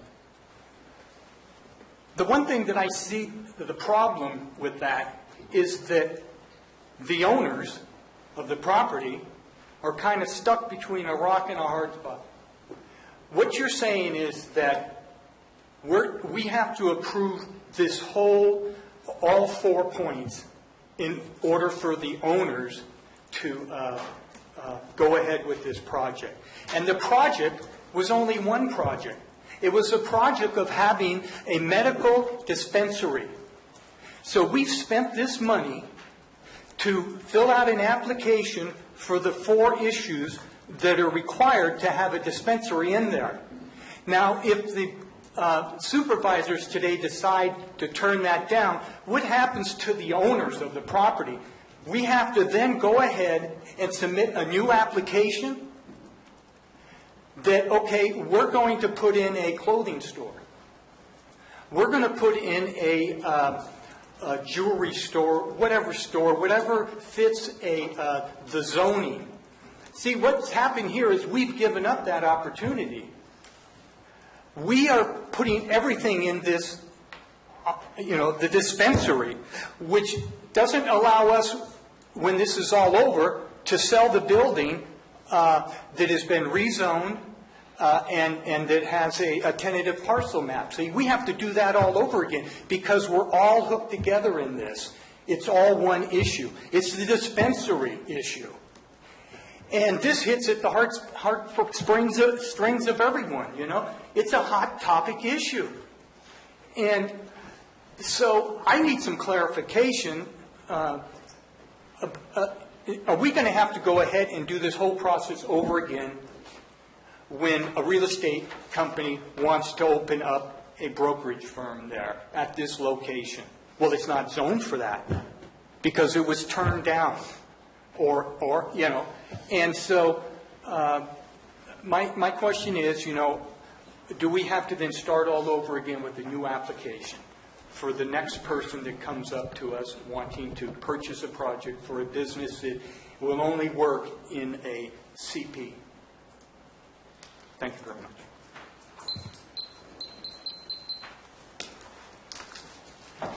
Any other public comments?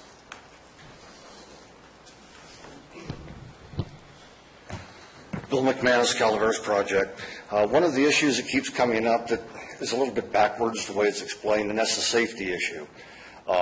We've been told that young children aren't going to walk to this dispensary and go in and buy marijuana. We've been told that they wouldn't be sold marijuana. Well, I would certainly hope so. But that's not the point. It's not young children straying down the highway from Toyon or the district office going to the pot shop. It's the people who patronize the pot shop and leave and are in close proximity to the children. It's the other way around. And so while we know that young children aren't going to do this on their own, when kids are on their own after school, who's going to protect them? And they may be at a bus stop, they may be walking home, they may be walking over to the district office, who knows? But if something were to happen, that place is remote enough that I don't know how quickly law enforcement could get there. And then, of course, we've already discussed the whole problem. When law enforcement gets involved, everyone gets shut down. So I just wanted to get that safety issue kind of turned back around to where it makes sense, and that should be our goal, is protecting the kids. Thank you.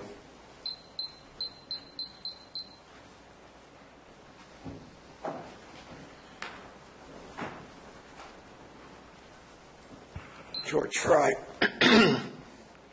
I'm not sure that I understand. What's the current zoning of this piece of property, this 3 acres? It's currently zoned M2, which is general industrial. Okay, and across the street where the school is, what's it zoned? We've got a mix of use. We've got M2, M4, which is business park, M1. Further down, next to the middle school, we've got residential agriculture.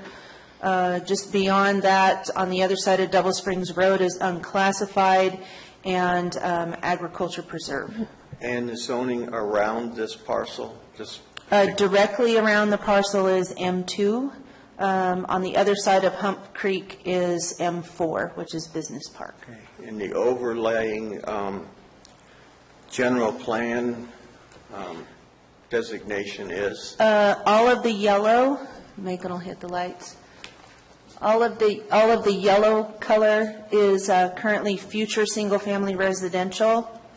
All the green is natural resource lands, agriculture preserve, and the industrial overlay is designated or illustrated by that dark black line with the dots in it. Do we know at this time with the proposed new general plan, what's being proposed there?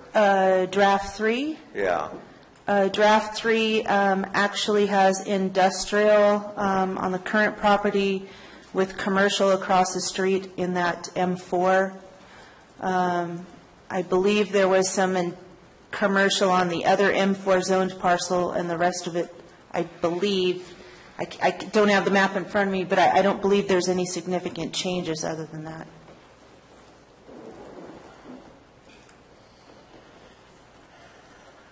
Okay, thank you.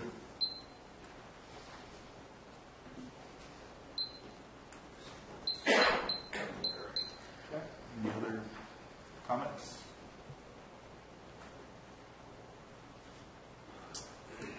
All right. So, hearing no more comments, I'm going to close the appeal hearing.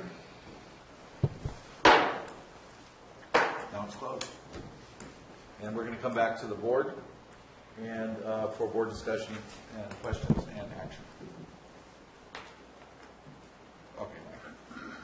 Thank you, Chair.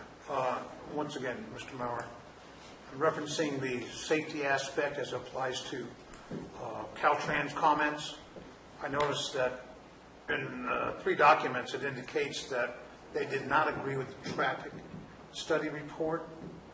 There was a line of sight problem, a distance problem, even recommendations of flashing yellow lights at that intersection.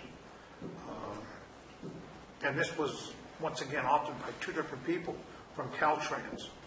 And my question would be, how did we get no significant problems from Caltrans on that?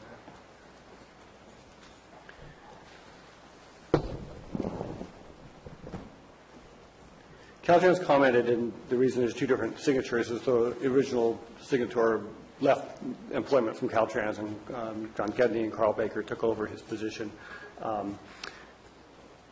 There was a number of iterations of correspondence and communication between Caltrans and us and Public Works. We've met several times over it. Ultimately, their statement to us was that the county is the lead agency, and we need to make the decision. And their suggestions of how to solve the problem, it's a bigger problem than just simply this one. There's a sight distance for anyone coming in and out of that intersection.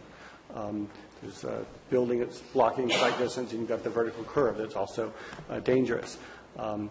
But the impact we felt was less than significant because of the amount of traffic that this one business would generate in comparison with all the rest of the traffic that utilizes that intersection, and that it would come out of that, the industrial area to the south of Highway 12 from that location. The suggestions that they wanted us to look at was actually putting a stop sign at that intersection. When we met with them and talked to them, we asked, would you really consider doing that, putting a three-way stop or four-way stop at that intersection based on their long-term plans for Highway 12 as an expressway?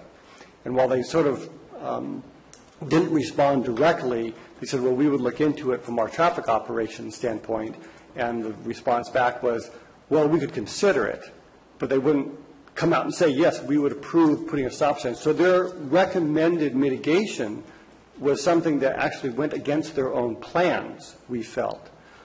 And this was a conversation that we had with Public Works staff as well as, planning department.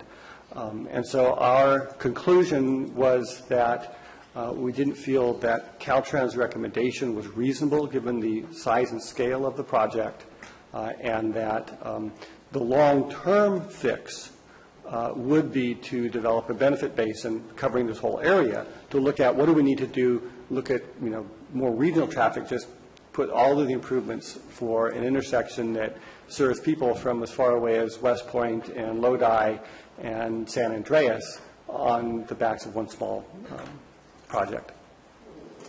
So, in layman terms, Caltrans made their suggestions, but the planning department felt that they were unwarranted.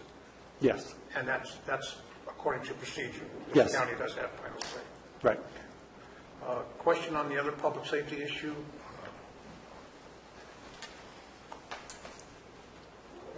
May I address you, Captain?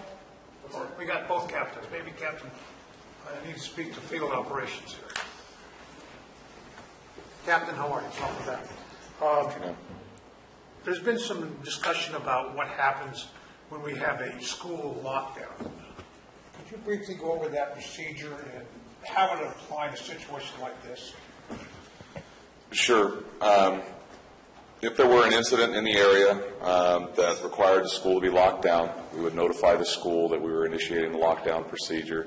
Staff would respond to the sheriff's office staff would respond to the school, lock the school down, conduct a search for safety. Staff at the school would lock the facility down, gather the students in an area or a variety of areas to maintain control over them.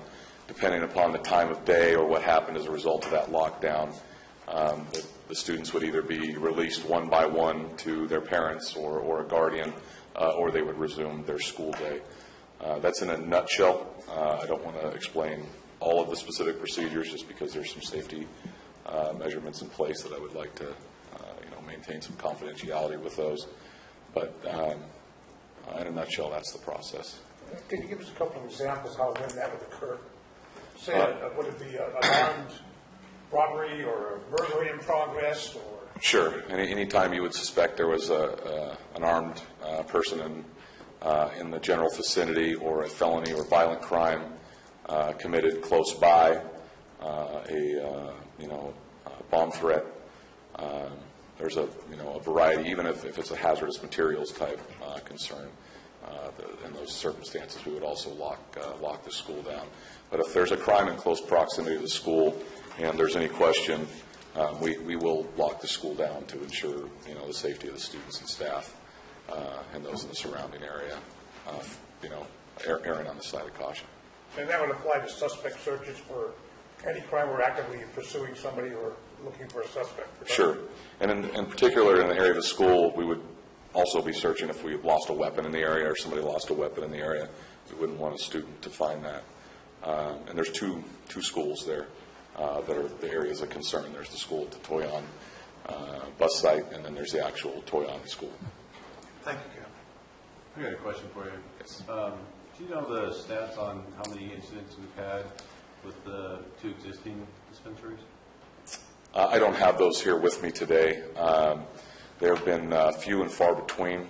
But I don't remember hearing too much, activity around the two, especially the one here in San Andreas. How many years has that been in existence? Quite a number of years. I would have to. I'd have to refer to planning. Yeah, and has there been a lot of crime associated with those? I guess is the question, because there's kind of a built-in assumption. It seems like, well, you have this store front we're creating here to sell marijuana, so there's going to be more crime associated with it, and therefore it will lead to more lockdowns and more, public safety concerns. But I'm just wondering if that's, how that numbers back up that kind of basic assumption.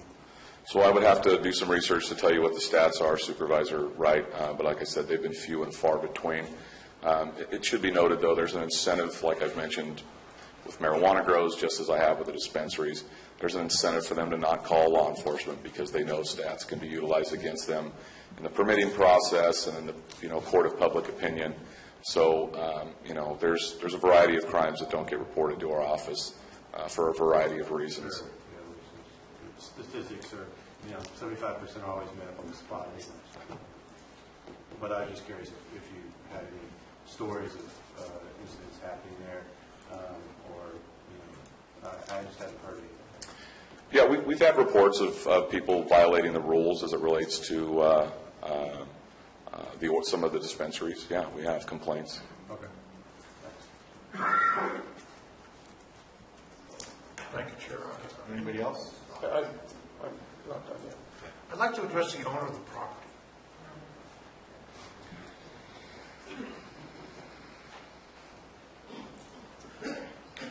Sir, how long have you owned this property? Bought it in 1984 from Georgia. Has any zoning been changed in that since you've owned it? No, it hasn't. Okay. And I understand, I may be incorrect on this, that the prior facility was occupied by a doctor's office? Yes. Correct. It was Toyon Medical Group, Mark Twain St. Joseph's Hospital. Okay. And it was grandfathered in at the time. We had a letter from the county stating of what we could have in the building. And That was my question. Yes. It was a medical facility. it was a medical facility. It was Why Dr. it McLeod and exhibit Ken C? Romans. Yeah. Exactly. Okay. Well, it was grandfathered in by a prior decision by the county. That's and right. That was probably. We still have the letter. I just want to clear that one up. Yeah, that was it. Okay. Thank you. All right. Thank you, Chair. Okay. Any other comments by the board? Questions? I have one for the appellant. I looked at your website. I have it up right here. And the contact address you list is Calaveras County on the website. Okay. Are you already doing business here? No, I have not. Okay, so on the website, on the Pure Organics website that I got off the card you gave me, you can, and it says you have to prove you have the right to get it. I understand that. But it says you can place an order. Like say you have a patient that places an order for super lemon haze, and you deliver it to them. Do you mail it to them, or you get in a car and you deliver it to them? Well, if we were in operation, we'd have a procedure. We pretty much just put that website together as a mock-up for when we get... It's not operating yet. You can navigate through it, but the phone numbers associated with it are not valid. Okay. We do have email contact that you can contact us, but we have not done any operation at this point in time. We have held a few open houses and invited members of the public to come in to see our facility. And members who were medical cannabis patients, we did sign up to our collective, and but we let them know when they were there. There's no medicine here, and we were just asking them to come to the public hearing to support us, basically, and just let people see what kind of facility we had, and just check it out, really. But no operation has been done. There has been no transactions made. Yeah. You're just showing them what could be if you get a client. Correct. It's like this is your pitch. Right. I mean, we've been in this process for almost 2 years now. So in our downtime, we do some things, and take advantage of what we can do. Thank you. You're welcome. Appreciate it.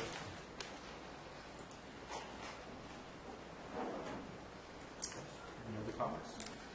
Some questions for planning. So what I understand this to be, this is, we haven't had this kind of application come before the planning staff and commission in the last few years. This is somewhat of a unique situation, to where you have, the owner, the person who wants to run the business, et cetera, look at a general plan amendment change, a tentative map improvement change, and then the zoning change. And so with that zoning change, you're looking at one building on that lot to be the CP zone, correct? No, in this case, it's the whole proposed parcel one. Parcel one. The whole lot would be, it's not like what some of the other ones we had where they were proposing either a building or a portion of a building. Right. Okay, so the entire parcel is CP. Yes. So that was what I wanted to get to. So the last couple of things that we've heard that have come forward have been kind of the spot zoning situation, to where it's, you know, five buildings in a strip mall type thing, and one building wanted to be rezoned CP. Right. Is that correct? Okay. We haven't had a situation like this come before us in the last 3-4 years.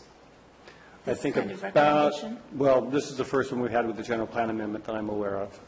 There was the dispensary in Arnold, Little Trees, that was a zone change that. And they did the entire building? They did the entire parcel.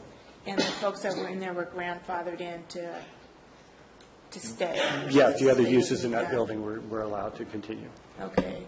And the two in Valley Springs were more or less spot zoning and didn't go through appropriate Well, channels, they I were guess. operating illegally without Without it. permits in the county, and they were asking for, you know, split zoning, portion of the property, portion of the building to be zoned, which was one reason we had some discomfort about that.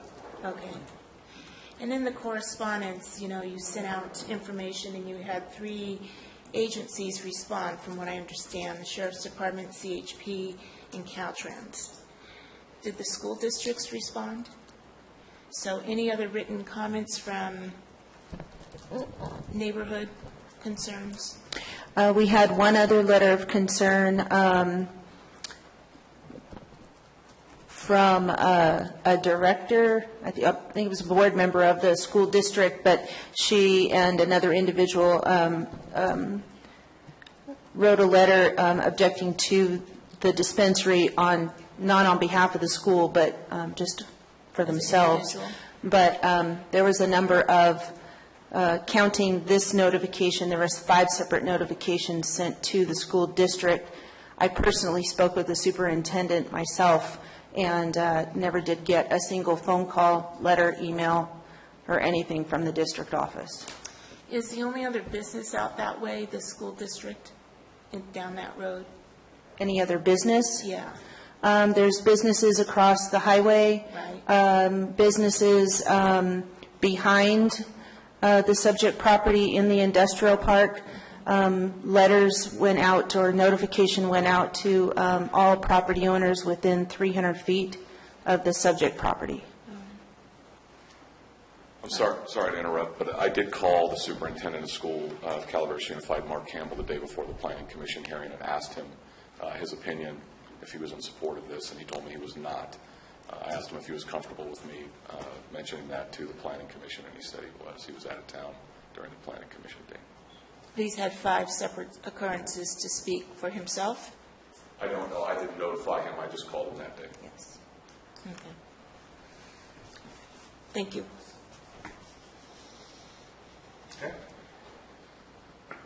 Anybody else want to comment, ask questions?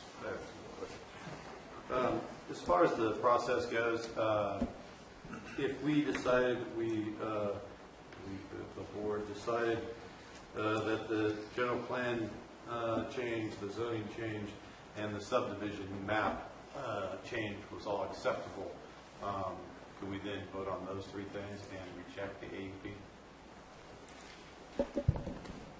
You can take each project individually. Obviously, you can't approve or you can't deny the general plan but approve the zoning. That would be inconsistent.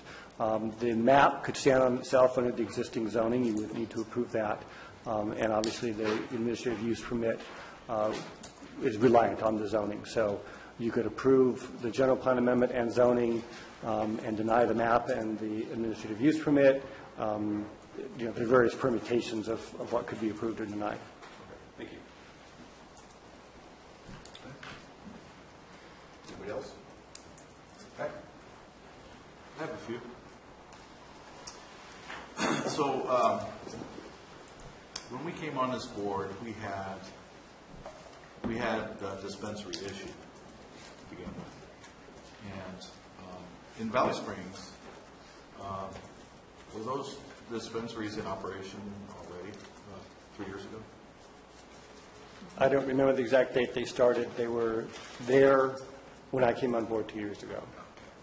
And so, and they were not zoned CP, right? That's right. And so both of them got shut down. Yes, eventually. And if I remember right, this board actually agreed to not spot zone, or one of the reasons why was to limit the amount of dispensaries in the county, really. Is that what you guys remember, or?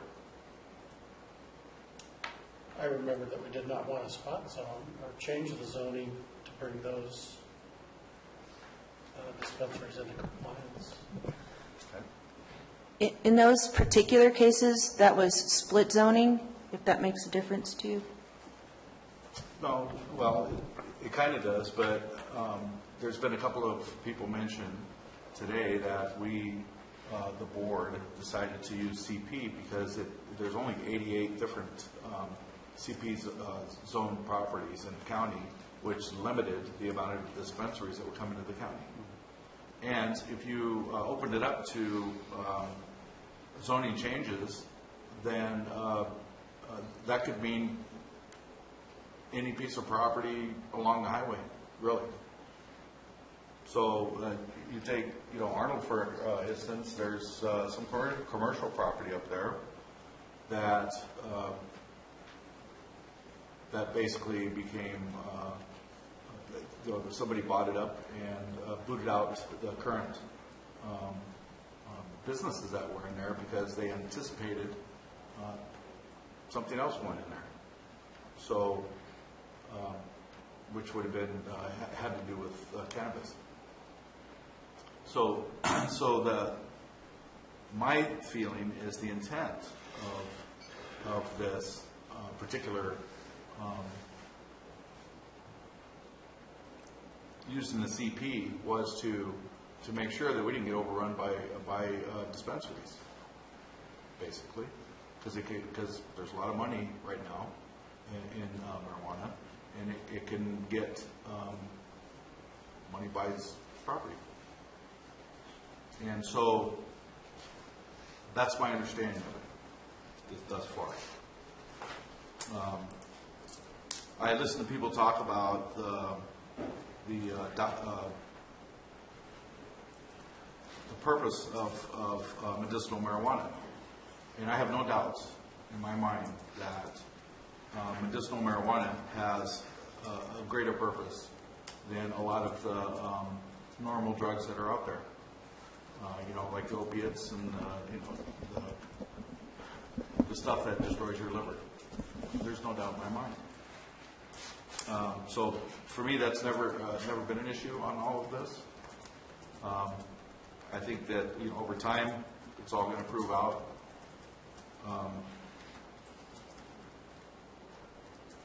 I have another one issue about. I've been driving by that Justin's property, and there's a sign up there that says, hiring $15 an hour, cannabis related business. And I also know that there's a bunch of school buses that drive by there every single day. And that is a message that I don't know if Calaveras County is ready for. I know that eventually it's going to have to be dealt with. That's for sure. But it is it's like a preempting type of a situation.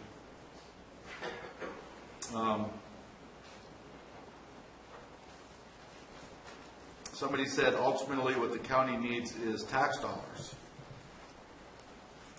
That's true. We've been dead for a long time as far as economics go.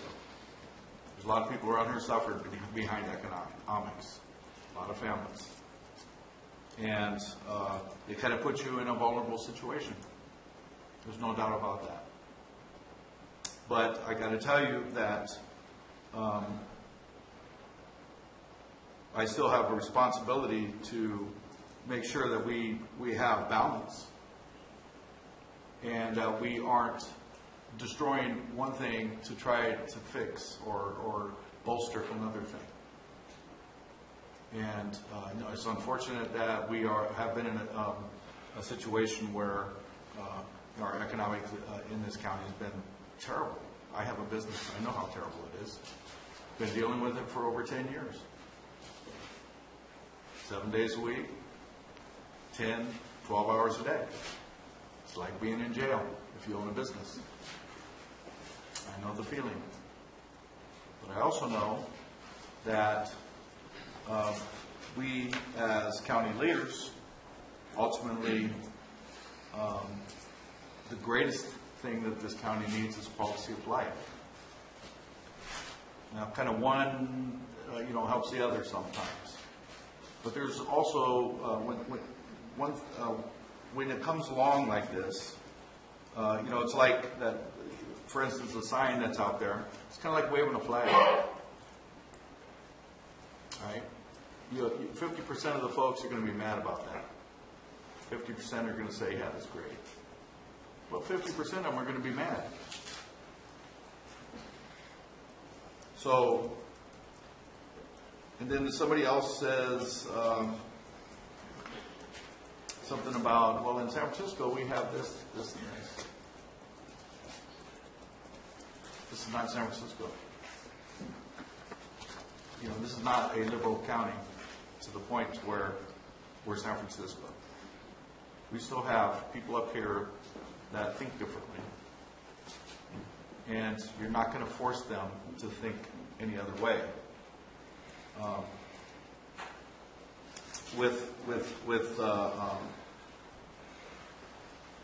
Throw it in their face, basically. So, I think Justin mentioned, somebody mentioned about following the rules and being denied. So the rules are set for the protection of not only businesses, but the people. And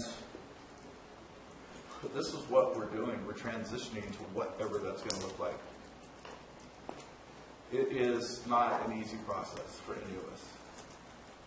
And it's not going to be a quick process, I don't think. Some of it will be, but not all of it. And there's a lot of speculation going on, and there's a lot of people getting excited because California is going to have it on the ballot this year, right? Everybody's getting excited. The fact is, we haven't made up all of the rules here yet. We're still working through that. We have one ordinance that is working its way through the system, the Planning Commission, and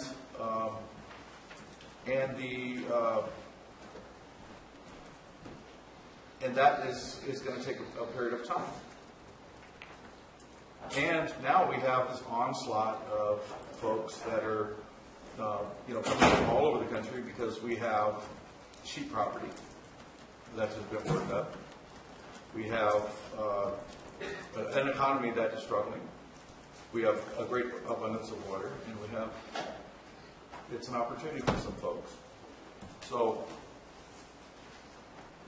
we try to react as quickly as we can. We started with the ordinance to put the rules down in place. We're not there yet. So we asked today to be able to start that process so that we can have an interim process.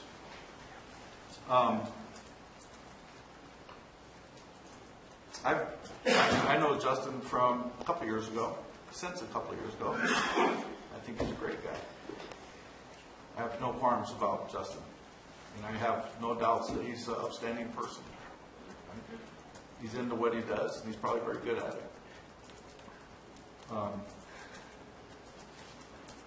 The rezoning of the property of Little Trees was done before this board, anyhow, and before I was on the board. Then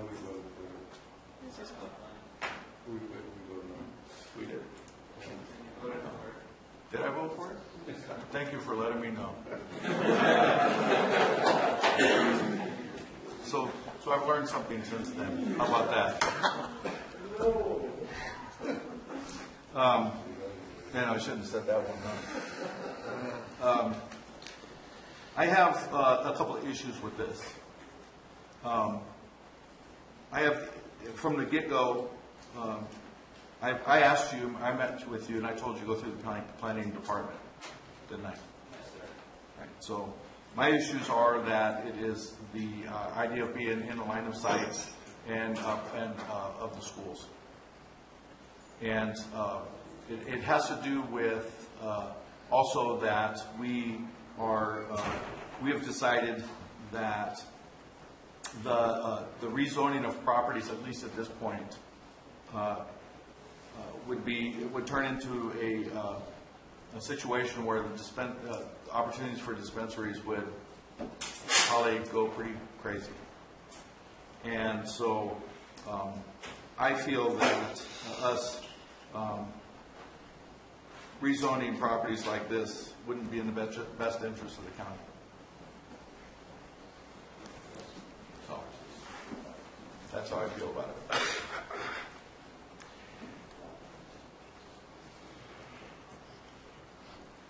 And I'm finished with that. So anybody else would like to make comments?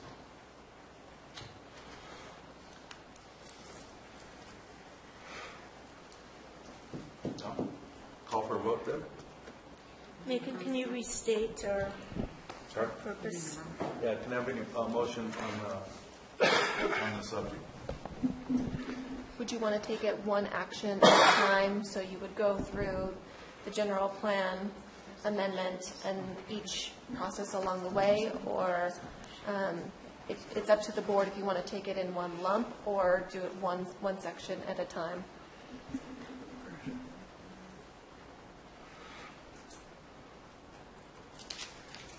This is an appeal by Justin for the Planning Commission's decision to deny 2014-057. Right? That's what we should be deciding. Correct, but as planning indicated, there are various elements of the appeal, and if the board has the ability to, if the motion is to handle it all in one motion, or the board can handle it in separate motions depending on what the action is. So it is up to the board. Okay. Chair, your recommendations? It's up to the board. For clarity purposes, it may be easier for staff to clearly understand what the board's action is to take it one step at a time. But again, it is up to the board. So I do have a clarifying question on that point. Just to make sure that the parcel split could be done with the existing zoning. Yes. So the map could be approved, leaving the zoning and general plan the same. Yes. So on page 24 of the packet is a proposed resolution based on the Planning Commission's recommendation that would deny all of the applications. As Megan pointed out, you could, a single motion to do that could be appropriate. If you felt like you wanted to overturn the Planning Commission, then I think it would be best to, in the motion, state the reasons why. We would then receive direction from you to prepare a different resolution and bring that back at the end of the day. If we could trail this to the end of the agenda, quickly revise the resolution and bring that back if that were the board's desire. So, and if you wanted to approve some but not all of the actions, that's within your prerogative also. So at this point, if I say this right, uphold the Planning Commission's decision because I think it's too early We are trying to work through the ordinance situation on the whole cannabis industry, and this is one component to where it fits into the overall industry. We have in the past said we don't want to do the, split zoning, spot zoning. CEP was the recognized zoning for this kind of business, and we were, somewhat comfortable leaving that there. And our historical practice in the last few years has, gone in that direction. When I look at this project, it seems like it's a fit. I'm concerned with the school. We fight a little bit at 800 to 1,200. It's still there. I know what the regulation's saying, 1,000 feet. But right now, just looking at the overall picture of this cannabis industry, I'm not ready to start making little waivers about the CP zone and making changes overall in the county. I think it's one part of a much bigger picture for me. So at this point, I'm supportive of upholding the Planning Commission's decisions. Well, and to be clear, okay, there are 4 components of this, correct? And stop me anytime I'm wrong. There's the general plan amendment, zoning amendment, tentative parcel map, and administrative use permit. Now, if we make one vote, it denies the appeal of the Planning Commission, which denied the project. So if we uphold the Planning Commission's decision, we are denying the appeal. Okay, so we've got all that correct. This is not a comment on whether the cannabis industry in general. Even though we're making a decision on whether cannabis goes into this zone, just as we did with a couple of other projects that have come before us. Okay, now, and nor is this a comment on Mr. Catalano's effort to do this according to this, what he felt was correct with the county. This is, do we want to allow these zoning changes to allow this business? Right? Yep, that's correct. Okay. At this time. At this time. It's not a comment on the industry in general. And a little caveat, I hope going forward that anytime we see cannabis on our agenda, we put that as the last item, because I've seen several people leave for things they wanted to address because this is taking us so long. Or first. Well, first we dragged that out for him. Okay. So, and that's my concern too. We are in the middle of developing something. We don't even know what that's going to be yet. And so it's almost like premature for me to think about this right now, although it's here. So you're leaving us with a choice here to approve or deny. Right in the middle of all of everything else that's going on with this industry and California, by the way. Well, but this particular thing, though, is land use in regards to this zone. It is land use. And we do have an ordinance in place regarding dispensaries, which at the February 16th, you said you didn't want to see changes to it, so we're not proposing any changes to the ordinance. But, it is obviously tied to the bigger picture. And so it's, if you feel it's premature to be taking action on, new dispensaries at this point in time, that's your prerogative to do so. I don't know if the intent of the board was, well, let's wait until we have an ordinance in place and see how that affects everything. You could, as someone in the audience pointed out, you could deny the appeal without prejudice, which gives them the opportunity to bring it back as soon as there are new rules and regulations in place.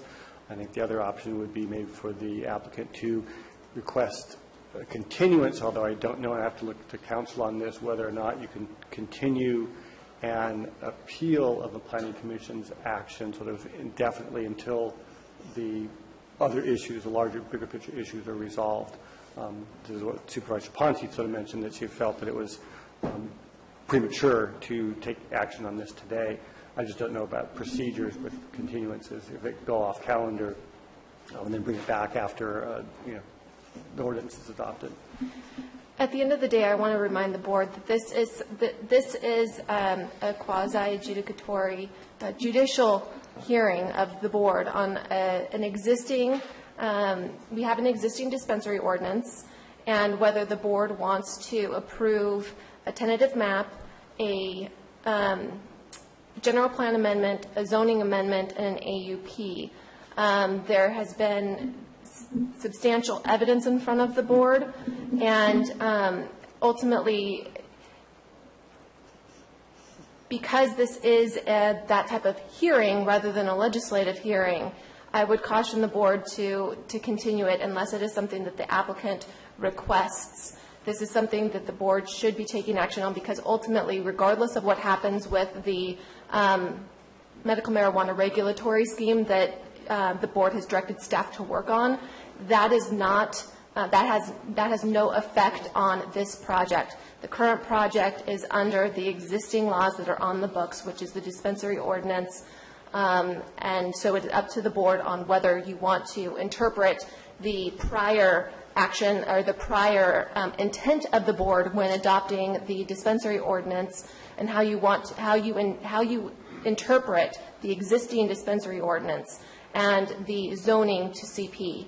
If the board's intent was to allow rezones to accommodate that, then that is something that the board can make sure that the intent is known. If it is the intent the reason that you limited it to CP was to reduce the amount of dispensaries allowed in the county, that is the basis for the board to take action as well. But you need to make sure that everything, the project is before you. So please keep the intent of the board with the regulatory scheme with the medical marijuana ordinance that is being drafted. That is a completely separate issue than the project in front of the board today. Okay, now, council, while we have you on a roll here, I haven't heard without prejudice for some time. Is that an appropriate thing to do at this juncture? Or how? Explain that to us so that we know before we add that to it, please. With prejudice or without prejudice, with prejudice means that the applicant cannot essentially apply or submit a future application, that you won't consider it in the future. That typically applies to actual judicial hearings. When it comes to land use and zoning matters, property owners and applicants can reapply for future entitlements depending on any change in the regulatory scheme or otherwise. So whether you put whether you actually say it's with prejudice or not, ultimately it's without prejudice, because an applicant still has the ability to reapply for an entitlement in the future. It's just semantics. Yes.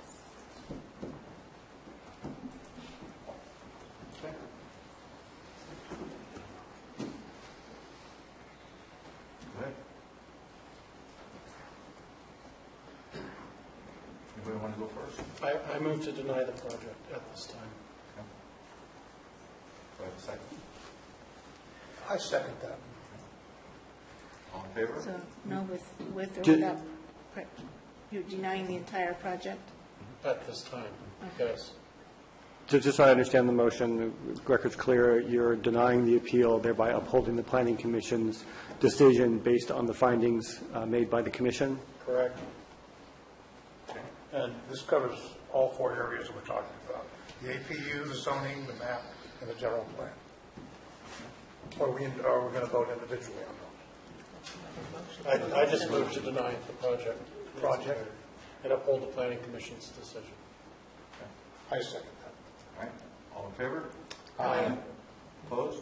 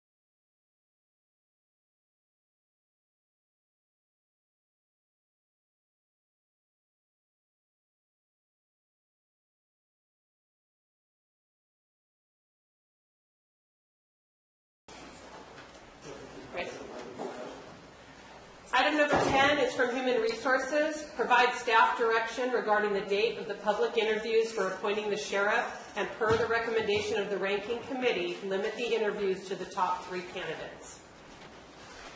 Judy Hawkins, Director of Human Resources and Risk Management, Board of Supervisors. I'm here today to get direction from you. We have been moving along in the process for the appointment of sheriff. The ranking committee has met and interviewed the 5 candidates. They have strongly suggested to only move forward the top 3 candidates, and so I'm looking for a direction from you today to either approve moving along just the top 3 candidates or all 5 candidates. And then also I would like to get on the calendar the date for that special meeting so that we can finalize this process.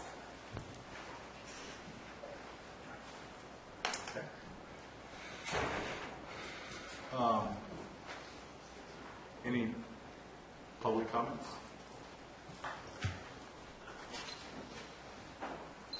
In terms of what? Maybe I'll learn something. No, I was just trying to find the page again at the bottom. But I saw that there was a ranking of 5 people. And, I'm sorry, what? 185? Shoot, sorry. You gotta, I like the system where you can click on the title and it comes up. Is that possible anymore? Yeah, it's still on there. You just have to, when you go to the main agenda, there's a way to look it up. You just click on the just the meeting date itself, then it goes to the page. Oh, really? Oh, thank you. Okay.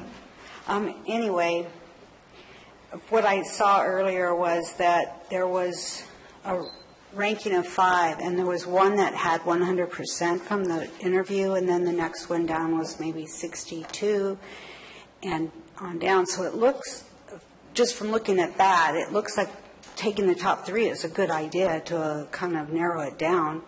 And I guess as a public person, the process was a little different, that there's going to be an opportunity for the public to interview. So I think it's better to have fewer applicants when the public interviews. And if this interview process that you went through to rate them, I'm assuming that was a good process, that it really helped eliminate some of the candidates. Anyway, those are probably more questions too, because I don't know what that process was, except that the ratings were very distinct and different. I mean, there's definitely 3 or 2 really top scores, and then you could add the 3rd person. Anyway, hopefully that's the case.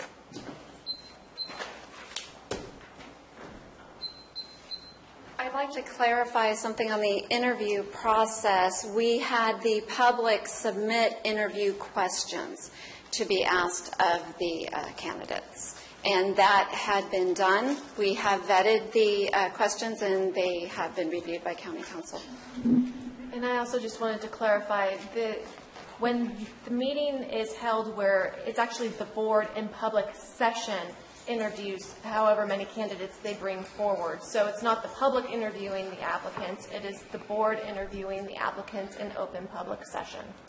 And the ranking committee was comprised of 3 law enforcement officers of like similar counties that were approved by Supervisors Oliver and Kearney, and it was those law enforcement professionals that ranked the candidates. Hi, my name's Candace Kesey from Valley Springs. That's what I had a question about. So it was Supervisor Kearney and Mike Calaveras that picked the ranking committee? That is incorrect. They approved the ranking. I apologize for interrupting. So, oh, okay.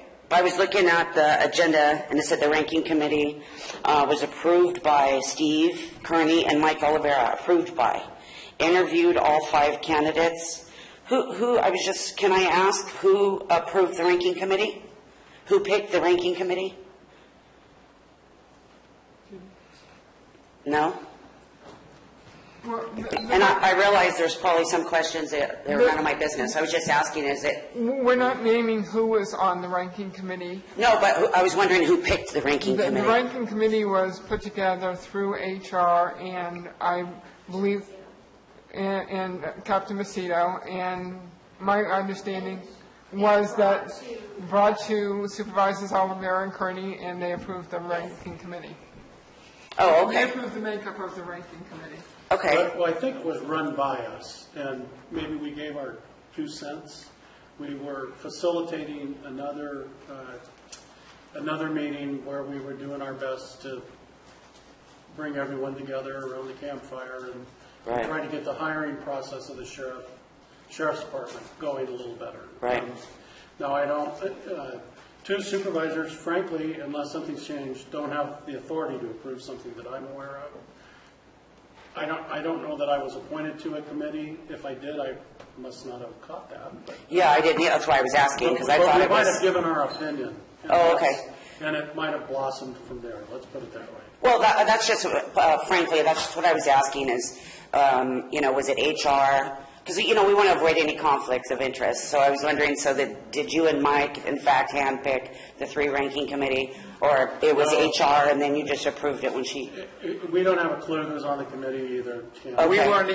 We weren't even advised of that information until after the committee had been selected and actually after the interviews had been conducted. To give you an example, we didn't even know what the questions were until I requested, after the interviews, a copy of the questions. Okay. So it's completely we an had HR no thing. input in what was taking place in this selection process. And I'm not saying it sounds like Mike knows more than I do even. Interesting. Okay. And I have issues with the way it came out. Yeah, we all do. Yeah, it's been very frustrating. I like to pride myself on having given a lot of myself to support local law enforcement. So it's frustrating for a lot of us, this whole process. And I'm just trying to realize that I know that not many of you, except for you, Mike, have experience in law enforcement. So I realize that's why you did this. You didn't want to make the wrong decision, but nevertheless. And then my next question is, so you posted here the 5 candidates with the percentage on a 50-point basis here. Will we today find out by name who the top 3 candidates are? No. They'll just be numbered. And I just thought it was interesting that this was posted to the public. That's just a comment. I found it very interesting that these 5 candidates and their percentiles was posted. I thought that could have been done differently. If I may, yes. I'm very interested too, Wyatt, under whose authority. Okay. And then I'll just sit down and listen to the rest of the item. Thank you. I'm sure it's coming. It was the recommendation of the CAO for the board to be able to make a decision. If we did not post, give the board some information as to why the ranking committee chose only to put the 3 candidates forward, we could have just, based on board direction, 3 to 5 candidates, we could have just put those 3 candidates forward that the ranking committee recommended. However, we thought the board really wanted to make that decision because they said 3 to 5, but we felt it was important information for the board to have was to how they scored while still protecting the privacy of the individuals. We talked about that at the board meeting. Yeah. Yes. And we said 3 to 5. Yeah, that's what we ended up, it was very wishy-washy of us. Very wishy-washy. It was not clear, and the ranking committee strongly suggested 3. I'd like to address the committee, and I did, Jim Macedo had provided several names to me, and then I had also reached out to several people to complete the ranking committee. Once those names, once I confirmed interest into being on the ranking committee, I emailed both Supervisor Oliveira and Supervisor Kearney. Supervisor Oliveira approved the names to me in an email, and then Supervisor Kearney, we discussed that in a meeting that we were in for other reasons, and then also Supervisor Oliveira also confirmed okaying the ranking committee. I would have never moved forward without them approving the ranking committee. Thanks, Judy. I just want to say that, I mean, I have no problem with interviewing 5. I mean, I know that we did go through that process, but, I mean, if Supervisor Oliveira is, you know, really that's strongly committed to having 5 interview, and it's such an important position, I mean, I don't personally have a problem interviewing 5 instead of 3. I mean, that way we, you know, get more selection. As long as they're actually technically, you know, able to qualify for the position, that would be the only caveat. If they didn't all 5 qualify the base, you know, line of you know, that we talked about, very minimal qualifications. They meet the minimum qualifications to hold the position of sheriff. Well, then I would definitely be willing to have all 5. So what the heck? The ranking committee is suggesting 3, is what I'm reading here. The ranking committee suggested only putting forward the top 3 candidates. And if the board remembers, there was a really lengthy discussion regarding how this process was going to go. And the idea of the ranking committee, I believe, was Supervisors Edson, and had mentioned initially Supervisor Oliveira and Supervisor Wright looking at them, and Supervisor Wright deferred, as did Supervisor Ponte, so Supervisor Kearney agreed to give approval of the ranking committee.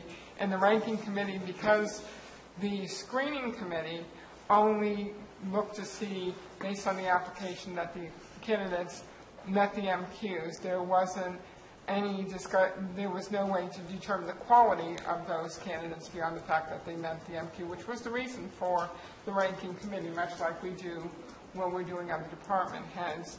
And based on the ranking committee, they suggested putting through the top 3. They were the ones they thought that were most qualified or of the higher quality. And so, not knowing what the board's desire was, because the direction was 3 to 5, we decided to it was my direction to the HR director to provide the scores and still protecting the candidates' privacy, and then the board could decide 3, 5. We don't have any. It doesn't matter to us how many there are. We just wanted a clear direction based on the ranking committee's recommendation and prior board direction. And so you can make an informed decision. As I recall it, when we made that decision, it was determined that Captain Macedo would interact with Human Resources in the process of selecting this board, this 3-panel board. And that's the way I remember leaving the meeting. Apparently that changed sometime afterwards. Captain Macedo provided 2 of the 3 participants in the ranking committee.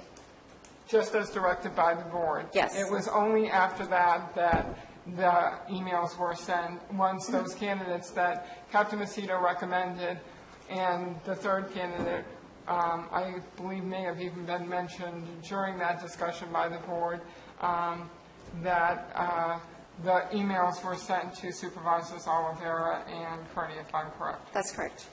I don't recall being in charge of any type of committee. It was discussed, but that's the way I understood the situation to be. It was decided in the board meeting. I went back and watched it twice before I sent the email to you and Supervisor Kearney. And we can argue this, but quite frankly, what we would like from the board is direction and a date. Do you want to interview 3 candidates, 5 candidates, and what date would you like those to be interviewed? So my issue with this is we have right now a list in front of us that has a percentage points from the ranking committee. I don't know what questions they were asked. I sent in a list of questions that I thought was important for me to ask them. I have no idea what questions they were asked. Were they all asked the same questions? They were all asked the exact same questions.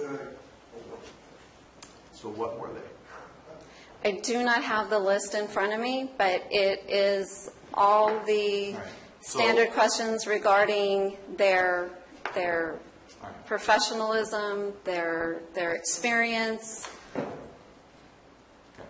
So I want to bring all 5 forward. I want to bring 5 forward also. And I don't want the numbers attached to them in public. No, it will not. I think that's Just where it like started this. up the bar, to be quite honest with you. I think we should have thought about that before releasing those numbers. But nobody will ever know besides the board or HR who scored what.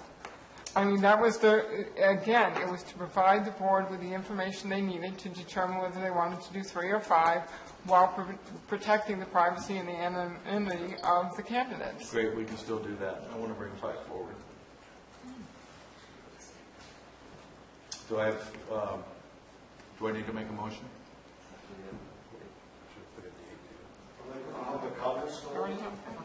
Okay. We can have one. Public comment? Candace Kesey, Valley Springs. I just had a couple more questions. So nobody except for Supervisor Oliveira has the questions that were asked? As far as the supervisors, none of you know what questions were asked? Do the Board of Supervisors, do you 5 know who the candidates are? Or are they just numbers? No. So this is an HR is making these decisions and want to send 3 forward out of 5. Their choice out of the recommendation from the 3 gentleman panel of law enforcement, correct? Well, I don't fault HR at all for this, okay? She's done what she asked. Right. She has to do, so that's all fine. We have 5 candidates. When we discussed it before, we were going to choose, we said a maximum of 5, a minimum of 3, okay? I'm just choosing 5, that's all. It's not going to be controversial. We can move forward just fine with this. I'm good. I just have a little issue with these numbers being public like this. But other than that, I am happy to the fact that we have 5 candidates. I think And that's great. And I have an issue with HR having a little bit too much control over this when it should be a board appointed. So that's just a comment. Okay? So, hopefully it's my hopes that we could get this back into the hands of the board. Yes.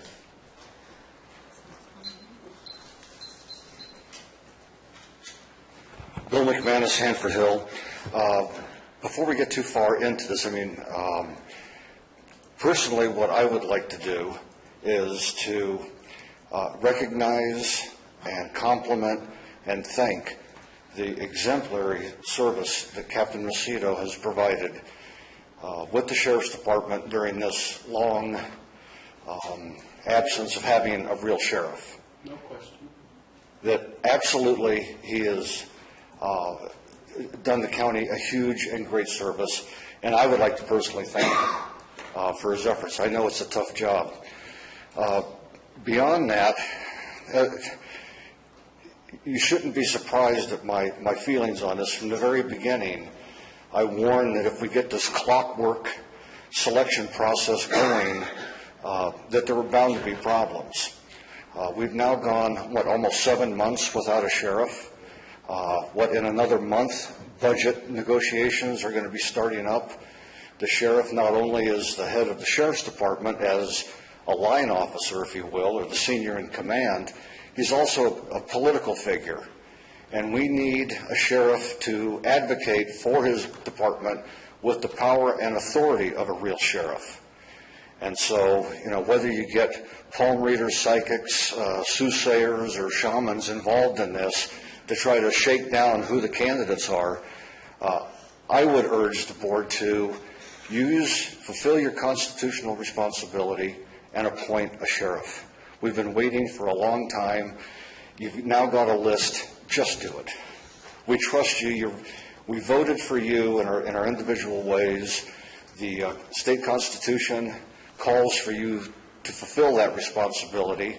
It doesn't have to be this complicated, and when it is, we see the problems that arise. So I would urge the board to just move on to 5 candidates, appoint one, and let's get this county moving forward. Thank you.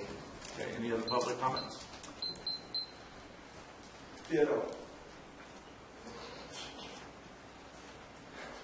Rick DiBasilio, candidate for the sheriff's position. Good afternoon, board. The only thing I wanted to say is the questions that we were asked I don't know if HR put them together. They were good questions. The only thing that I would want the board to understand is there was no questions regarding any of the candidates' community involvement. These questions were all related to inner workings within the Sheriff's Department. They had nothing to do with the community. And I know you, Chair Edson, were very concerned that the public had their voice in this. So I just want you to be aware that there were no questions regarding public perception. I still make that happen. I know that. Thank you. Number one. All right. Any other public comments? Or are you going to make public comments, or you can just sit in your chair and make them? You talking to me? Yeah. You want to make public comments? Where'd you park your taxi? You want to make public comments? No. Yeah, I think that should have been one of the first questions. Come up here. Is that you ask questions about their community service. Thank you. You know, they could be antisocial, and I don't think that's a real positive thing. Thank you. Thanks. Any other public comments? All right, let's bring it back to the board. Can I have a motion, please? Or any discussion? Oh. Discussion or motion? Whatever you want. I'd just like to say something. You know, I recall having this ranking committee to be able to interview the candidates and be able to narrow it down. And we did say, at least 3 and 5 at max. And I just feel, they're encouraging 3 candidates. And I just feel a little awkward going against their recommendation because they took a lot of time to be able to go through this process, interview these candidates and rate these candidates and recommend 3 to the board. And, why have a ranking committee if we're not going to honor their work? I have to agree. We asked them for their professional judgment, and now we're not going to know what that judgment was. Why did we waste their time, is how I feel about that. In our time and the delay, like somebody said, it's been 7 months. We could have probably done this back in January. Well, I think maybe I would perceive this wrong, but we wanted to limit the maximum of 5 candidates should we have more than 5 candidates apply. Yeah. And then limit to 3 minimum in case we only had 4 candidates apply. I think we're well within the parameters of interviewing all 5 candidates. Yeah, I would have to agree. It's not, I don't think it's a disrespect or discounting the professional work done by the interview committee to take all 5. I think this is a very unique position we're in. And so it's all kind of a fluid situation. And, I think we should take the 5 and give the public the chance to see who these people are. And have the public have the opportunity to comment on what they think with these 5. So that's why, I think all of us, going back to day 1, would have liked to have had an election. But unfortunately, that's not within our legal ability to do. And so I think having 5 is, no disrespect to the interviewing committee or the process going forward so far. I think that the 5 is a good place to go. So I'll make the motion to go with 5. Okay. I'll second. We already had public comments. Sorry. So I have a motion by Supervisor Wright, second by Supervisor Olvera. All in favor? Aye. Opposed? No. 4. Okay, so then we can get a date. Did you vote for or against? You voted I voted for. Okay, so we got 4 and 1. Can we now? Yeah, let's have pick a a date. Tomorrow at 9? Tomorrow at 9? Tomorrow at 9. Friday, my calendar's open on Friday. Please not on Friday. Some Fridays are better than other Fridays. Monday at 9. Monday at 9. Next Tuesday. Next Tuesday after the marijuana ordinance. Next Tuesday, and next Tuesday you have, let me get this right, the building official interviews, not the public works director interviews. So what's Wednesday. It's That's Wednesday. Tuesday, next Tuesday we have the interview for the building official, right? Correct. The 3rd. So Monday. Monday the 2nd. That would work for me. I could do that. Let's do it on Monday. Monday? Get her done. And that may eliminate a couple of the candidates. I was going to say, is that enough time to notify the If they candidates? can't make it. So what's the date? I will have my Monday, office on it the 2nd. immediately, and we will At what do time? everything we can to have them in here on Monday the 2nd. Okay. We're good enough. At 9 o'clock a.m. Judy? 9 o'clock a.m. 9 a.m. Is that okay with the board? Yes. Okay. Good. Monday at 9. Yes. Is that a public meeting? Yes, it is a public meeting. It's a special meeting. Okay, we have a special meeting. And that's here. Here. Is this room big enough? So if I could just interject on that, the town hall is not available until May 17th. Okay, well, let's do it Monday at 9 here. And then people will just overflow. Because I don't think we should wait till the 17th. No, we need to do Well, that. like everybody said, we've waited long enough. We have 5 candidates. I'm thankful for that, actually. And let's put them, and let's get it done. So how do you see the questions, how do you see the meeting being handled?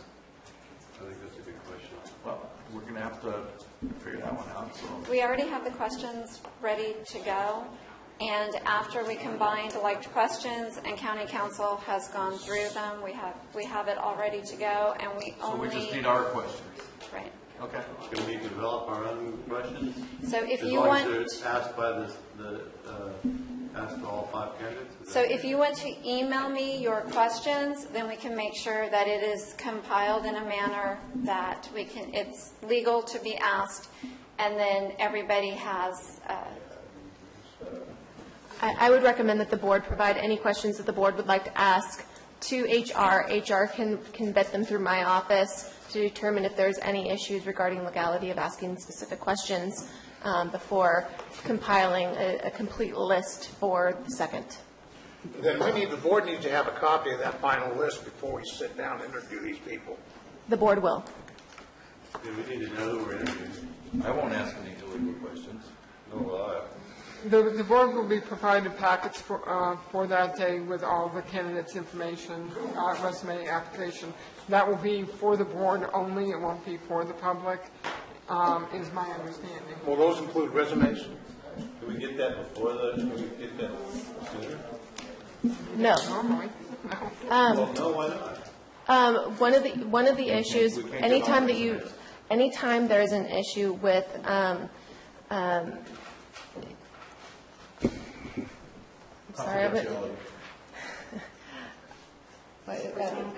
personnel matters. I'm sorry, it's starting to get late.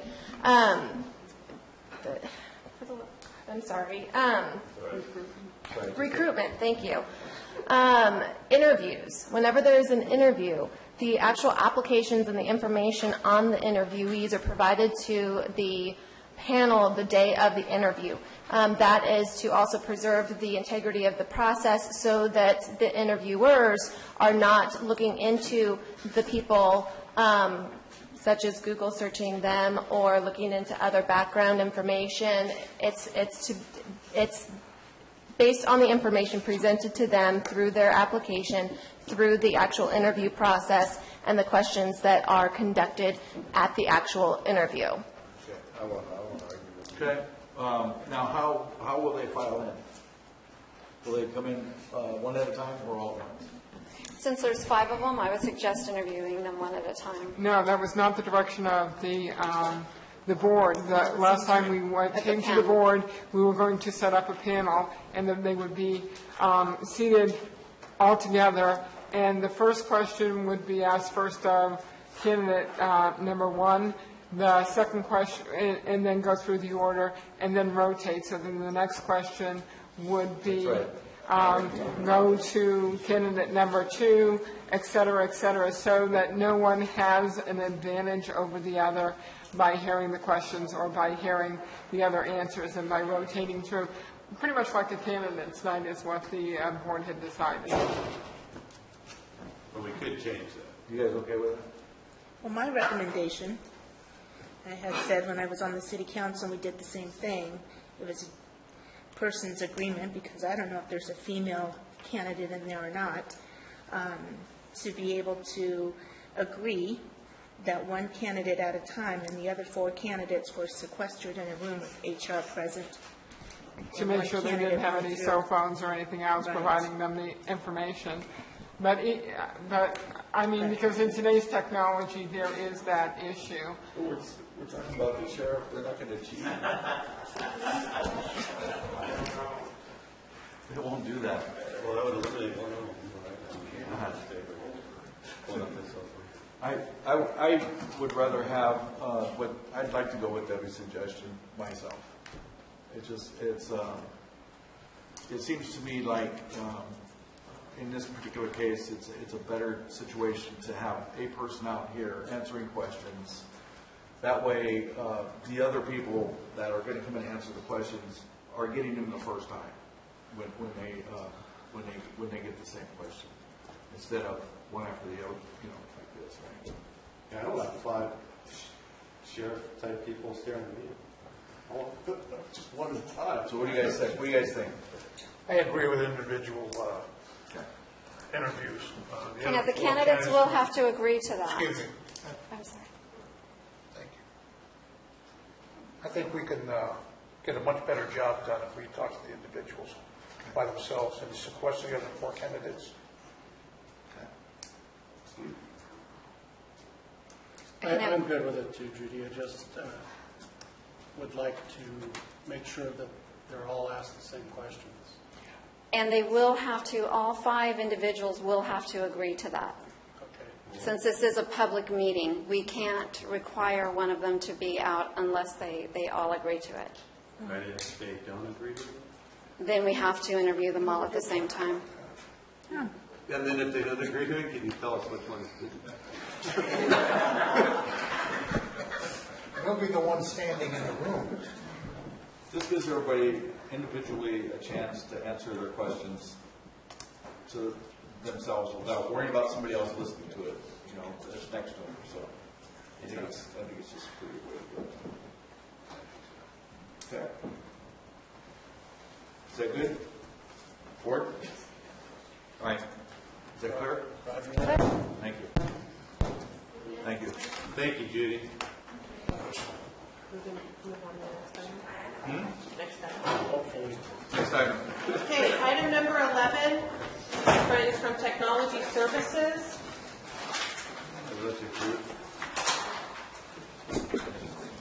Sorry, from Technology Services, approved purchase orders in support of telephone system upgrade.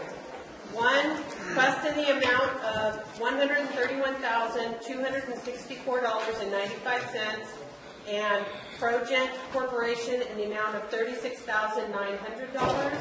The second part is to authorize Information Technology Services to implement the Cisco IP telephone project with total project cost approved for $182,000. Hi, Stan Moore from County Information Technology. Dating back to last summer, we put together a capital project fund for IT projects that the board approved of $1.5 million. We have subsequently drawn down on that for 2 different projects. We're bringing forward a project that is a telephone upgrade. It was listed in a spreadsheet that I gave all of the board members at the last meeting. We had initially estimated that the project was going to cost somewhere between $100,000 and $225,000. It's coming in at $182,000. So what we get for that are upgraded and new licenses from Cisco for the telephone system, and it requires all new equipment as well. Now, we have to get the licenses. We are coming up on end of life. As of July of 2017, Cisco will no longer support that particular software version that we've got in place now, and it is getting somewhat dated, and it requires new equipment to run as well. We put the equipment and the licenses out to competitive bid. We got 3 different bids, and so we're going with Quest for the winning bid. We have a professional services contract from a company that has expertise in Cisco telephone equipment, and they will be working with us on the upgrade. And so the bulk of the $182,000 does go for equipment, it goes for licenses, and it goes for professional services. Now, within the equipment and the licenses, in addition to providing all of the existing services that we've already got, and it's extended, there is a piece of this that is required to support Veterans Administration telemedicine. We have spoken about that in the past, and that's a real exciting option for the county, where our veterans that need counseling with behavioral health, for example, they will be able to come into the county and meet with other folks from the VA that could be in Palo Alto or other parts of the state. It's a requirement from the VA that we have this specific type of software and equipment in place. There will still be a need to build out a studio for it, but this takes care of the system needs. So it fits within what we've talked about before in terms of the investment level. From the point in time that we get approved contracts, we think that the entire project will take 4 to 5 months, by which time we will be completely current with our equipment and with our software, with our licenses. We will take advantage of being able to use existing telephones that are on the desktops over a period of time that we are going to have to swap those out as well. They are getting aged as well, but we do not have to do anything. We can use that equipment with the new system. So do we have any questions? I don't really do technical questions that well when it comes to technology, but it sounds like you got it good. I'm glad to hear that the veterans portion, that service will be able to fall right in with what you're doing here, and that's really great. Yeah, we made sure that was included. All right, can I have public comments, please? I'll make a motion to approve. Okay. I'll second. Motion by Supervisor Wright, second by Supervisor Ponte. All in favor? Aye. Opposed? 5-0. Okay, Diane. Okay, item number 12 is from the Administrative Office. It is to approve a lease of the Hubbard Building located at 7 Main Street, San Andreas, California, to the Calaveras County Chamber of Commerce for a term of 2 years, beginning May 1, 2016, and ending April 30th, 2018, for the Calaveras Business Resource Center, and for the board to make a public benefit finding and approve annual rent of $1 during the term of this lease. A little bit of background here. The Calaveras County Chamber of Commerce is proposing to lease the Hubbard Building from the county for purposes of providing a facility to operate a Calaveras Business Resource Center. The center is a community project of the Calaveras County Chamber of Commerce leadership team.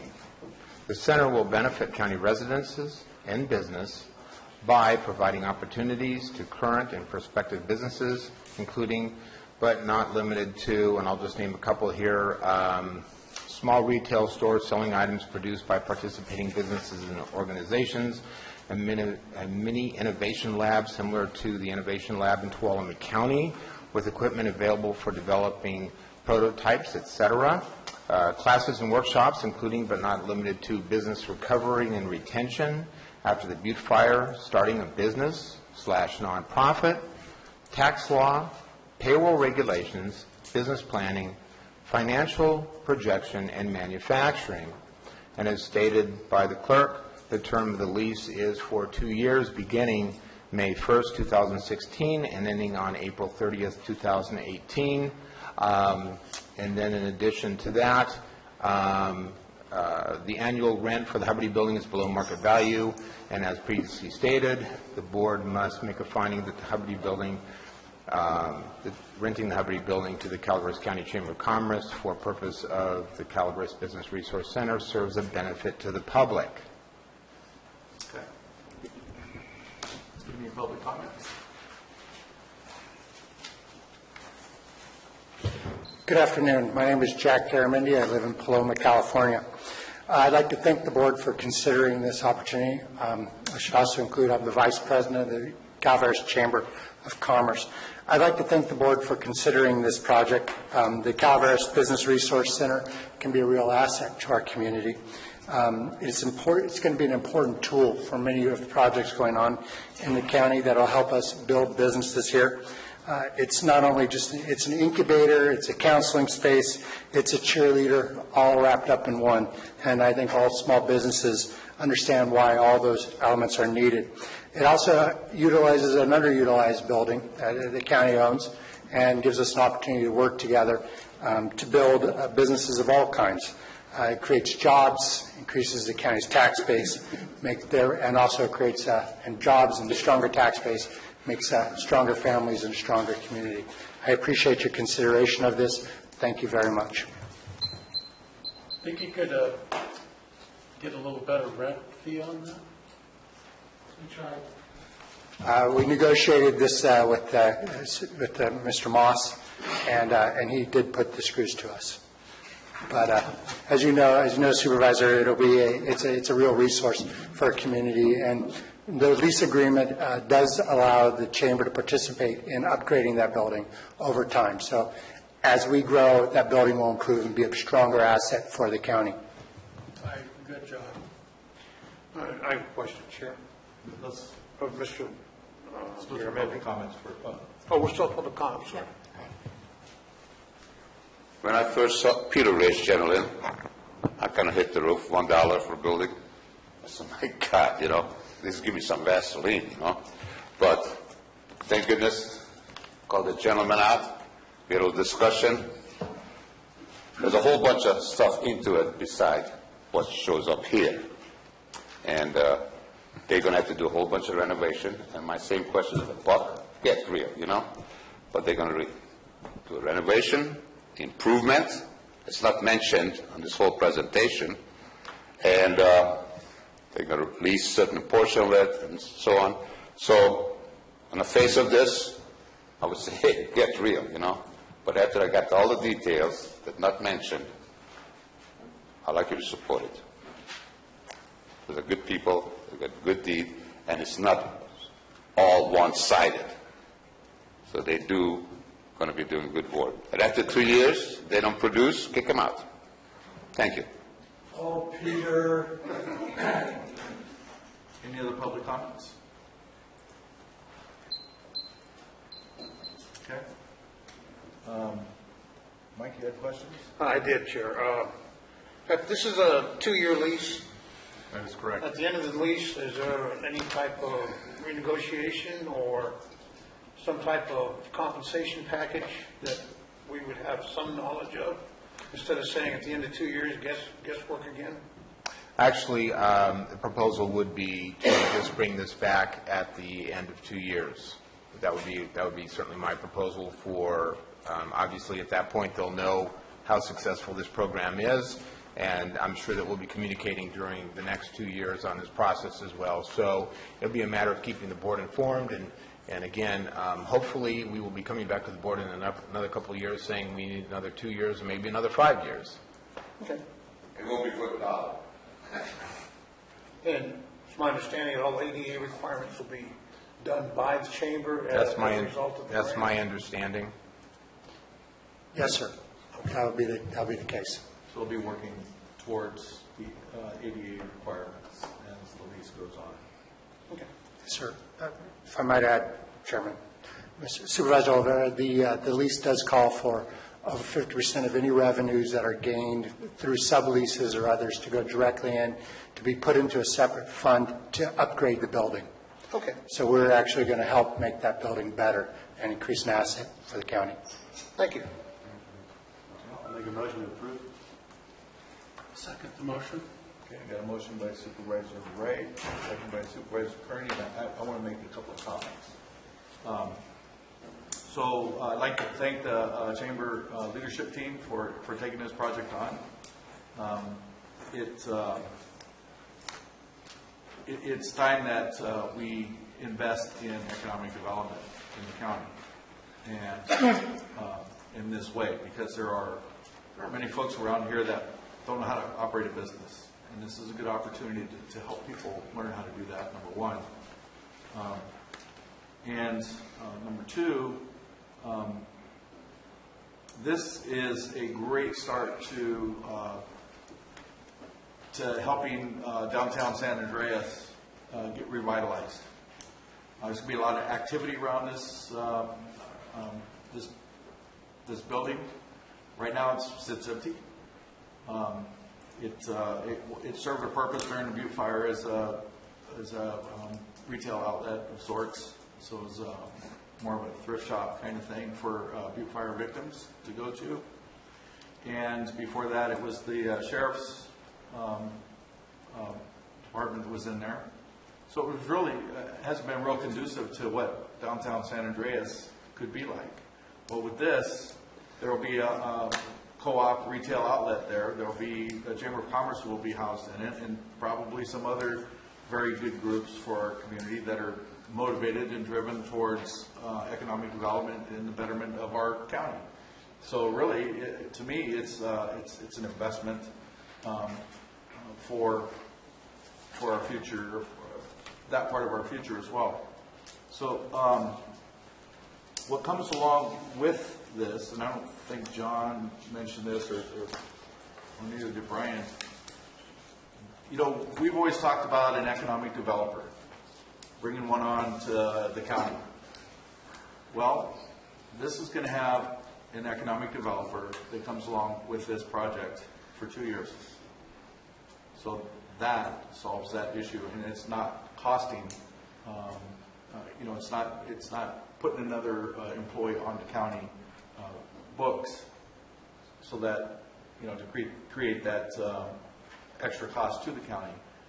So this program actually has an economic developer associated with it for 2 years. That's really key also in this operation. So I'm extremely happy to do this, to see this happen. It's been about a year, I guess, since we've been working on it. So I have a motion by Supervisor Wright, and a second by Supervisor Kearney. All in favor? Aye. Opposed? None. 5-0. Thank you. All five of you. In a row. All right, so we'll move on to the consent agenda. The consent agenda items are expected to be routine and non-controversial. They will be acted upon by the board one time without discussion. Any board member, staff member, or interested party may request removal of an item from the consent agenda for later discussion. Any member of the public wish to remove a consent agenda item? 20, 21, and 22. I'll make a motion to approve the remainder of the agenda for the consent agenda. Any member of the board wish to remove a consent agenda item? I make a motion. I'd like to make a comment, but I'll wait for a second for his motion. Okay. One second. Okay. We have a motion by Supervisor Wright, a second by Supervisor Ponte. Your comments? I'd like to pull item number 15. Thank you, man. I know, but you were motioning to approve the remainder minus 20, 21, and 22, and we have to. Well, then I'll withdraw my motion then, and make another motion to approve the remainder of the consent agenda item. Let Mike make his comments first, okay? Yeah, 15. Can we comment on 15 now? You want to pull it? I want to pull it for discussion. That's why now I'm making the motion again. Is there Any other board members wish to pull in the consent agenda item? No, I'm afraid to. No, I don't want to. Pull the trigger too quick, Chris. That was the reason for that. All right, now go ahead, please. Need a second. I did already. Did anybody go second? They're too afraid to second. So we have a motion by Supervisor Wright for the remainder of the consent agenda items. Minus 15, 20, 21, and 22. Okay. Second. Second by Supervisor Ponte. Thank you. All in favor? Aye. Opposed? Number 15, go ahead.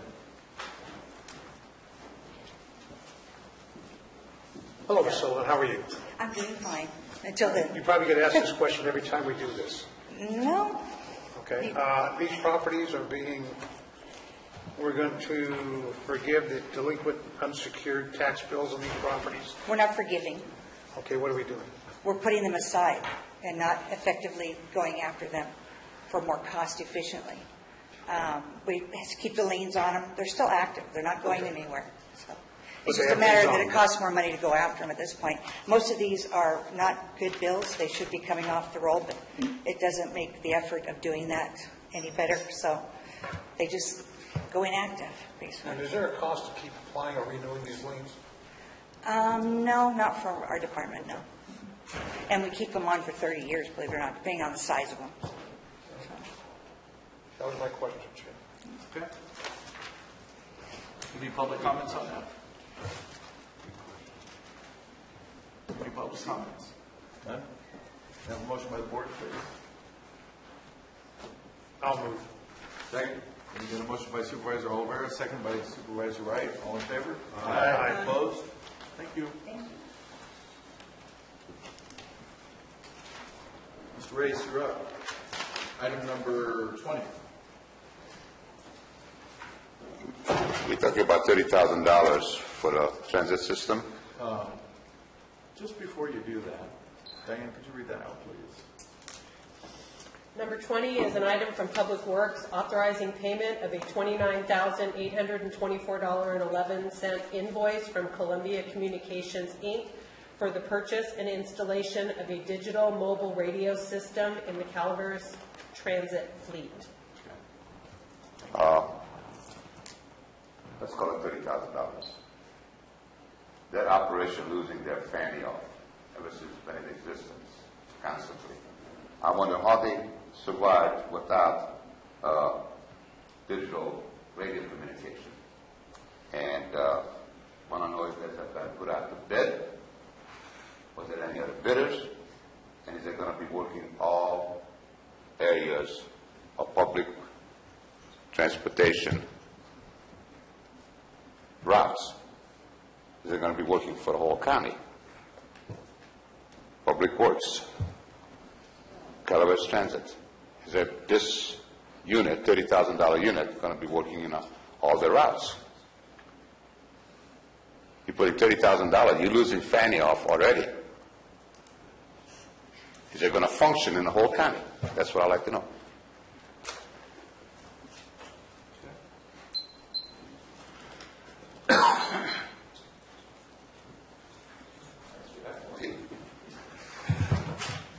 Jeff Krovitz, Public Works.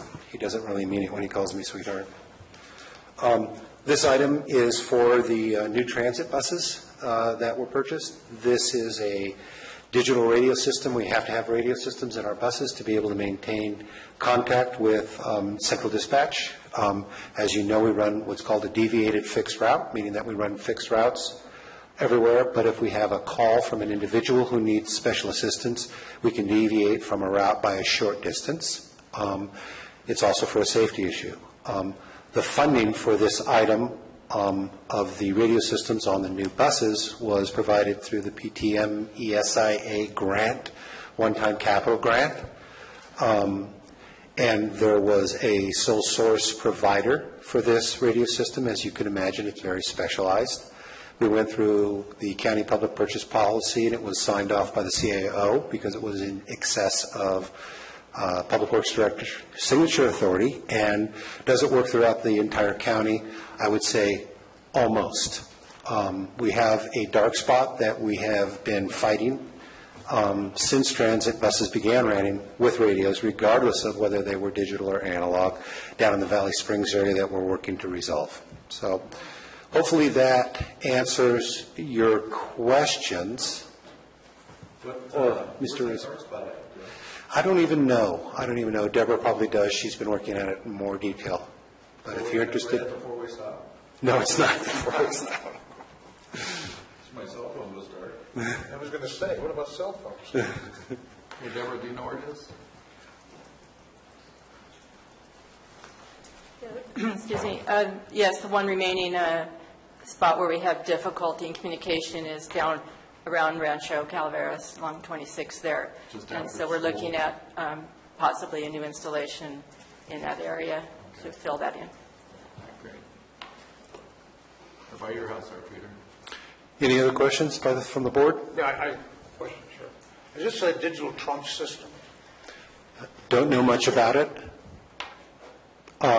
We had a couple of choices. We had sole source vendors for a number of them.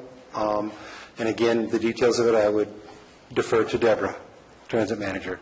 Okay, and is there a monthly charge per unit lease or service charge?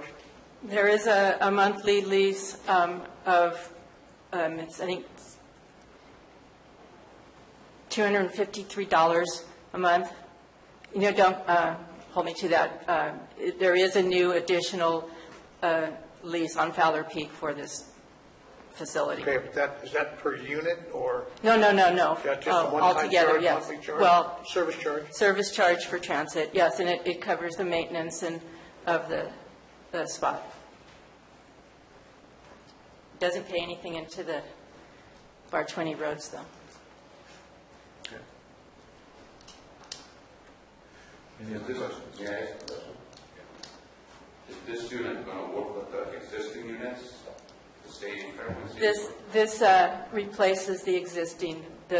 We had an analog, and this new system has replaced it, and it will have all kinds of new potential for data delivery, and it's working a lot better in other places, up Highway 26, up towards Glencoe area there. There's a lot of unexpected advantages to it. Okay, so this is going to be an older system? It is. And you're going to recover some funds from the old system because, sell it, right? If you're buying.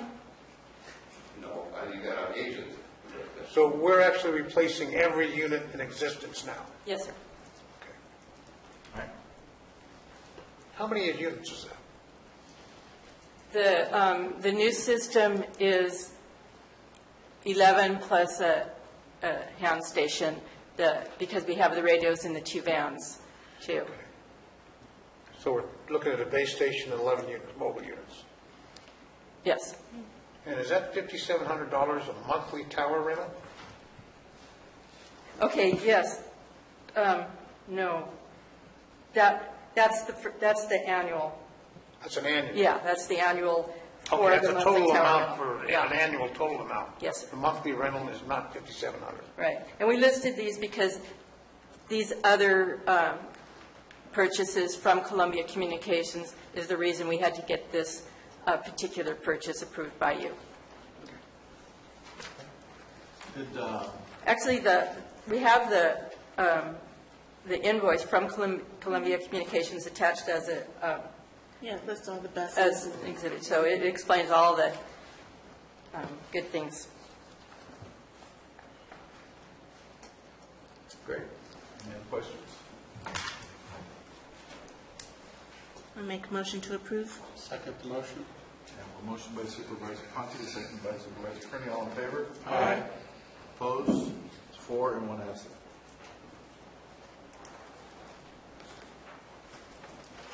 Number 21, Diane. Item number 21 is from Technology Services. It's to approve the First Amendment to the Professional Services Agreement between the County of Calaveras and Patriot Consulting for identified IT infrastructure project needs in an amount of $62,600 for a not-to-exceed amount of $112,600 and extend the term of the contract to December 31st, 2016, and authorize the board chair to sign the First Amendment. First question, was this put out to bid? And it's an awful big soft stuff over here between $62,000 and eventually $112,000. There's no bid. I mean, maybe they really need it, maybe they're best. But we do have a big communication problem in this county for many reasons. And this is a different company than a Columbia company. And my next item is going to be a question also. Spending a lot of money, and maybe it's everybody wants to protect their turf, but we do have a major overall county problem in communication. And I would like to see it addressed, not piecemeal here and there, and they won't be able to coordinate and cooperate with each other, connect with each other, and be back to the same place as what we had a problem with the fire. But I'm sure there's a good reason for it, so I'd love to hear it. Sure, happy to help. Stan Moore from County IT. So the difference between the $62,600 and the $112, that's $50,000. That was part of our annual budget that was set up going into this year. So we had a $50,000 purchase order for Patriot Consulting to be working with us. This is for an individual who is associated with Patriot Consulting. Patriot Consulting is actually a company that's out of Boston. This individual lives in the Sacramento area and has been working with the county as a certified Cisco engineer, an expert level, since the jail project went in. And he has worked with us on an ongoing basis since that time. The $62,500 includes $50,000 that was documented as part of the network upgrade project. And at that time in December, we said eventually we would be coming back when it got closer to the work that we would be doing with him and asking for a purchase order for that amount that was approved in that project. $5,400 that we talked about today is part of the telephone upgrade project for work that the resource will be doing. And $7,200 for a project that was under the $50,000 threshold that has been worked on to provide microwave radio communications between HHSA and the rest of the county. So those are the three areas that add up to the $62,600. The original $50,000, that purchase order was set to expire at the end of July. We will still let that expire at the end of July. The other funds we are asking to expire at the end of the calendar year for those three projects. Any questions? Yes. Sure. If this guy is good as you say you are, and I'm not doubting it, why can't you get this guy to work it with the public transit, with the fire department, with the cops, and get the whole thing all together instead of having a whole bunch of different... Right. Is that a possibility? I'm asking. Well, not with this particular individual. He works primarily with Cisco Communications, Cisco Networks. What you're talking about with communications issues has been brought up before by the board, and with questions to be able to take a look at that. So, for example, we are working with the sheriff's office right now on looking at the ways that we communicate with the cars. Do we continue with radio communications? Do we move over to cell? So, yeah, we have not been working with the fire district specifically. Right. You can solve that problem. Right. Yeah. Not trying to give you a hard time. No, that's quite all right. Okay. Yeah. Any other questions from the board? No. Thank you. Question. Mr. Moore. Yes, sir. This speaks of a GIS system. And that's the next agenda item. Oh, that's the next. I'm happy to speak to it. So on this, I know that there's plenty of opportunity out there for communications. I was talking to Ron Mobley the other day, and he's thrown some stuff around too. And I think it's a really good idea that we explore that as we move forward. I know that in our hazardous mitigation plan, I think Brian updated part of that with the information technology and the things that we need to improve our communications in the county as we move forward, because we know we have issues here. And, but, you know, it's really expensive, a lot of it. And so the idea is, you know, what resources can we use, and can we combine resources within the county, for sure, to, you know, between the water districts, the fire districts, the police, you know, everything that is possible to get our biggest bang for the buck, and to make sure that we're all able to help each other out, and even maybe to combine resources with, like Amador or you know, Tuolumne County next to us in some cases. So possibilities just have to be explored. We are moving in that direction, and it just doesn't happen all at once. Right? Okay. Anything else, Peter? I thought you guys want to vote. I'm going to bring up another issue. So. I thought you were going to talk some more. Well, hey, listen, you guys want to go home, don't you, one of these days? Point. Have a motion, please, on this? I move to approve. Okay. I'll second. Motion by Supervisor Kearney, second by Supervisor Ponte. All in favor? Aye. Opposed? All right. Peter, number 22. Yes. Do you want me to read it for the record? Yes, please. Item 22 is from Technology Services. It is to approve a transfer of funds from Information Technology to GIS to fund one GIS technician attending annual conference with the vendor for our GIS system, Esri. First of all, I'd like to know what having this meeting is. It's going to cost you $3,000. Just take the whole family to a slow boat to China. That's one thing. I don't know who's sending it, so on, but this communication problem in this county, forgot to mention the fire dispatch. If people would realize how much it's costing to work through Cal Fire, they would riot. But I'd like to know how it's justified, $3,000 for a gentleman or lady, whoever it is, equal opportunity, to how long of a conference? What are we going to get out of it? I mean, for $3,000, one of you guys might want to go. Is it in Vegas? Thank you. Stan Moore, County IT. The conference is in San Diego. It is a conference that Esri has every year. They are a key vendor for us with GIS, and GIS played a significant role, as we know, during the fire and the recovery. This year is a particularly important year for us to go. We are looking at upgrading our license to be current in the next few months, and this is a really good opportunity for us to find out in firsthand cases with a lot of workshops. It's a week-long conference. That's part of the reason why the cost is as expensive as it is. It's in San Diego. Hotels are expensive in San Diego. Airfare is expensive getting to San Diego, meals, and so on and so forth. The cost of the conference itself, because of our license, we actually do not get charged for conference fees. We typically send at least one person. There have been years in the past where we've sent both GIS technicians. We've decided to limit that to one.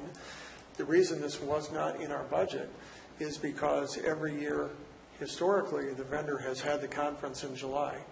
This year, they decided to move it up a month and have it in June. So we've already used our conference funds for sending someone at the start of this fiscal year. We have some salary savings on the IT organization from a delay in hiring. We're going to transfer those dollars from IT to the GIS budget to be able to accommodate this attendance at the conference. Question, Mr. Moore? Yes, sir. How long is the conference? It's a week. 1 week? Yes, it starts on Sunday and ends on Friday.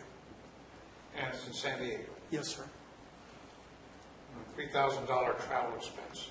Well, the hotel itself, by the time you add in all of the fees, is upwards of a couple $100 a day. Yeah, I was going to say about that. Yeah, and probably even more. And then, okay. Unfortunately, that's probably not out of line. Yeah, I think that this last year, the same gentleman going, and he's pretty conservative with what he does, it was about $2,400. We just don't want to end up in a situation where we go over it. We don't think we'll spend that full $3,000. But okay. Can I have a motion? Move to approve. Okay. I'll Motion Motion by Supervisor Kearney. Second. Second by Supervisor Ponte. All in favor? Aye. Thank you. Opposed? So 4-0. One out.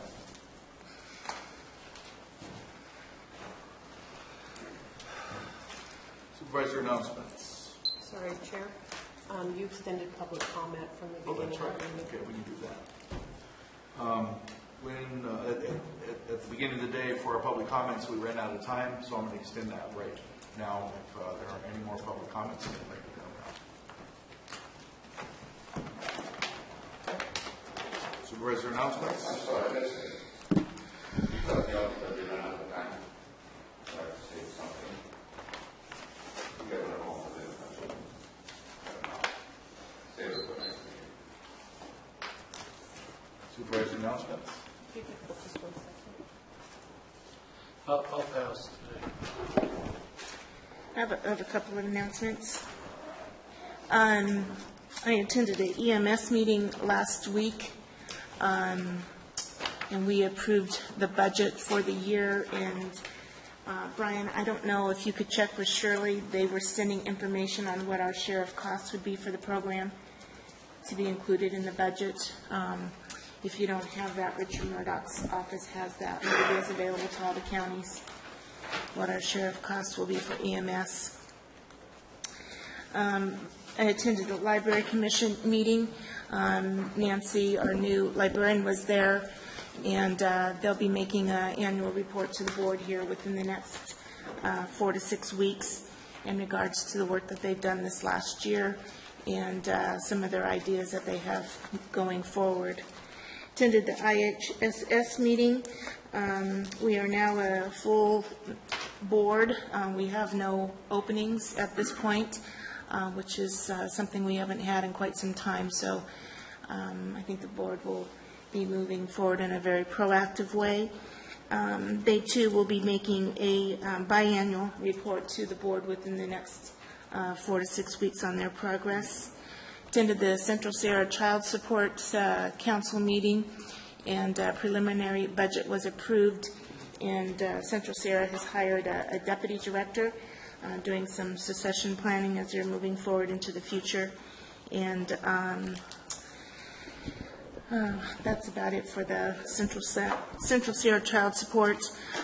Week and a half ago or so, my counterpart, Supervisor Kearney, and I, along with the delegate committee of COG, went and visited with Assemblyman Bigelow, talked about transportation funding. There's a crisis at the, in the states in regards to lack of monies, and we have I forget how many hundreds of thousands of miles in California that are just deteriorating.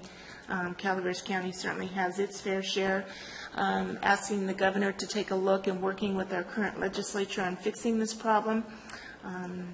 Many factors are going into the equation as to why we're not getting the monies going into transportation. But one of the things that this delegate committee feels important for COG to consider and bring forward and do some initial studies, et cetera, is to look at how we can be more of a self-help county in regards to our transportation funding. So that'll be forthcoming and discussed, I'm sure, over this next 6 months to a year.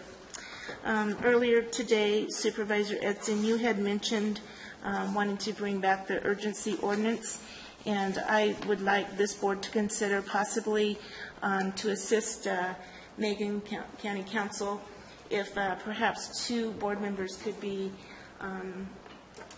appointed, blessed, I don't know what the right word is, but 2 board members be able to work with county council in seeking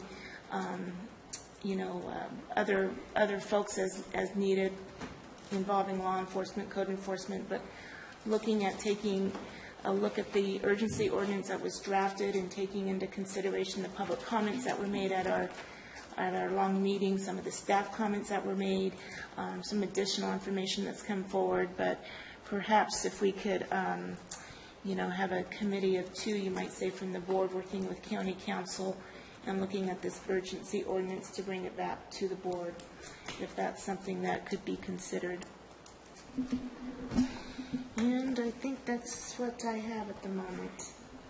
I would just recommend that it not be a formal committee or an ad hoc committee, because ultimately that is action, and that item is not on the agenda. So certainly if the board can take a poll if they would like 2 supervisors to work with me, and I'm happy to work with those supervisors between now and next Tuesday. Okay. And that's all I have. All right. So let's take a poll. Well, I'm interested. Yeah, I know Debbie is. I'm interested as well. I agree. Sure. What? You're interested or? No, sure? go ahead. I think it's a good choice. All right. Thanks. Thank you.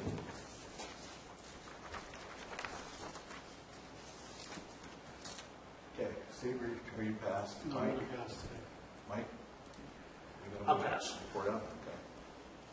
I'll make it quick. 419, I went to Common Grounds for the CSTAC meeting. It's always good to learn more little extra things about what's going on with these different groups, and this had to do with COG and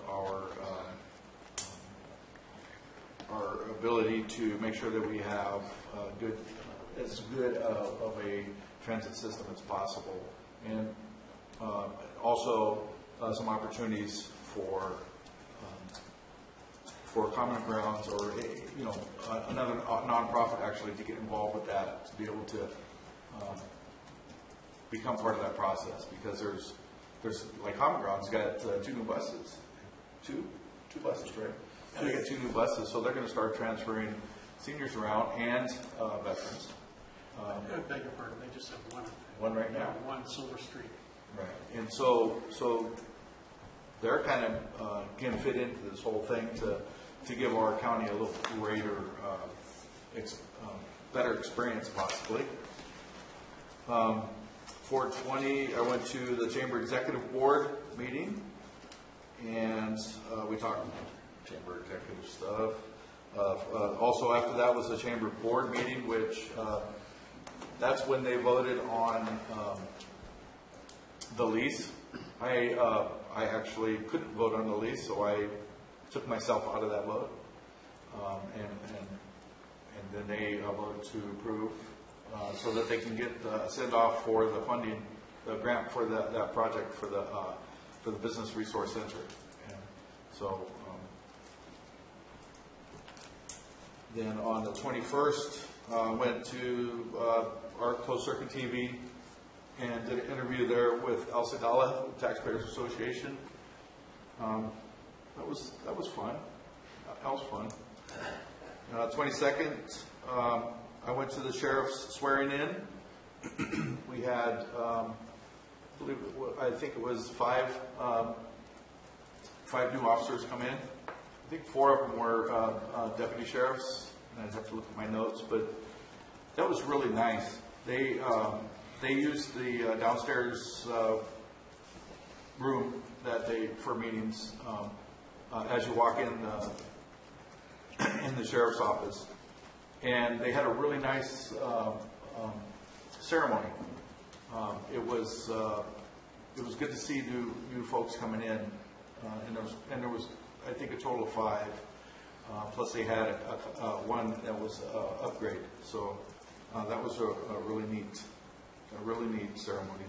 Captain Macedo did a fantastic job. Captain Ballard is the one that put it together. He did a really good job of putting it together. On the 23rd, which was last Saturday, I went to our first Calaveras Has Talent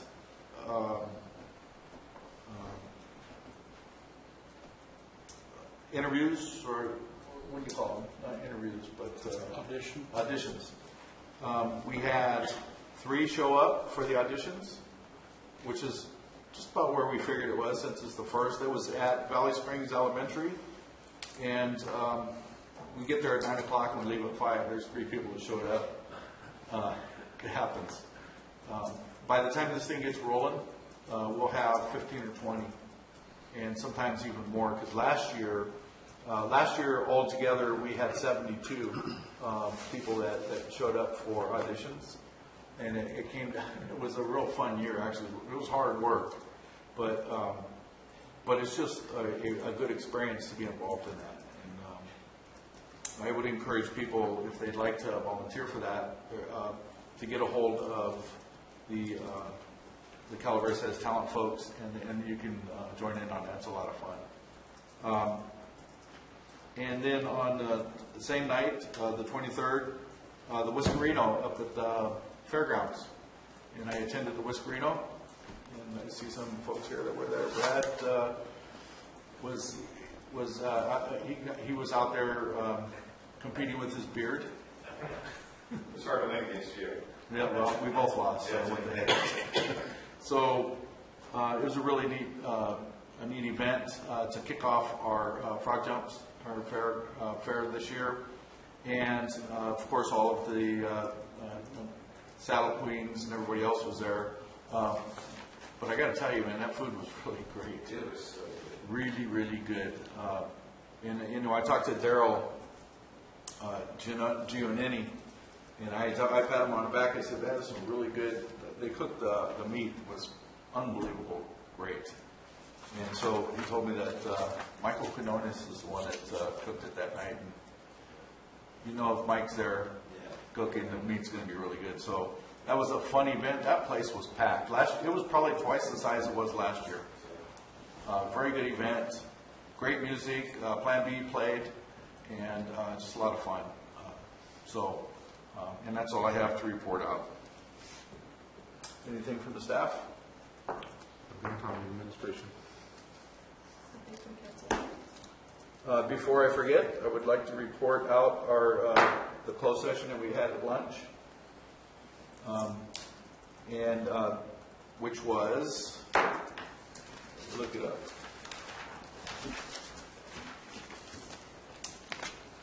Conference with legal counsel, anticipated litigation, initiation of litigation, one case pursuant to Government Code Section 54956.9D4.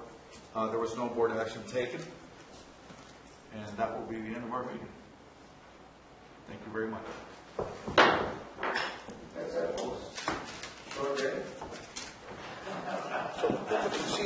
Might be short for you.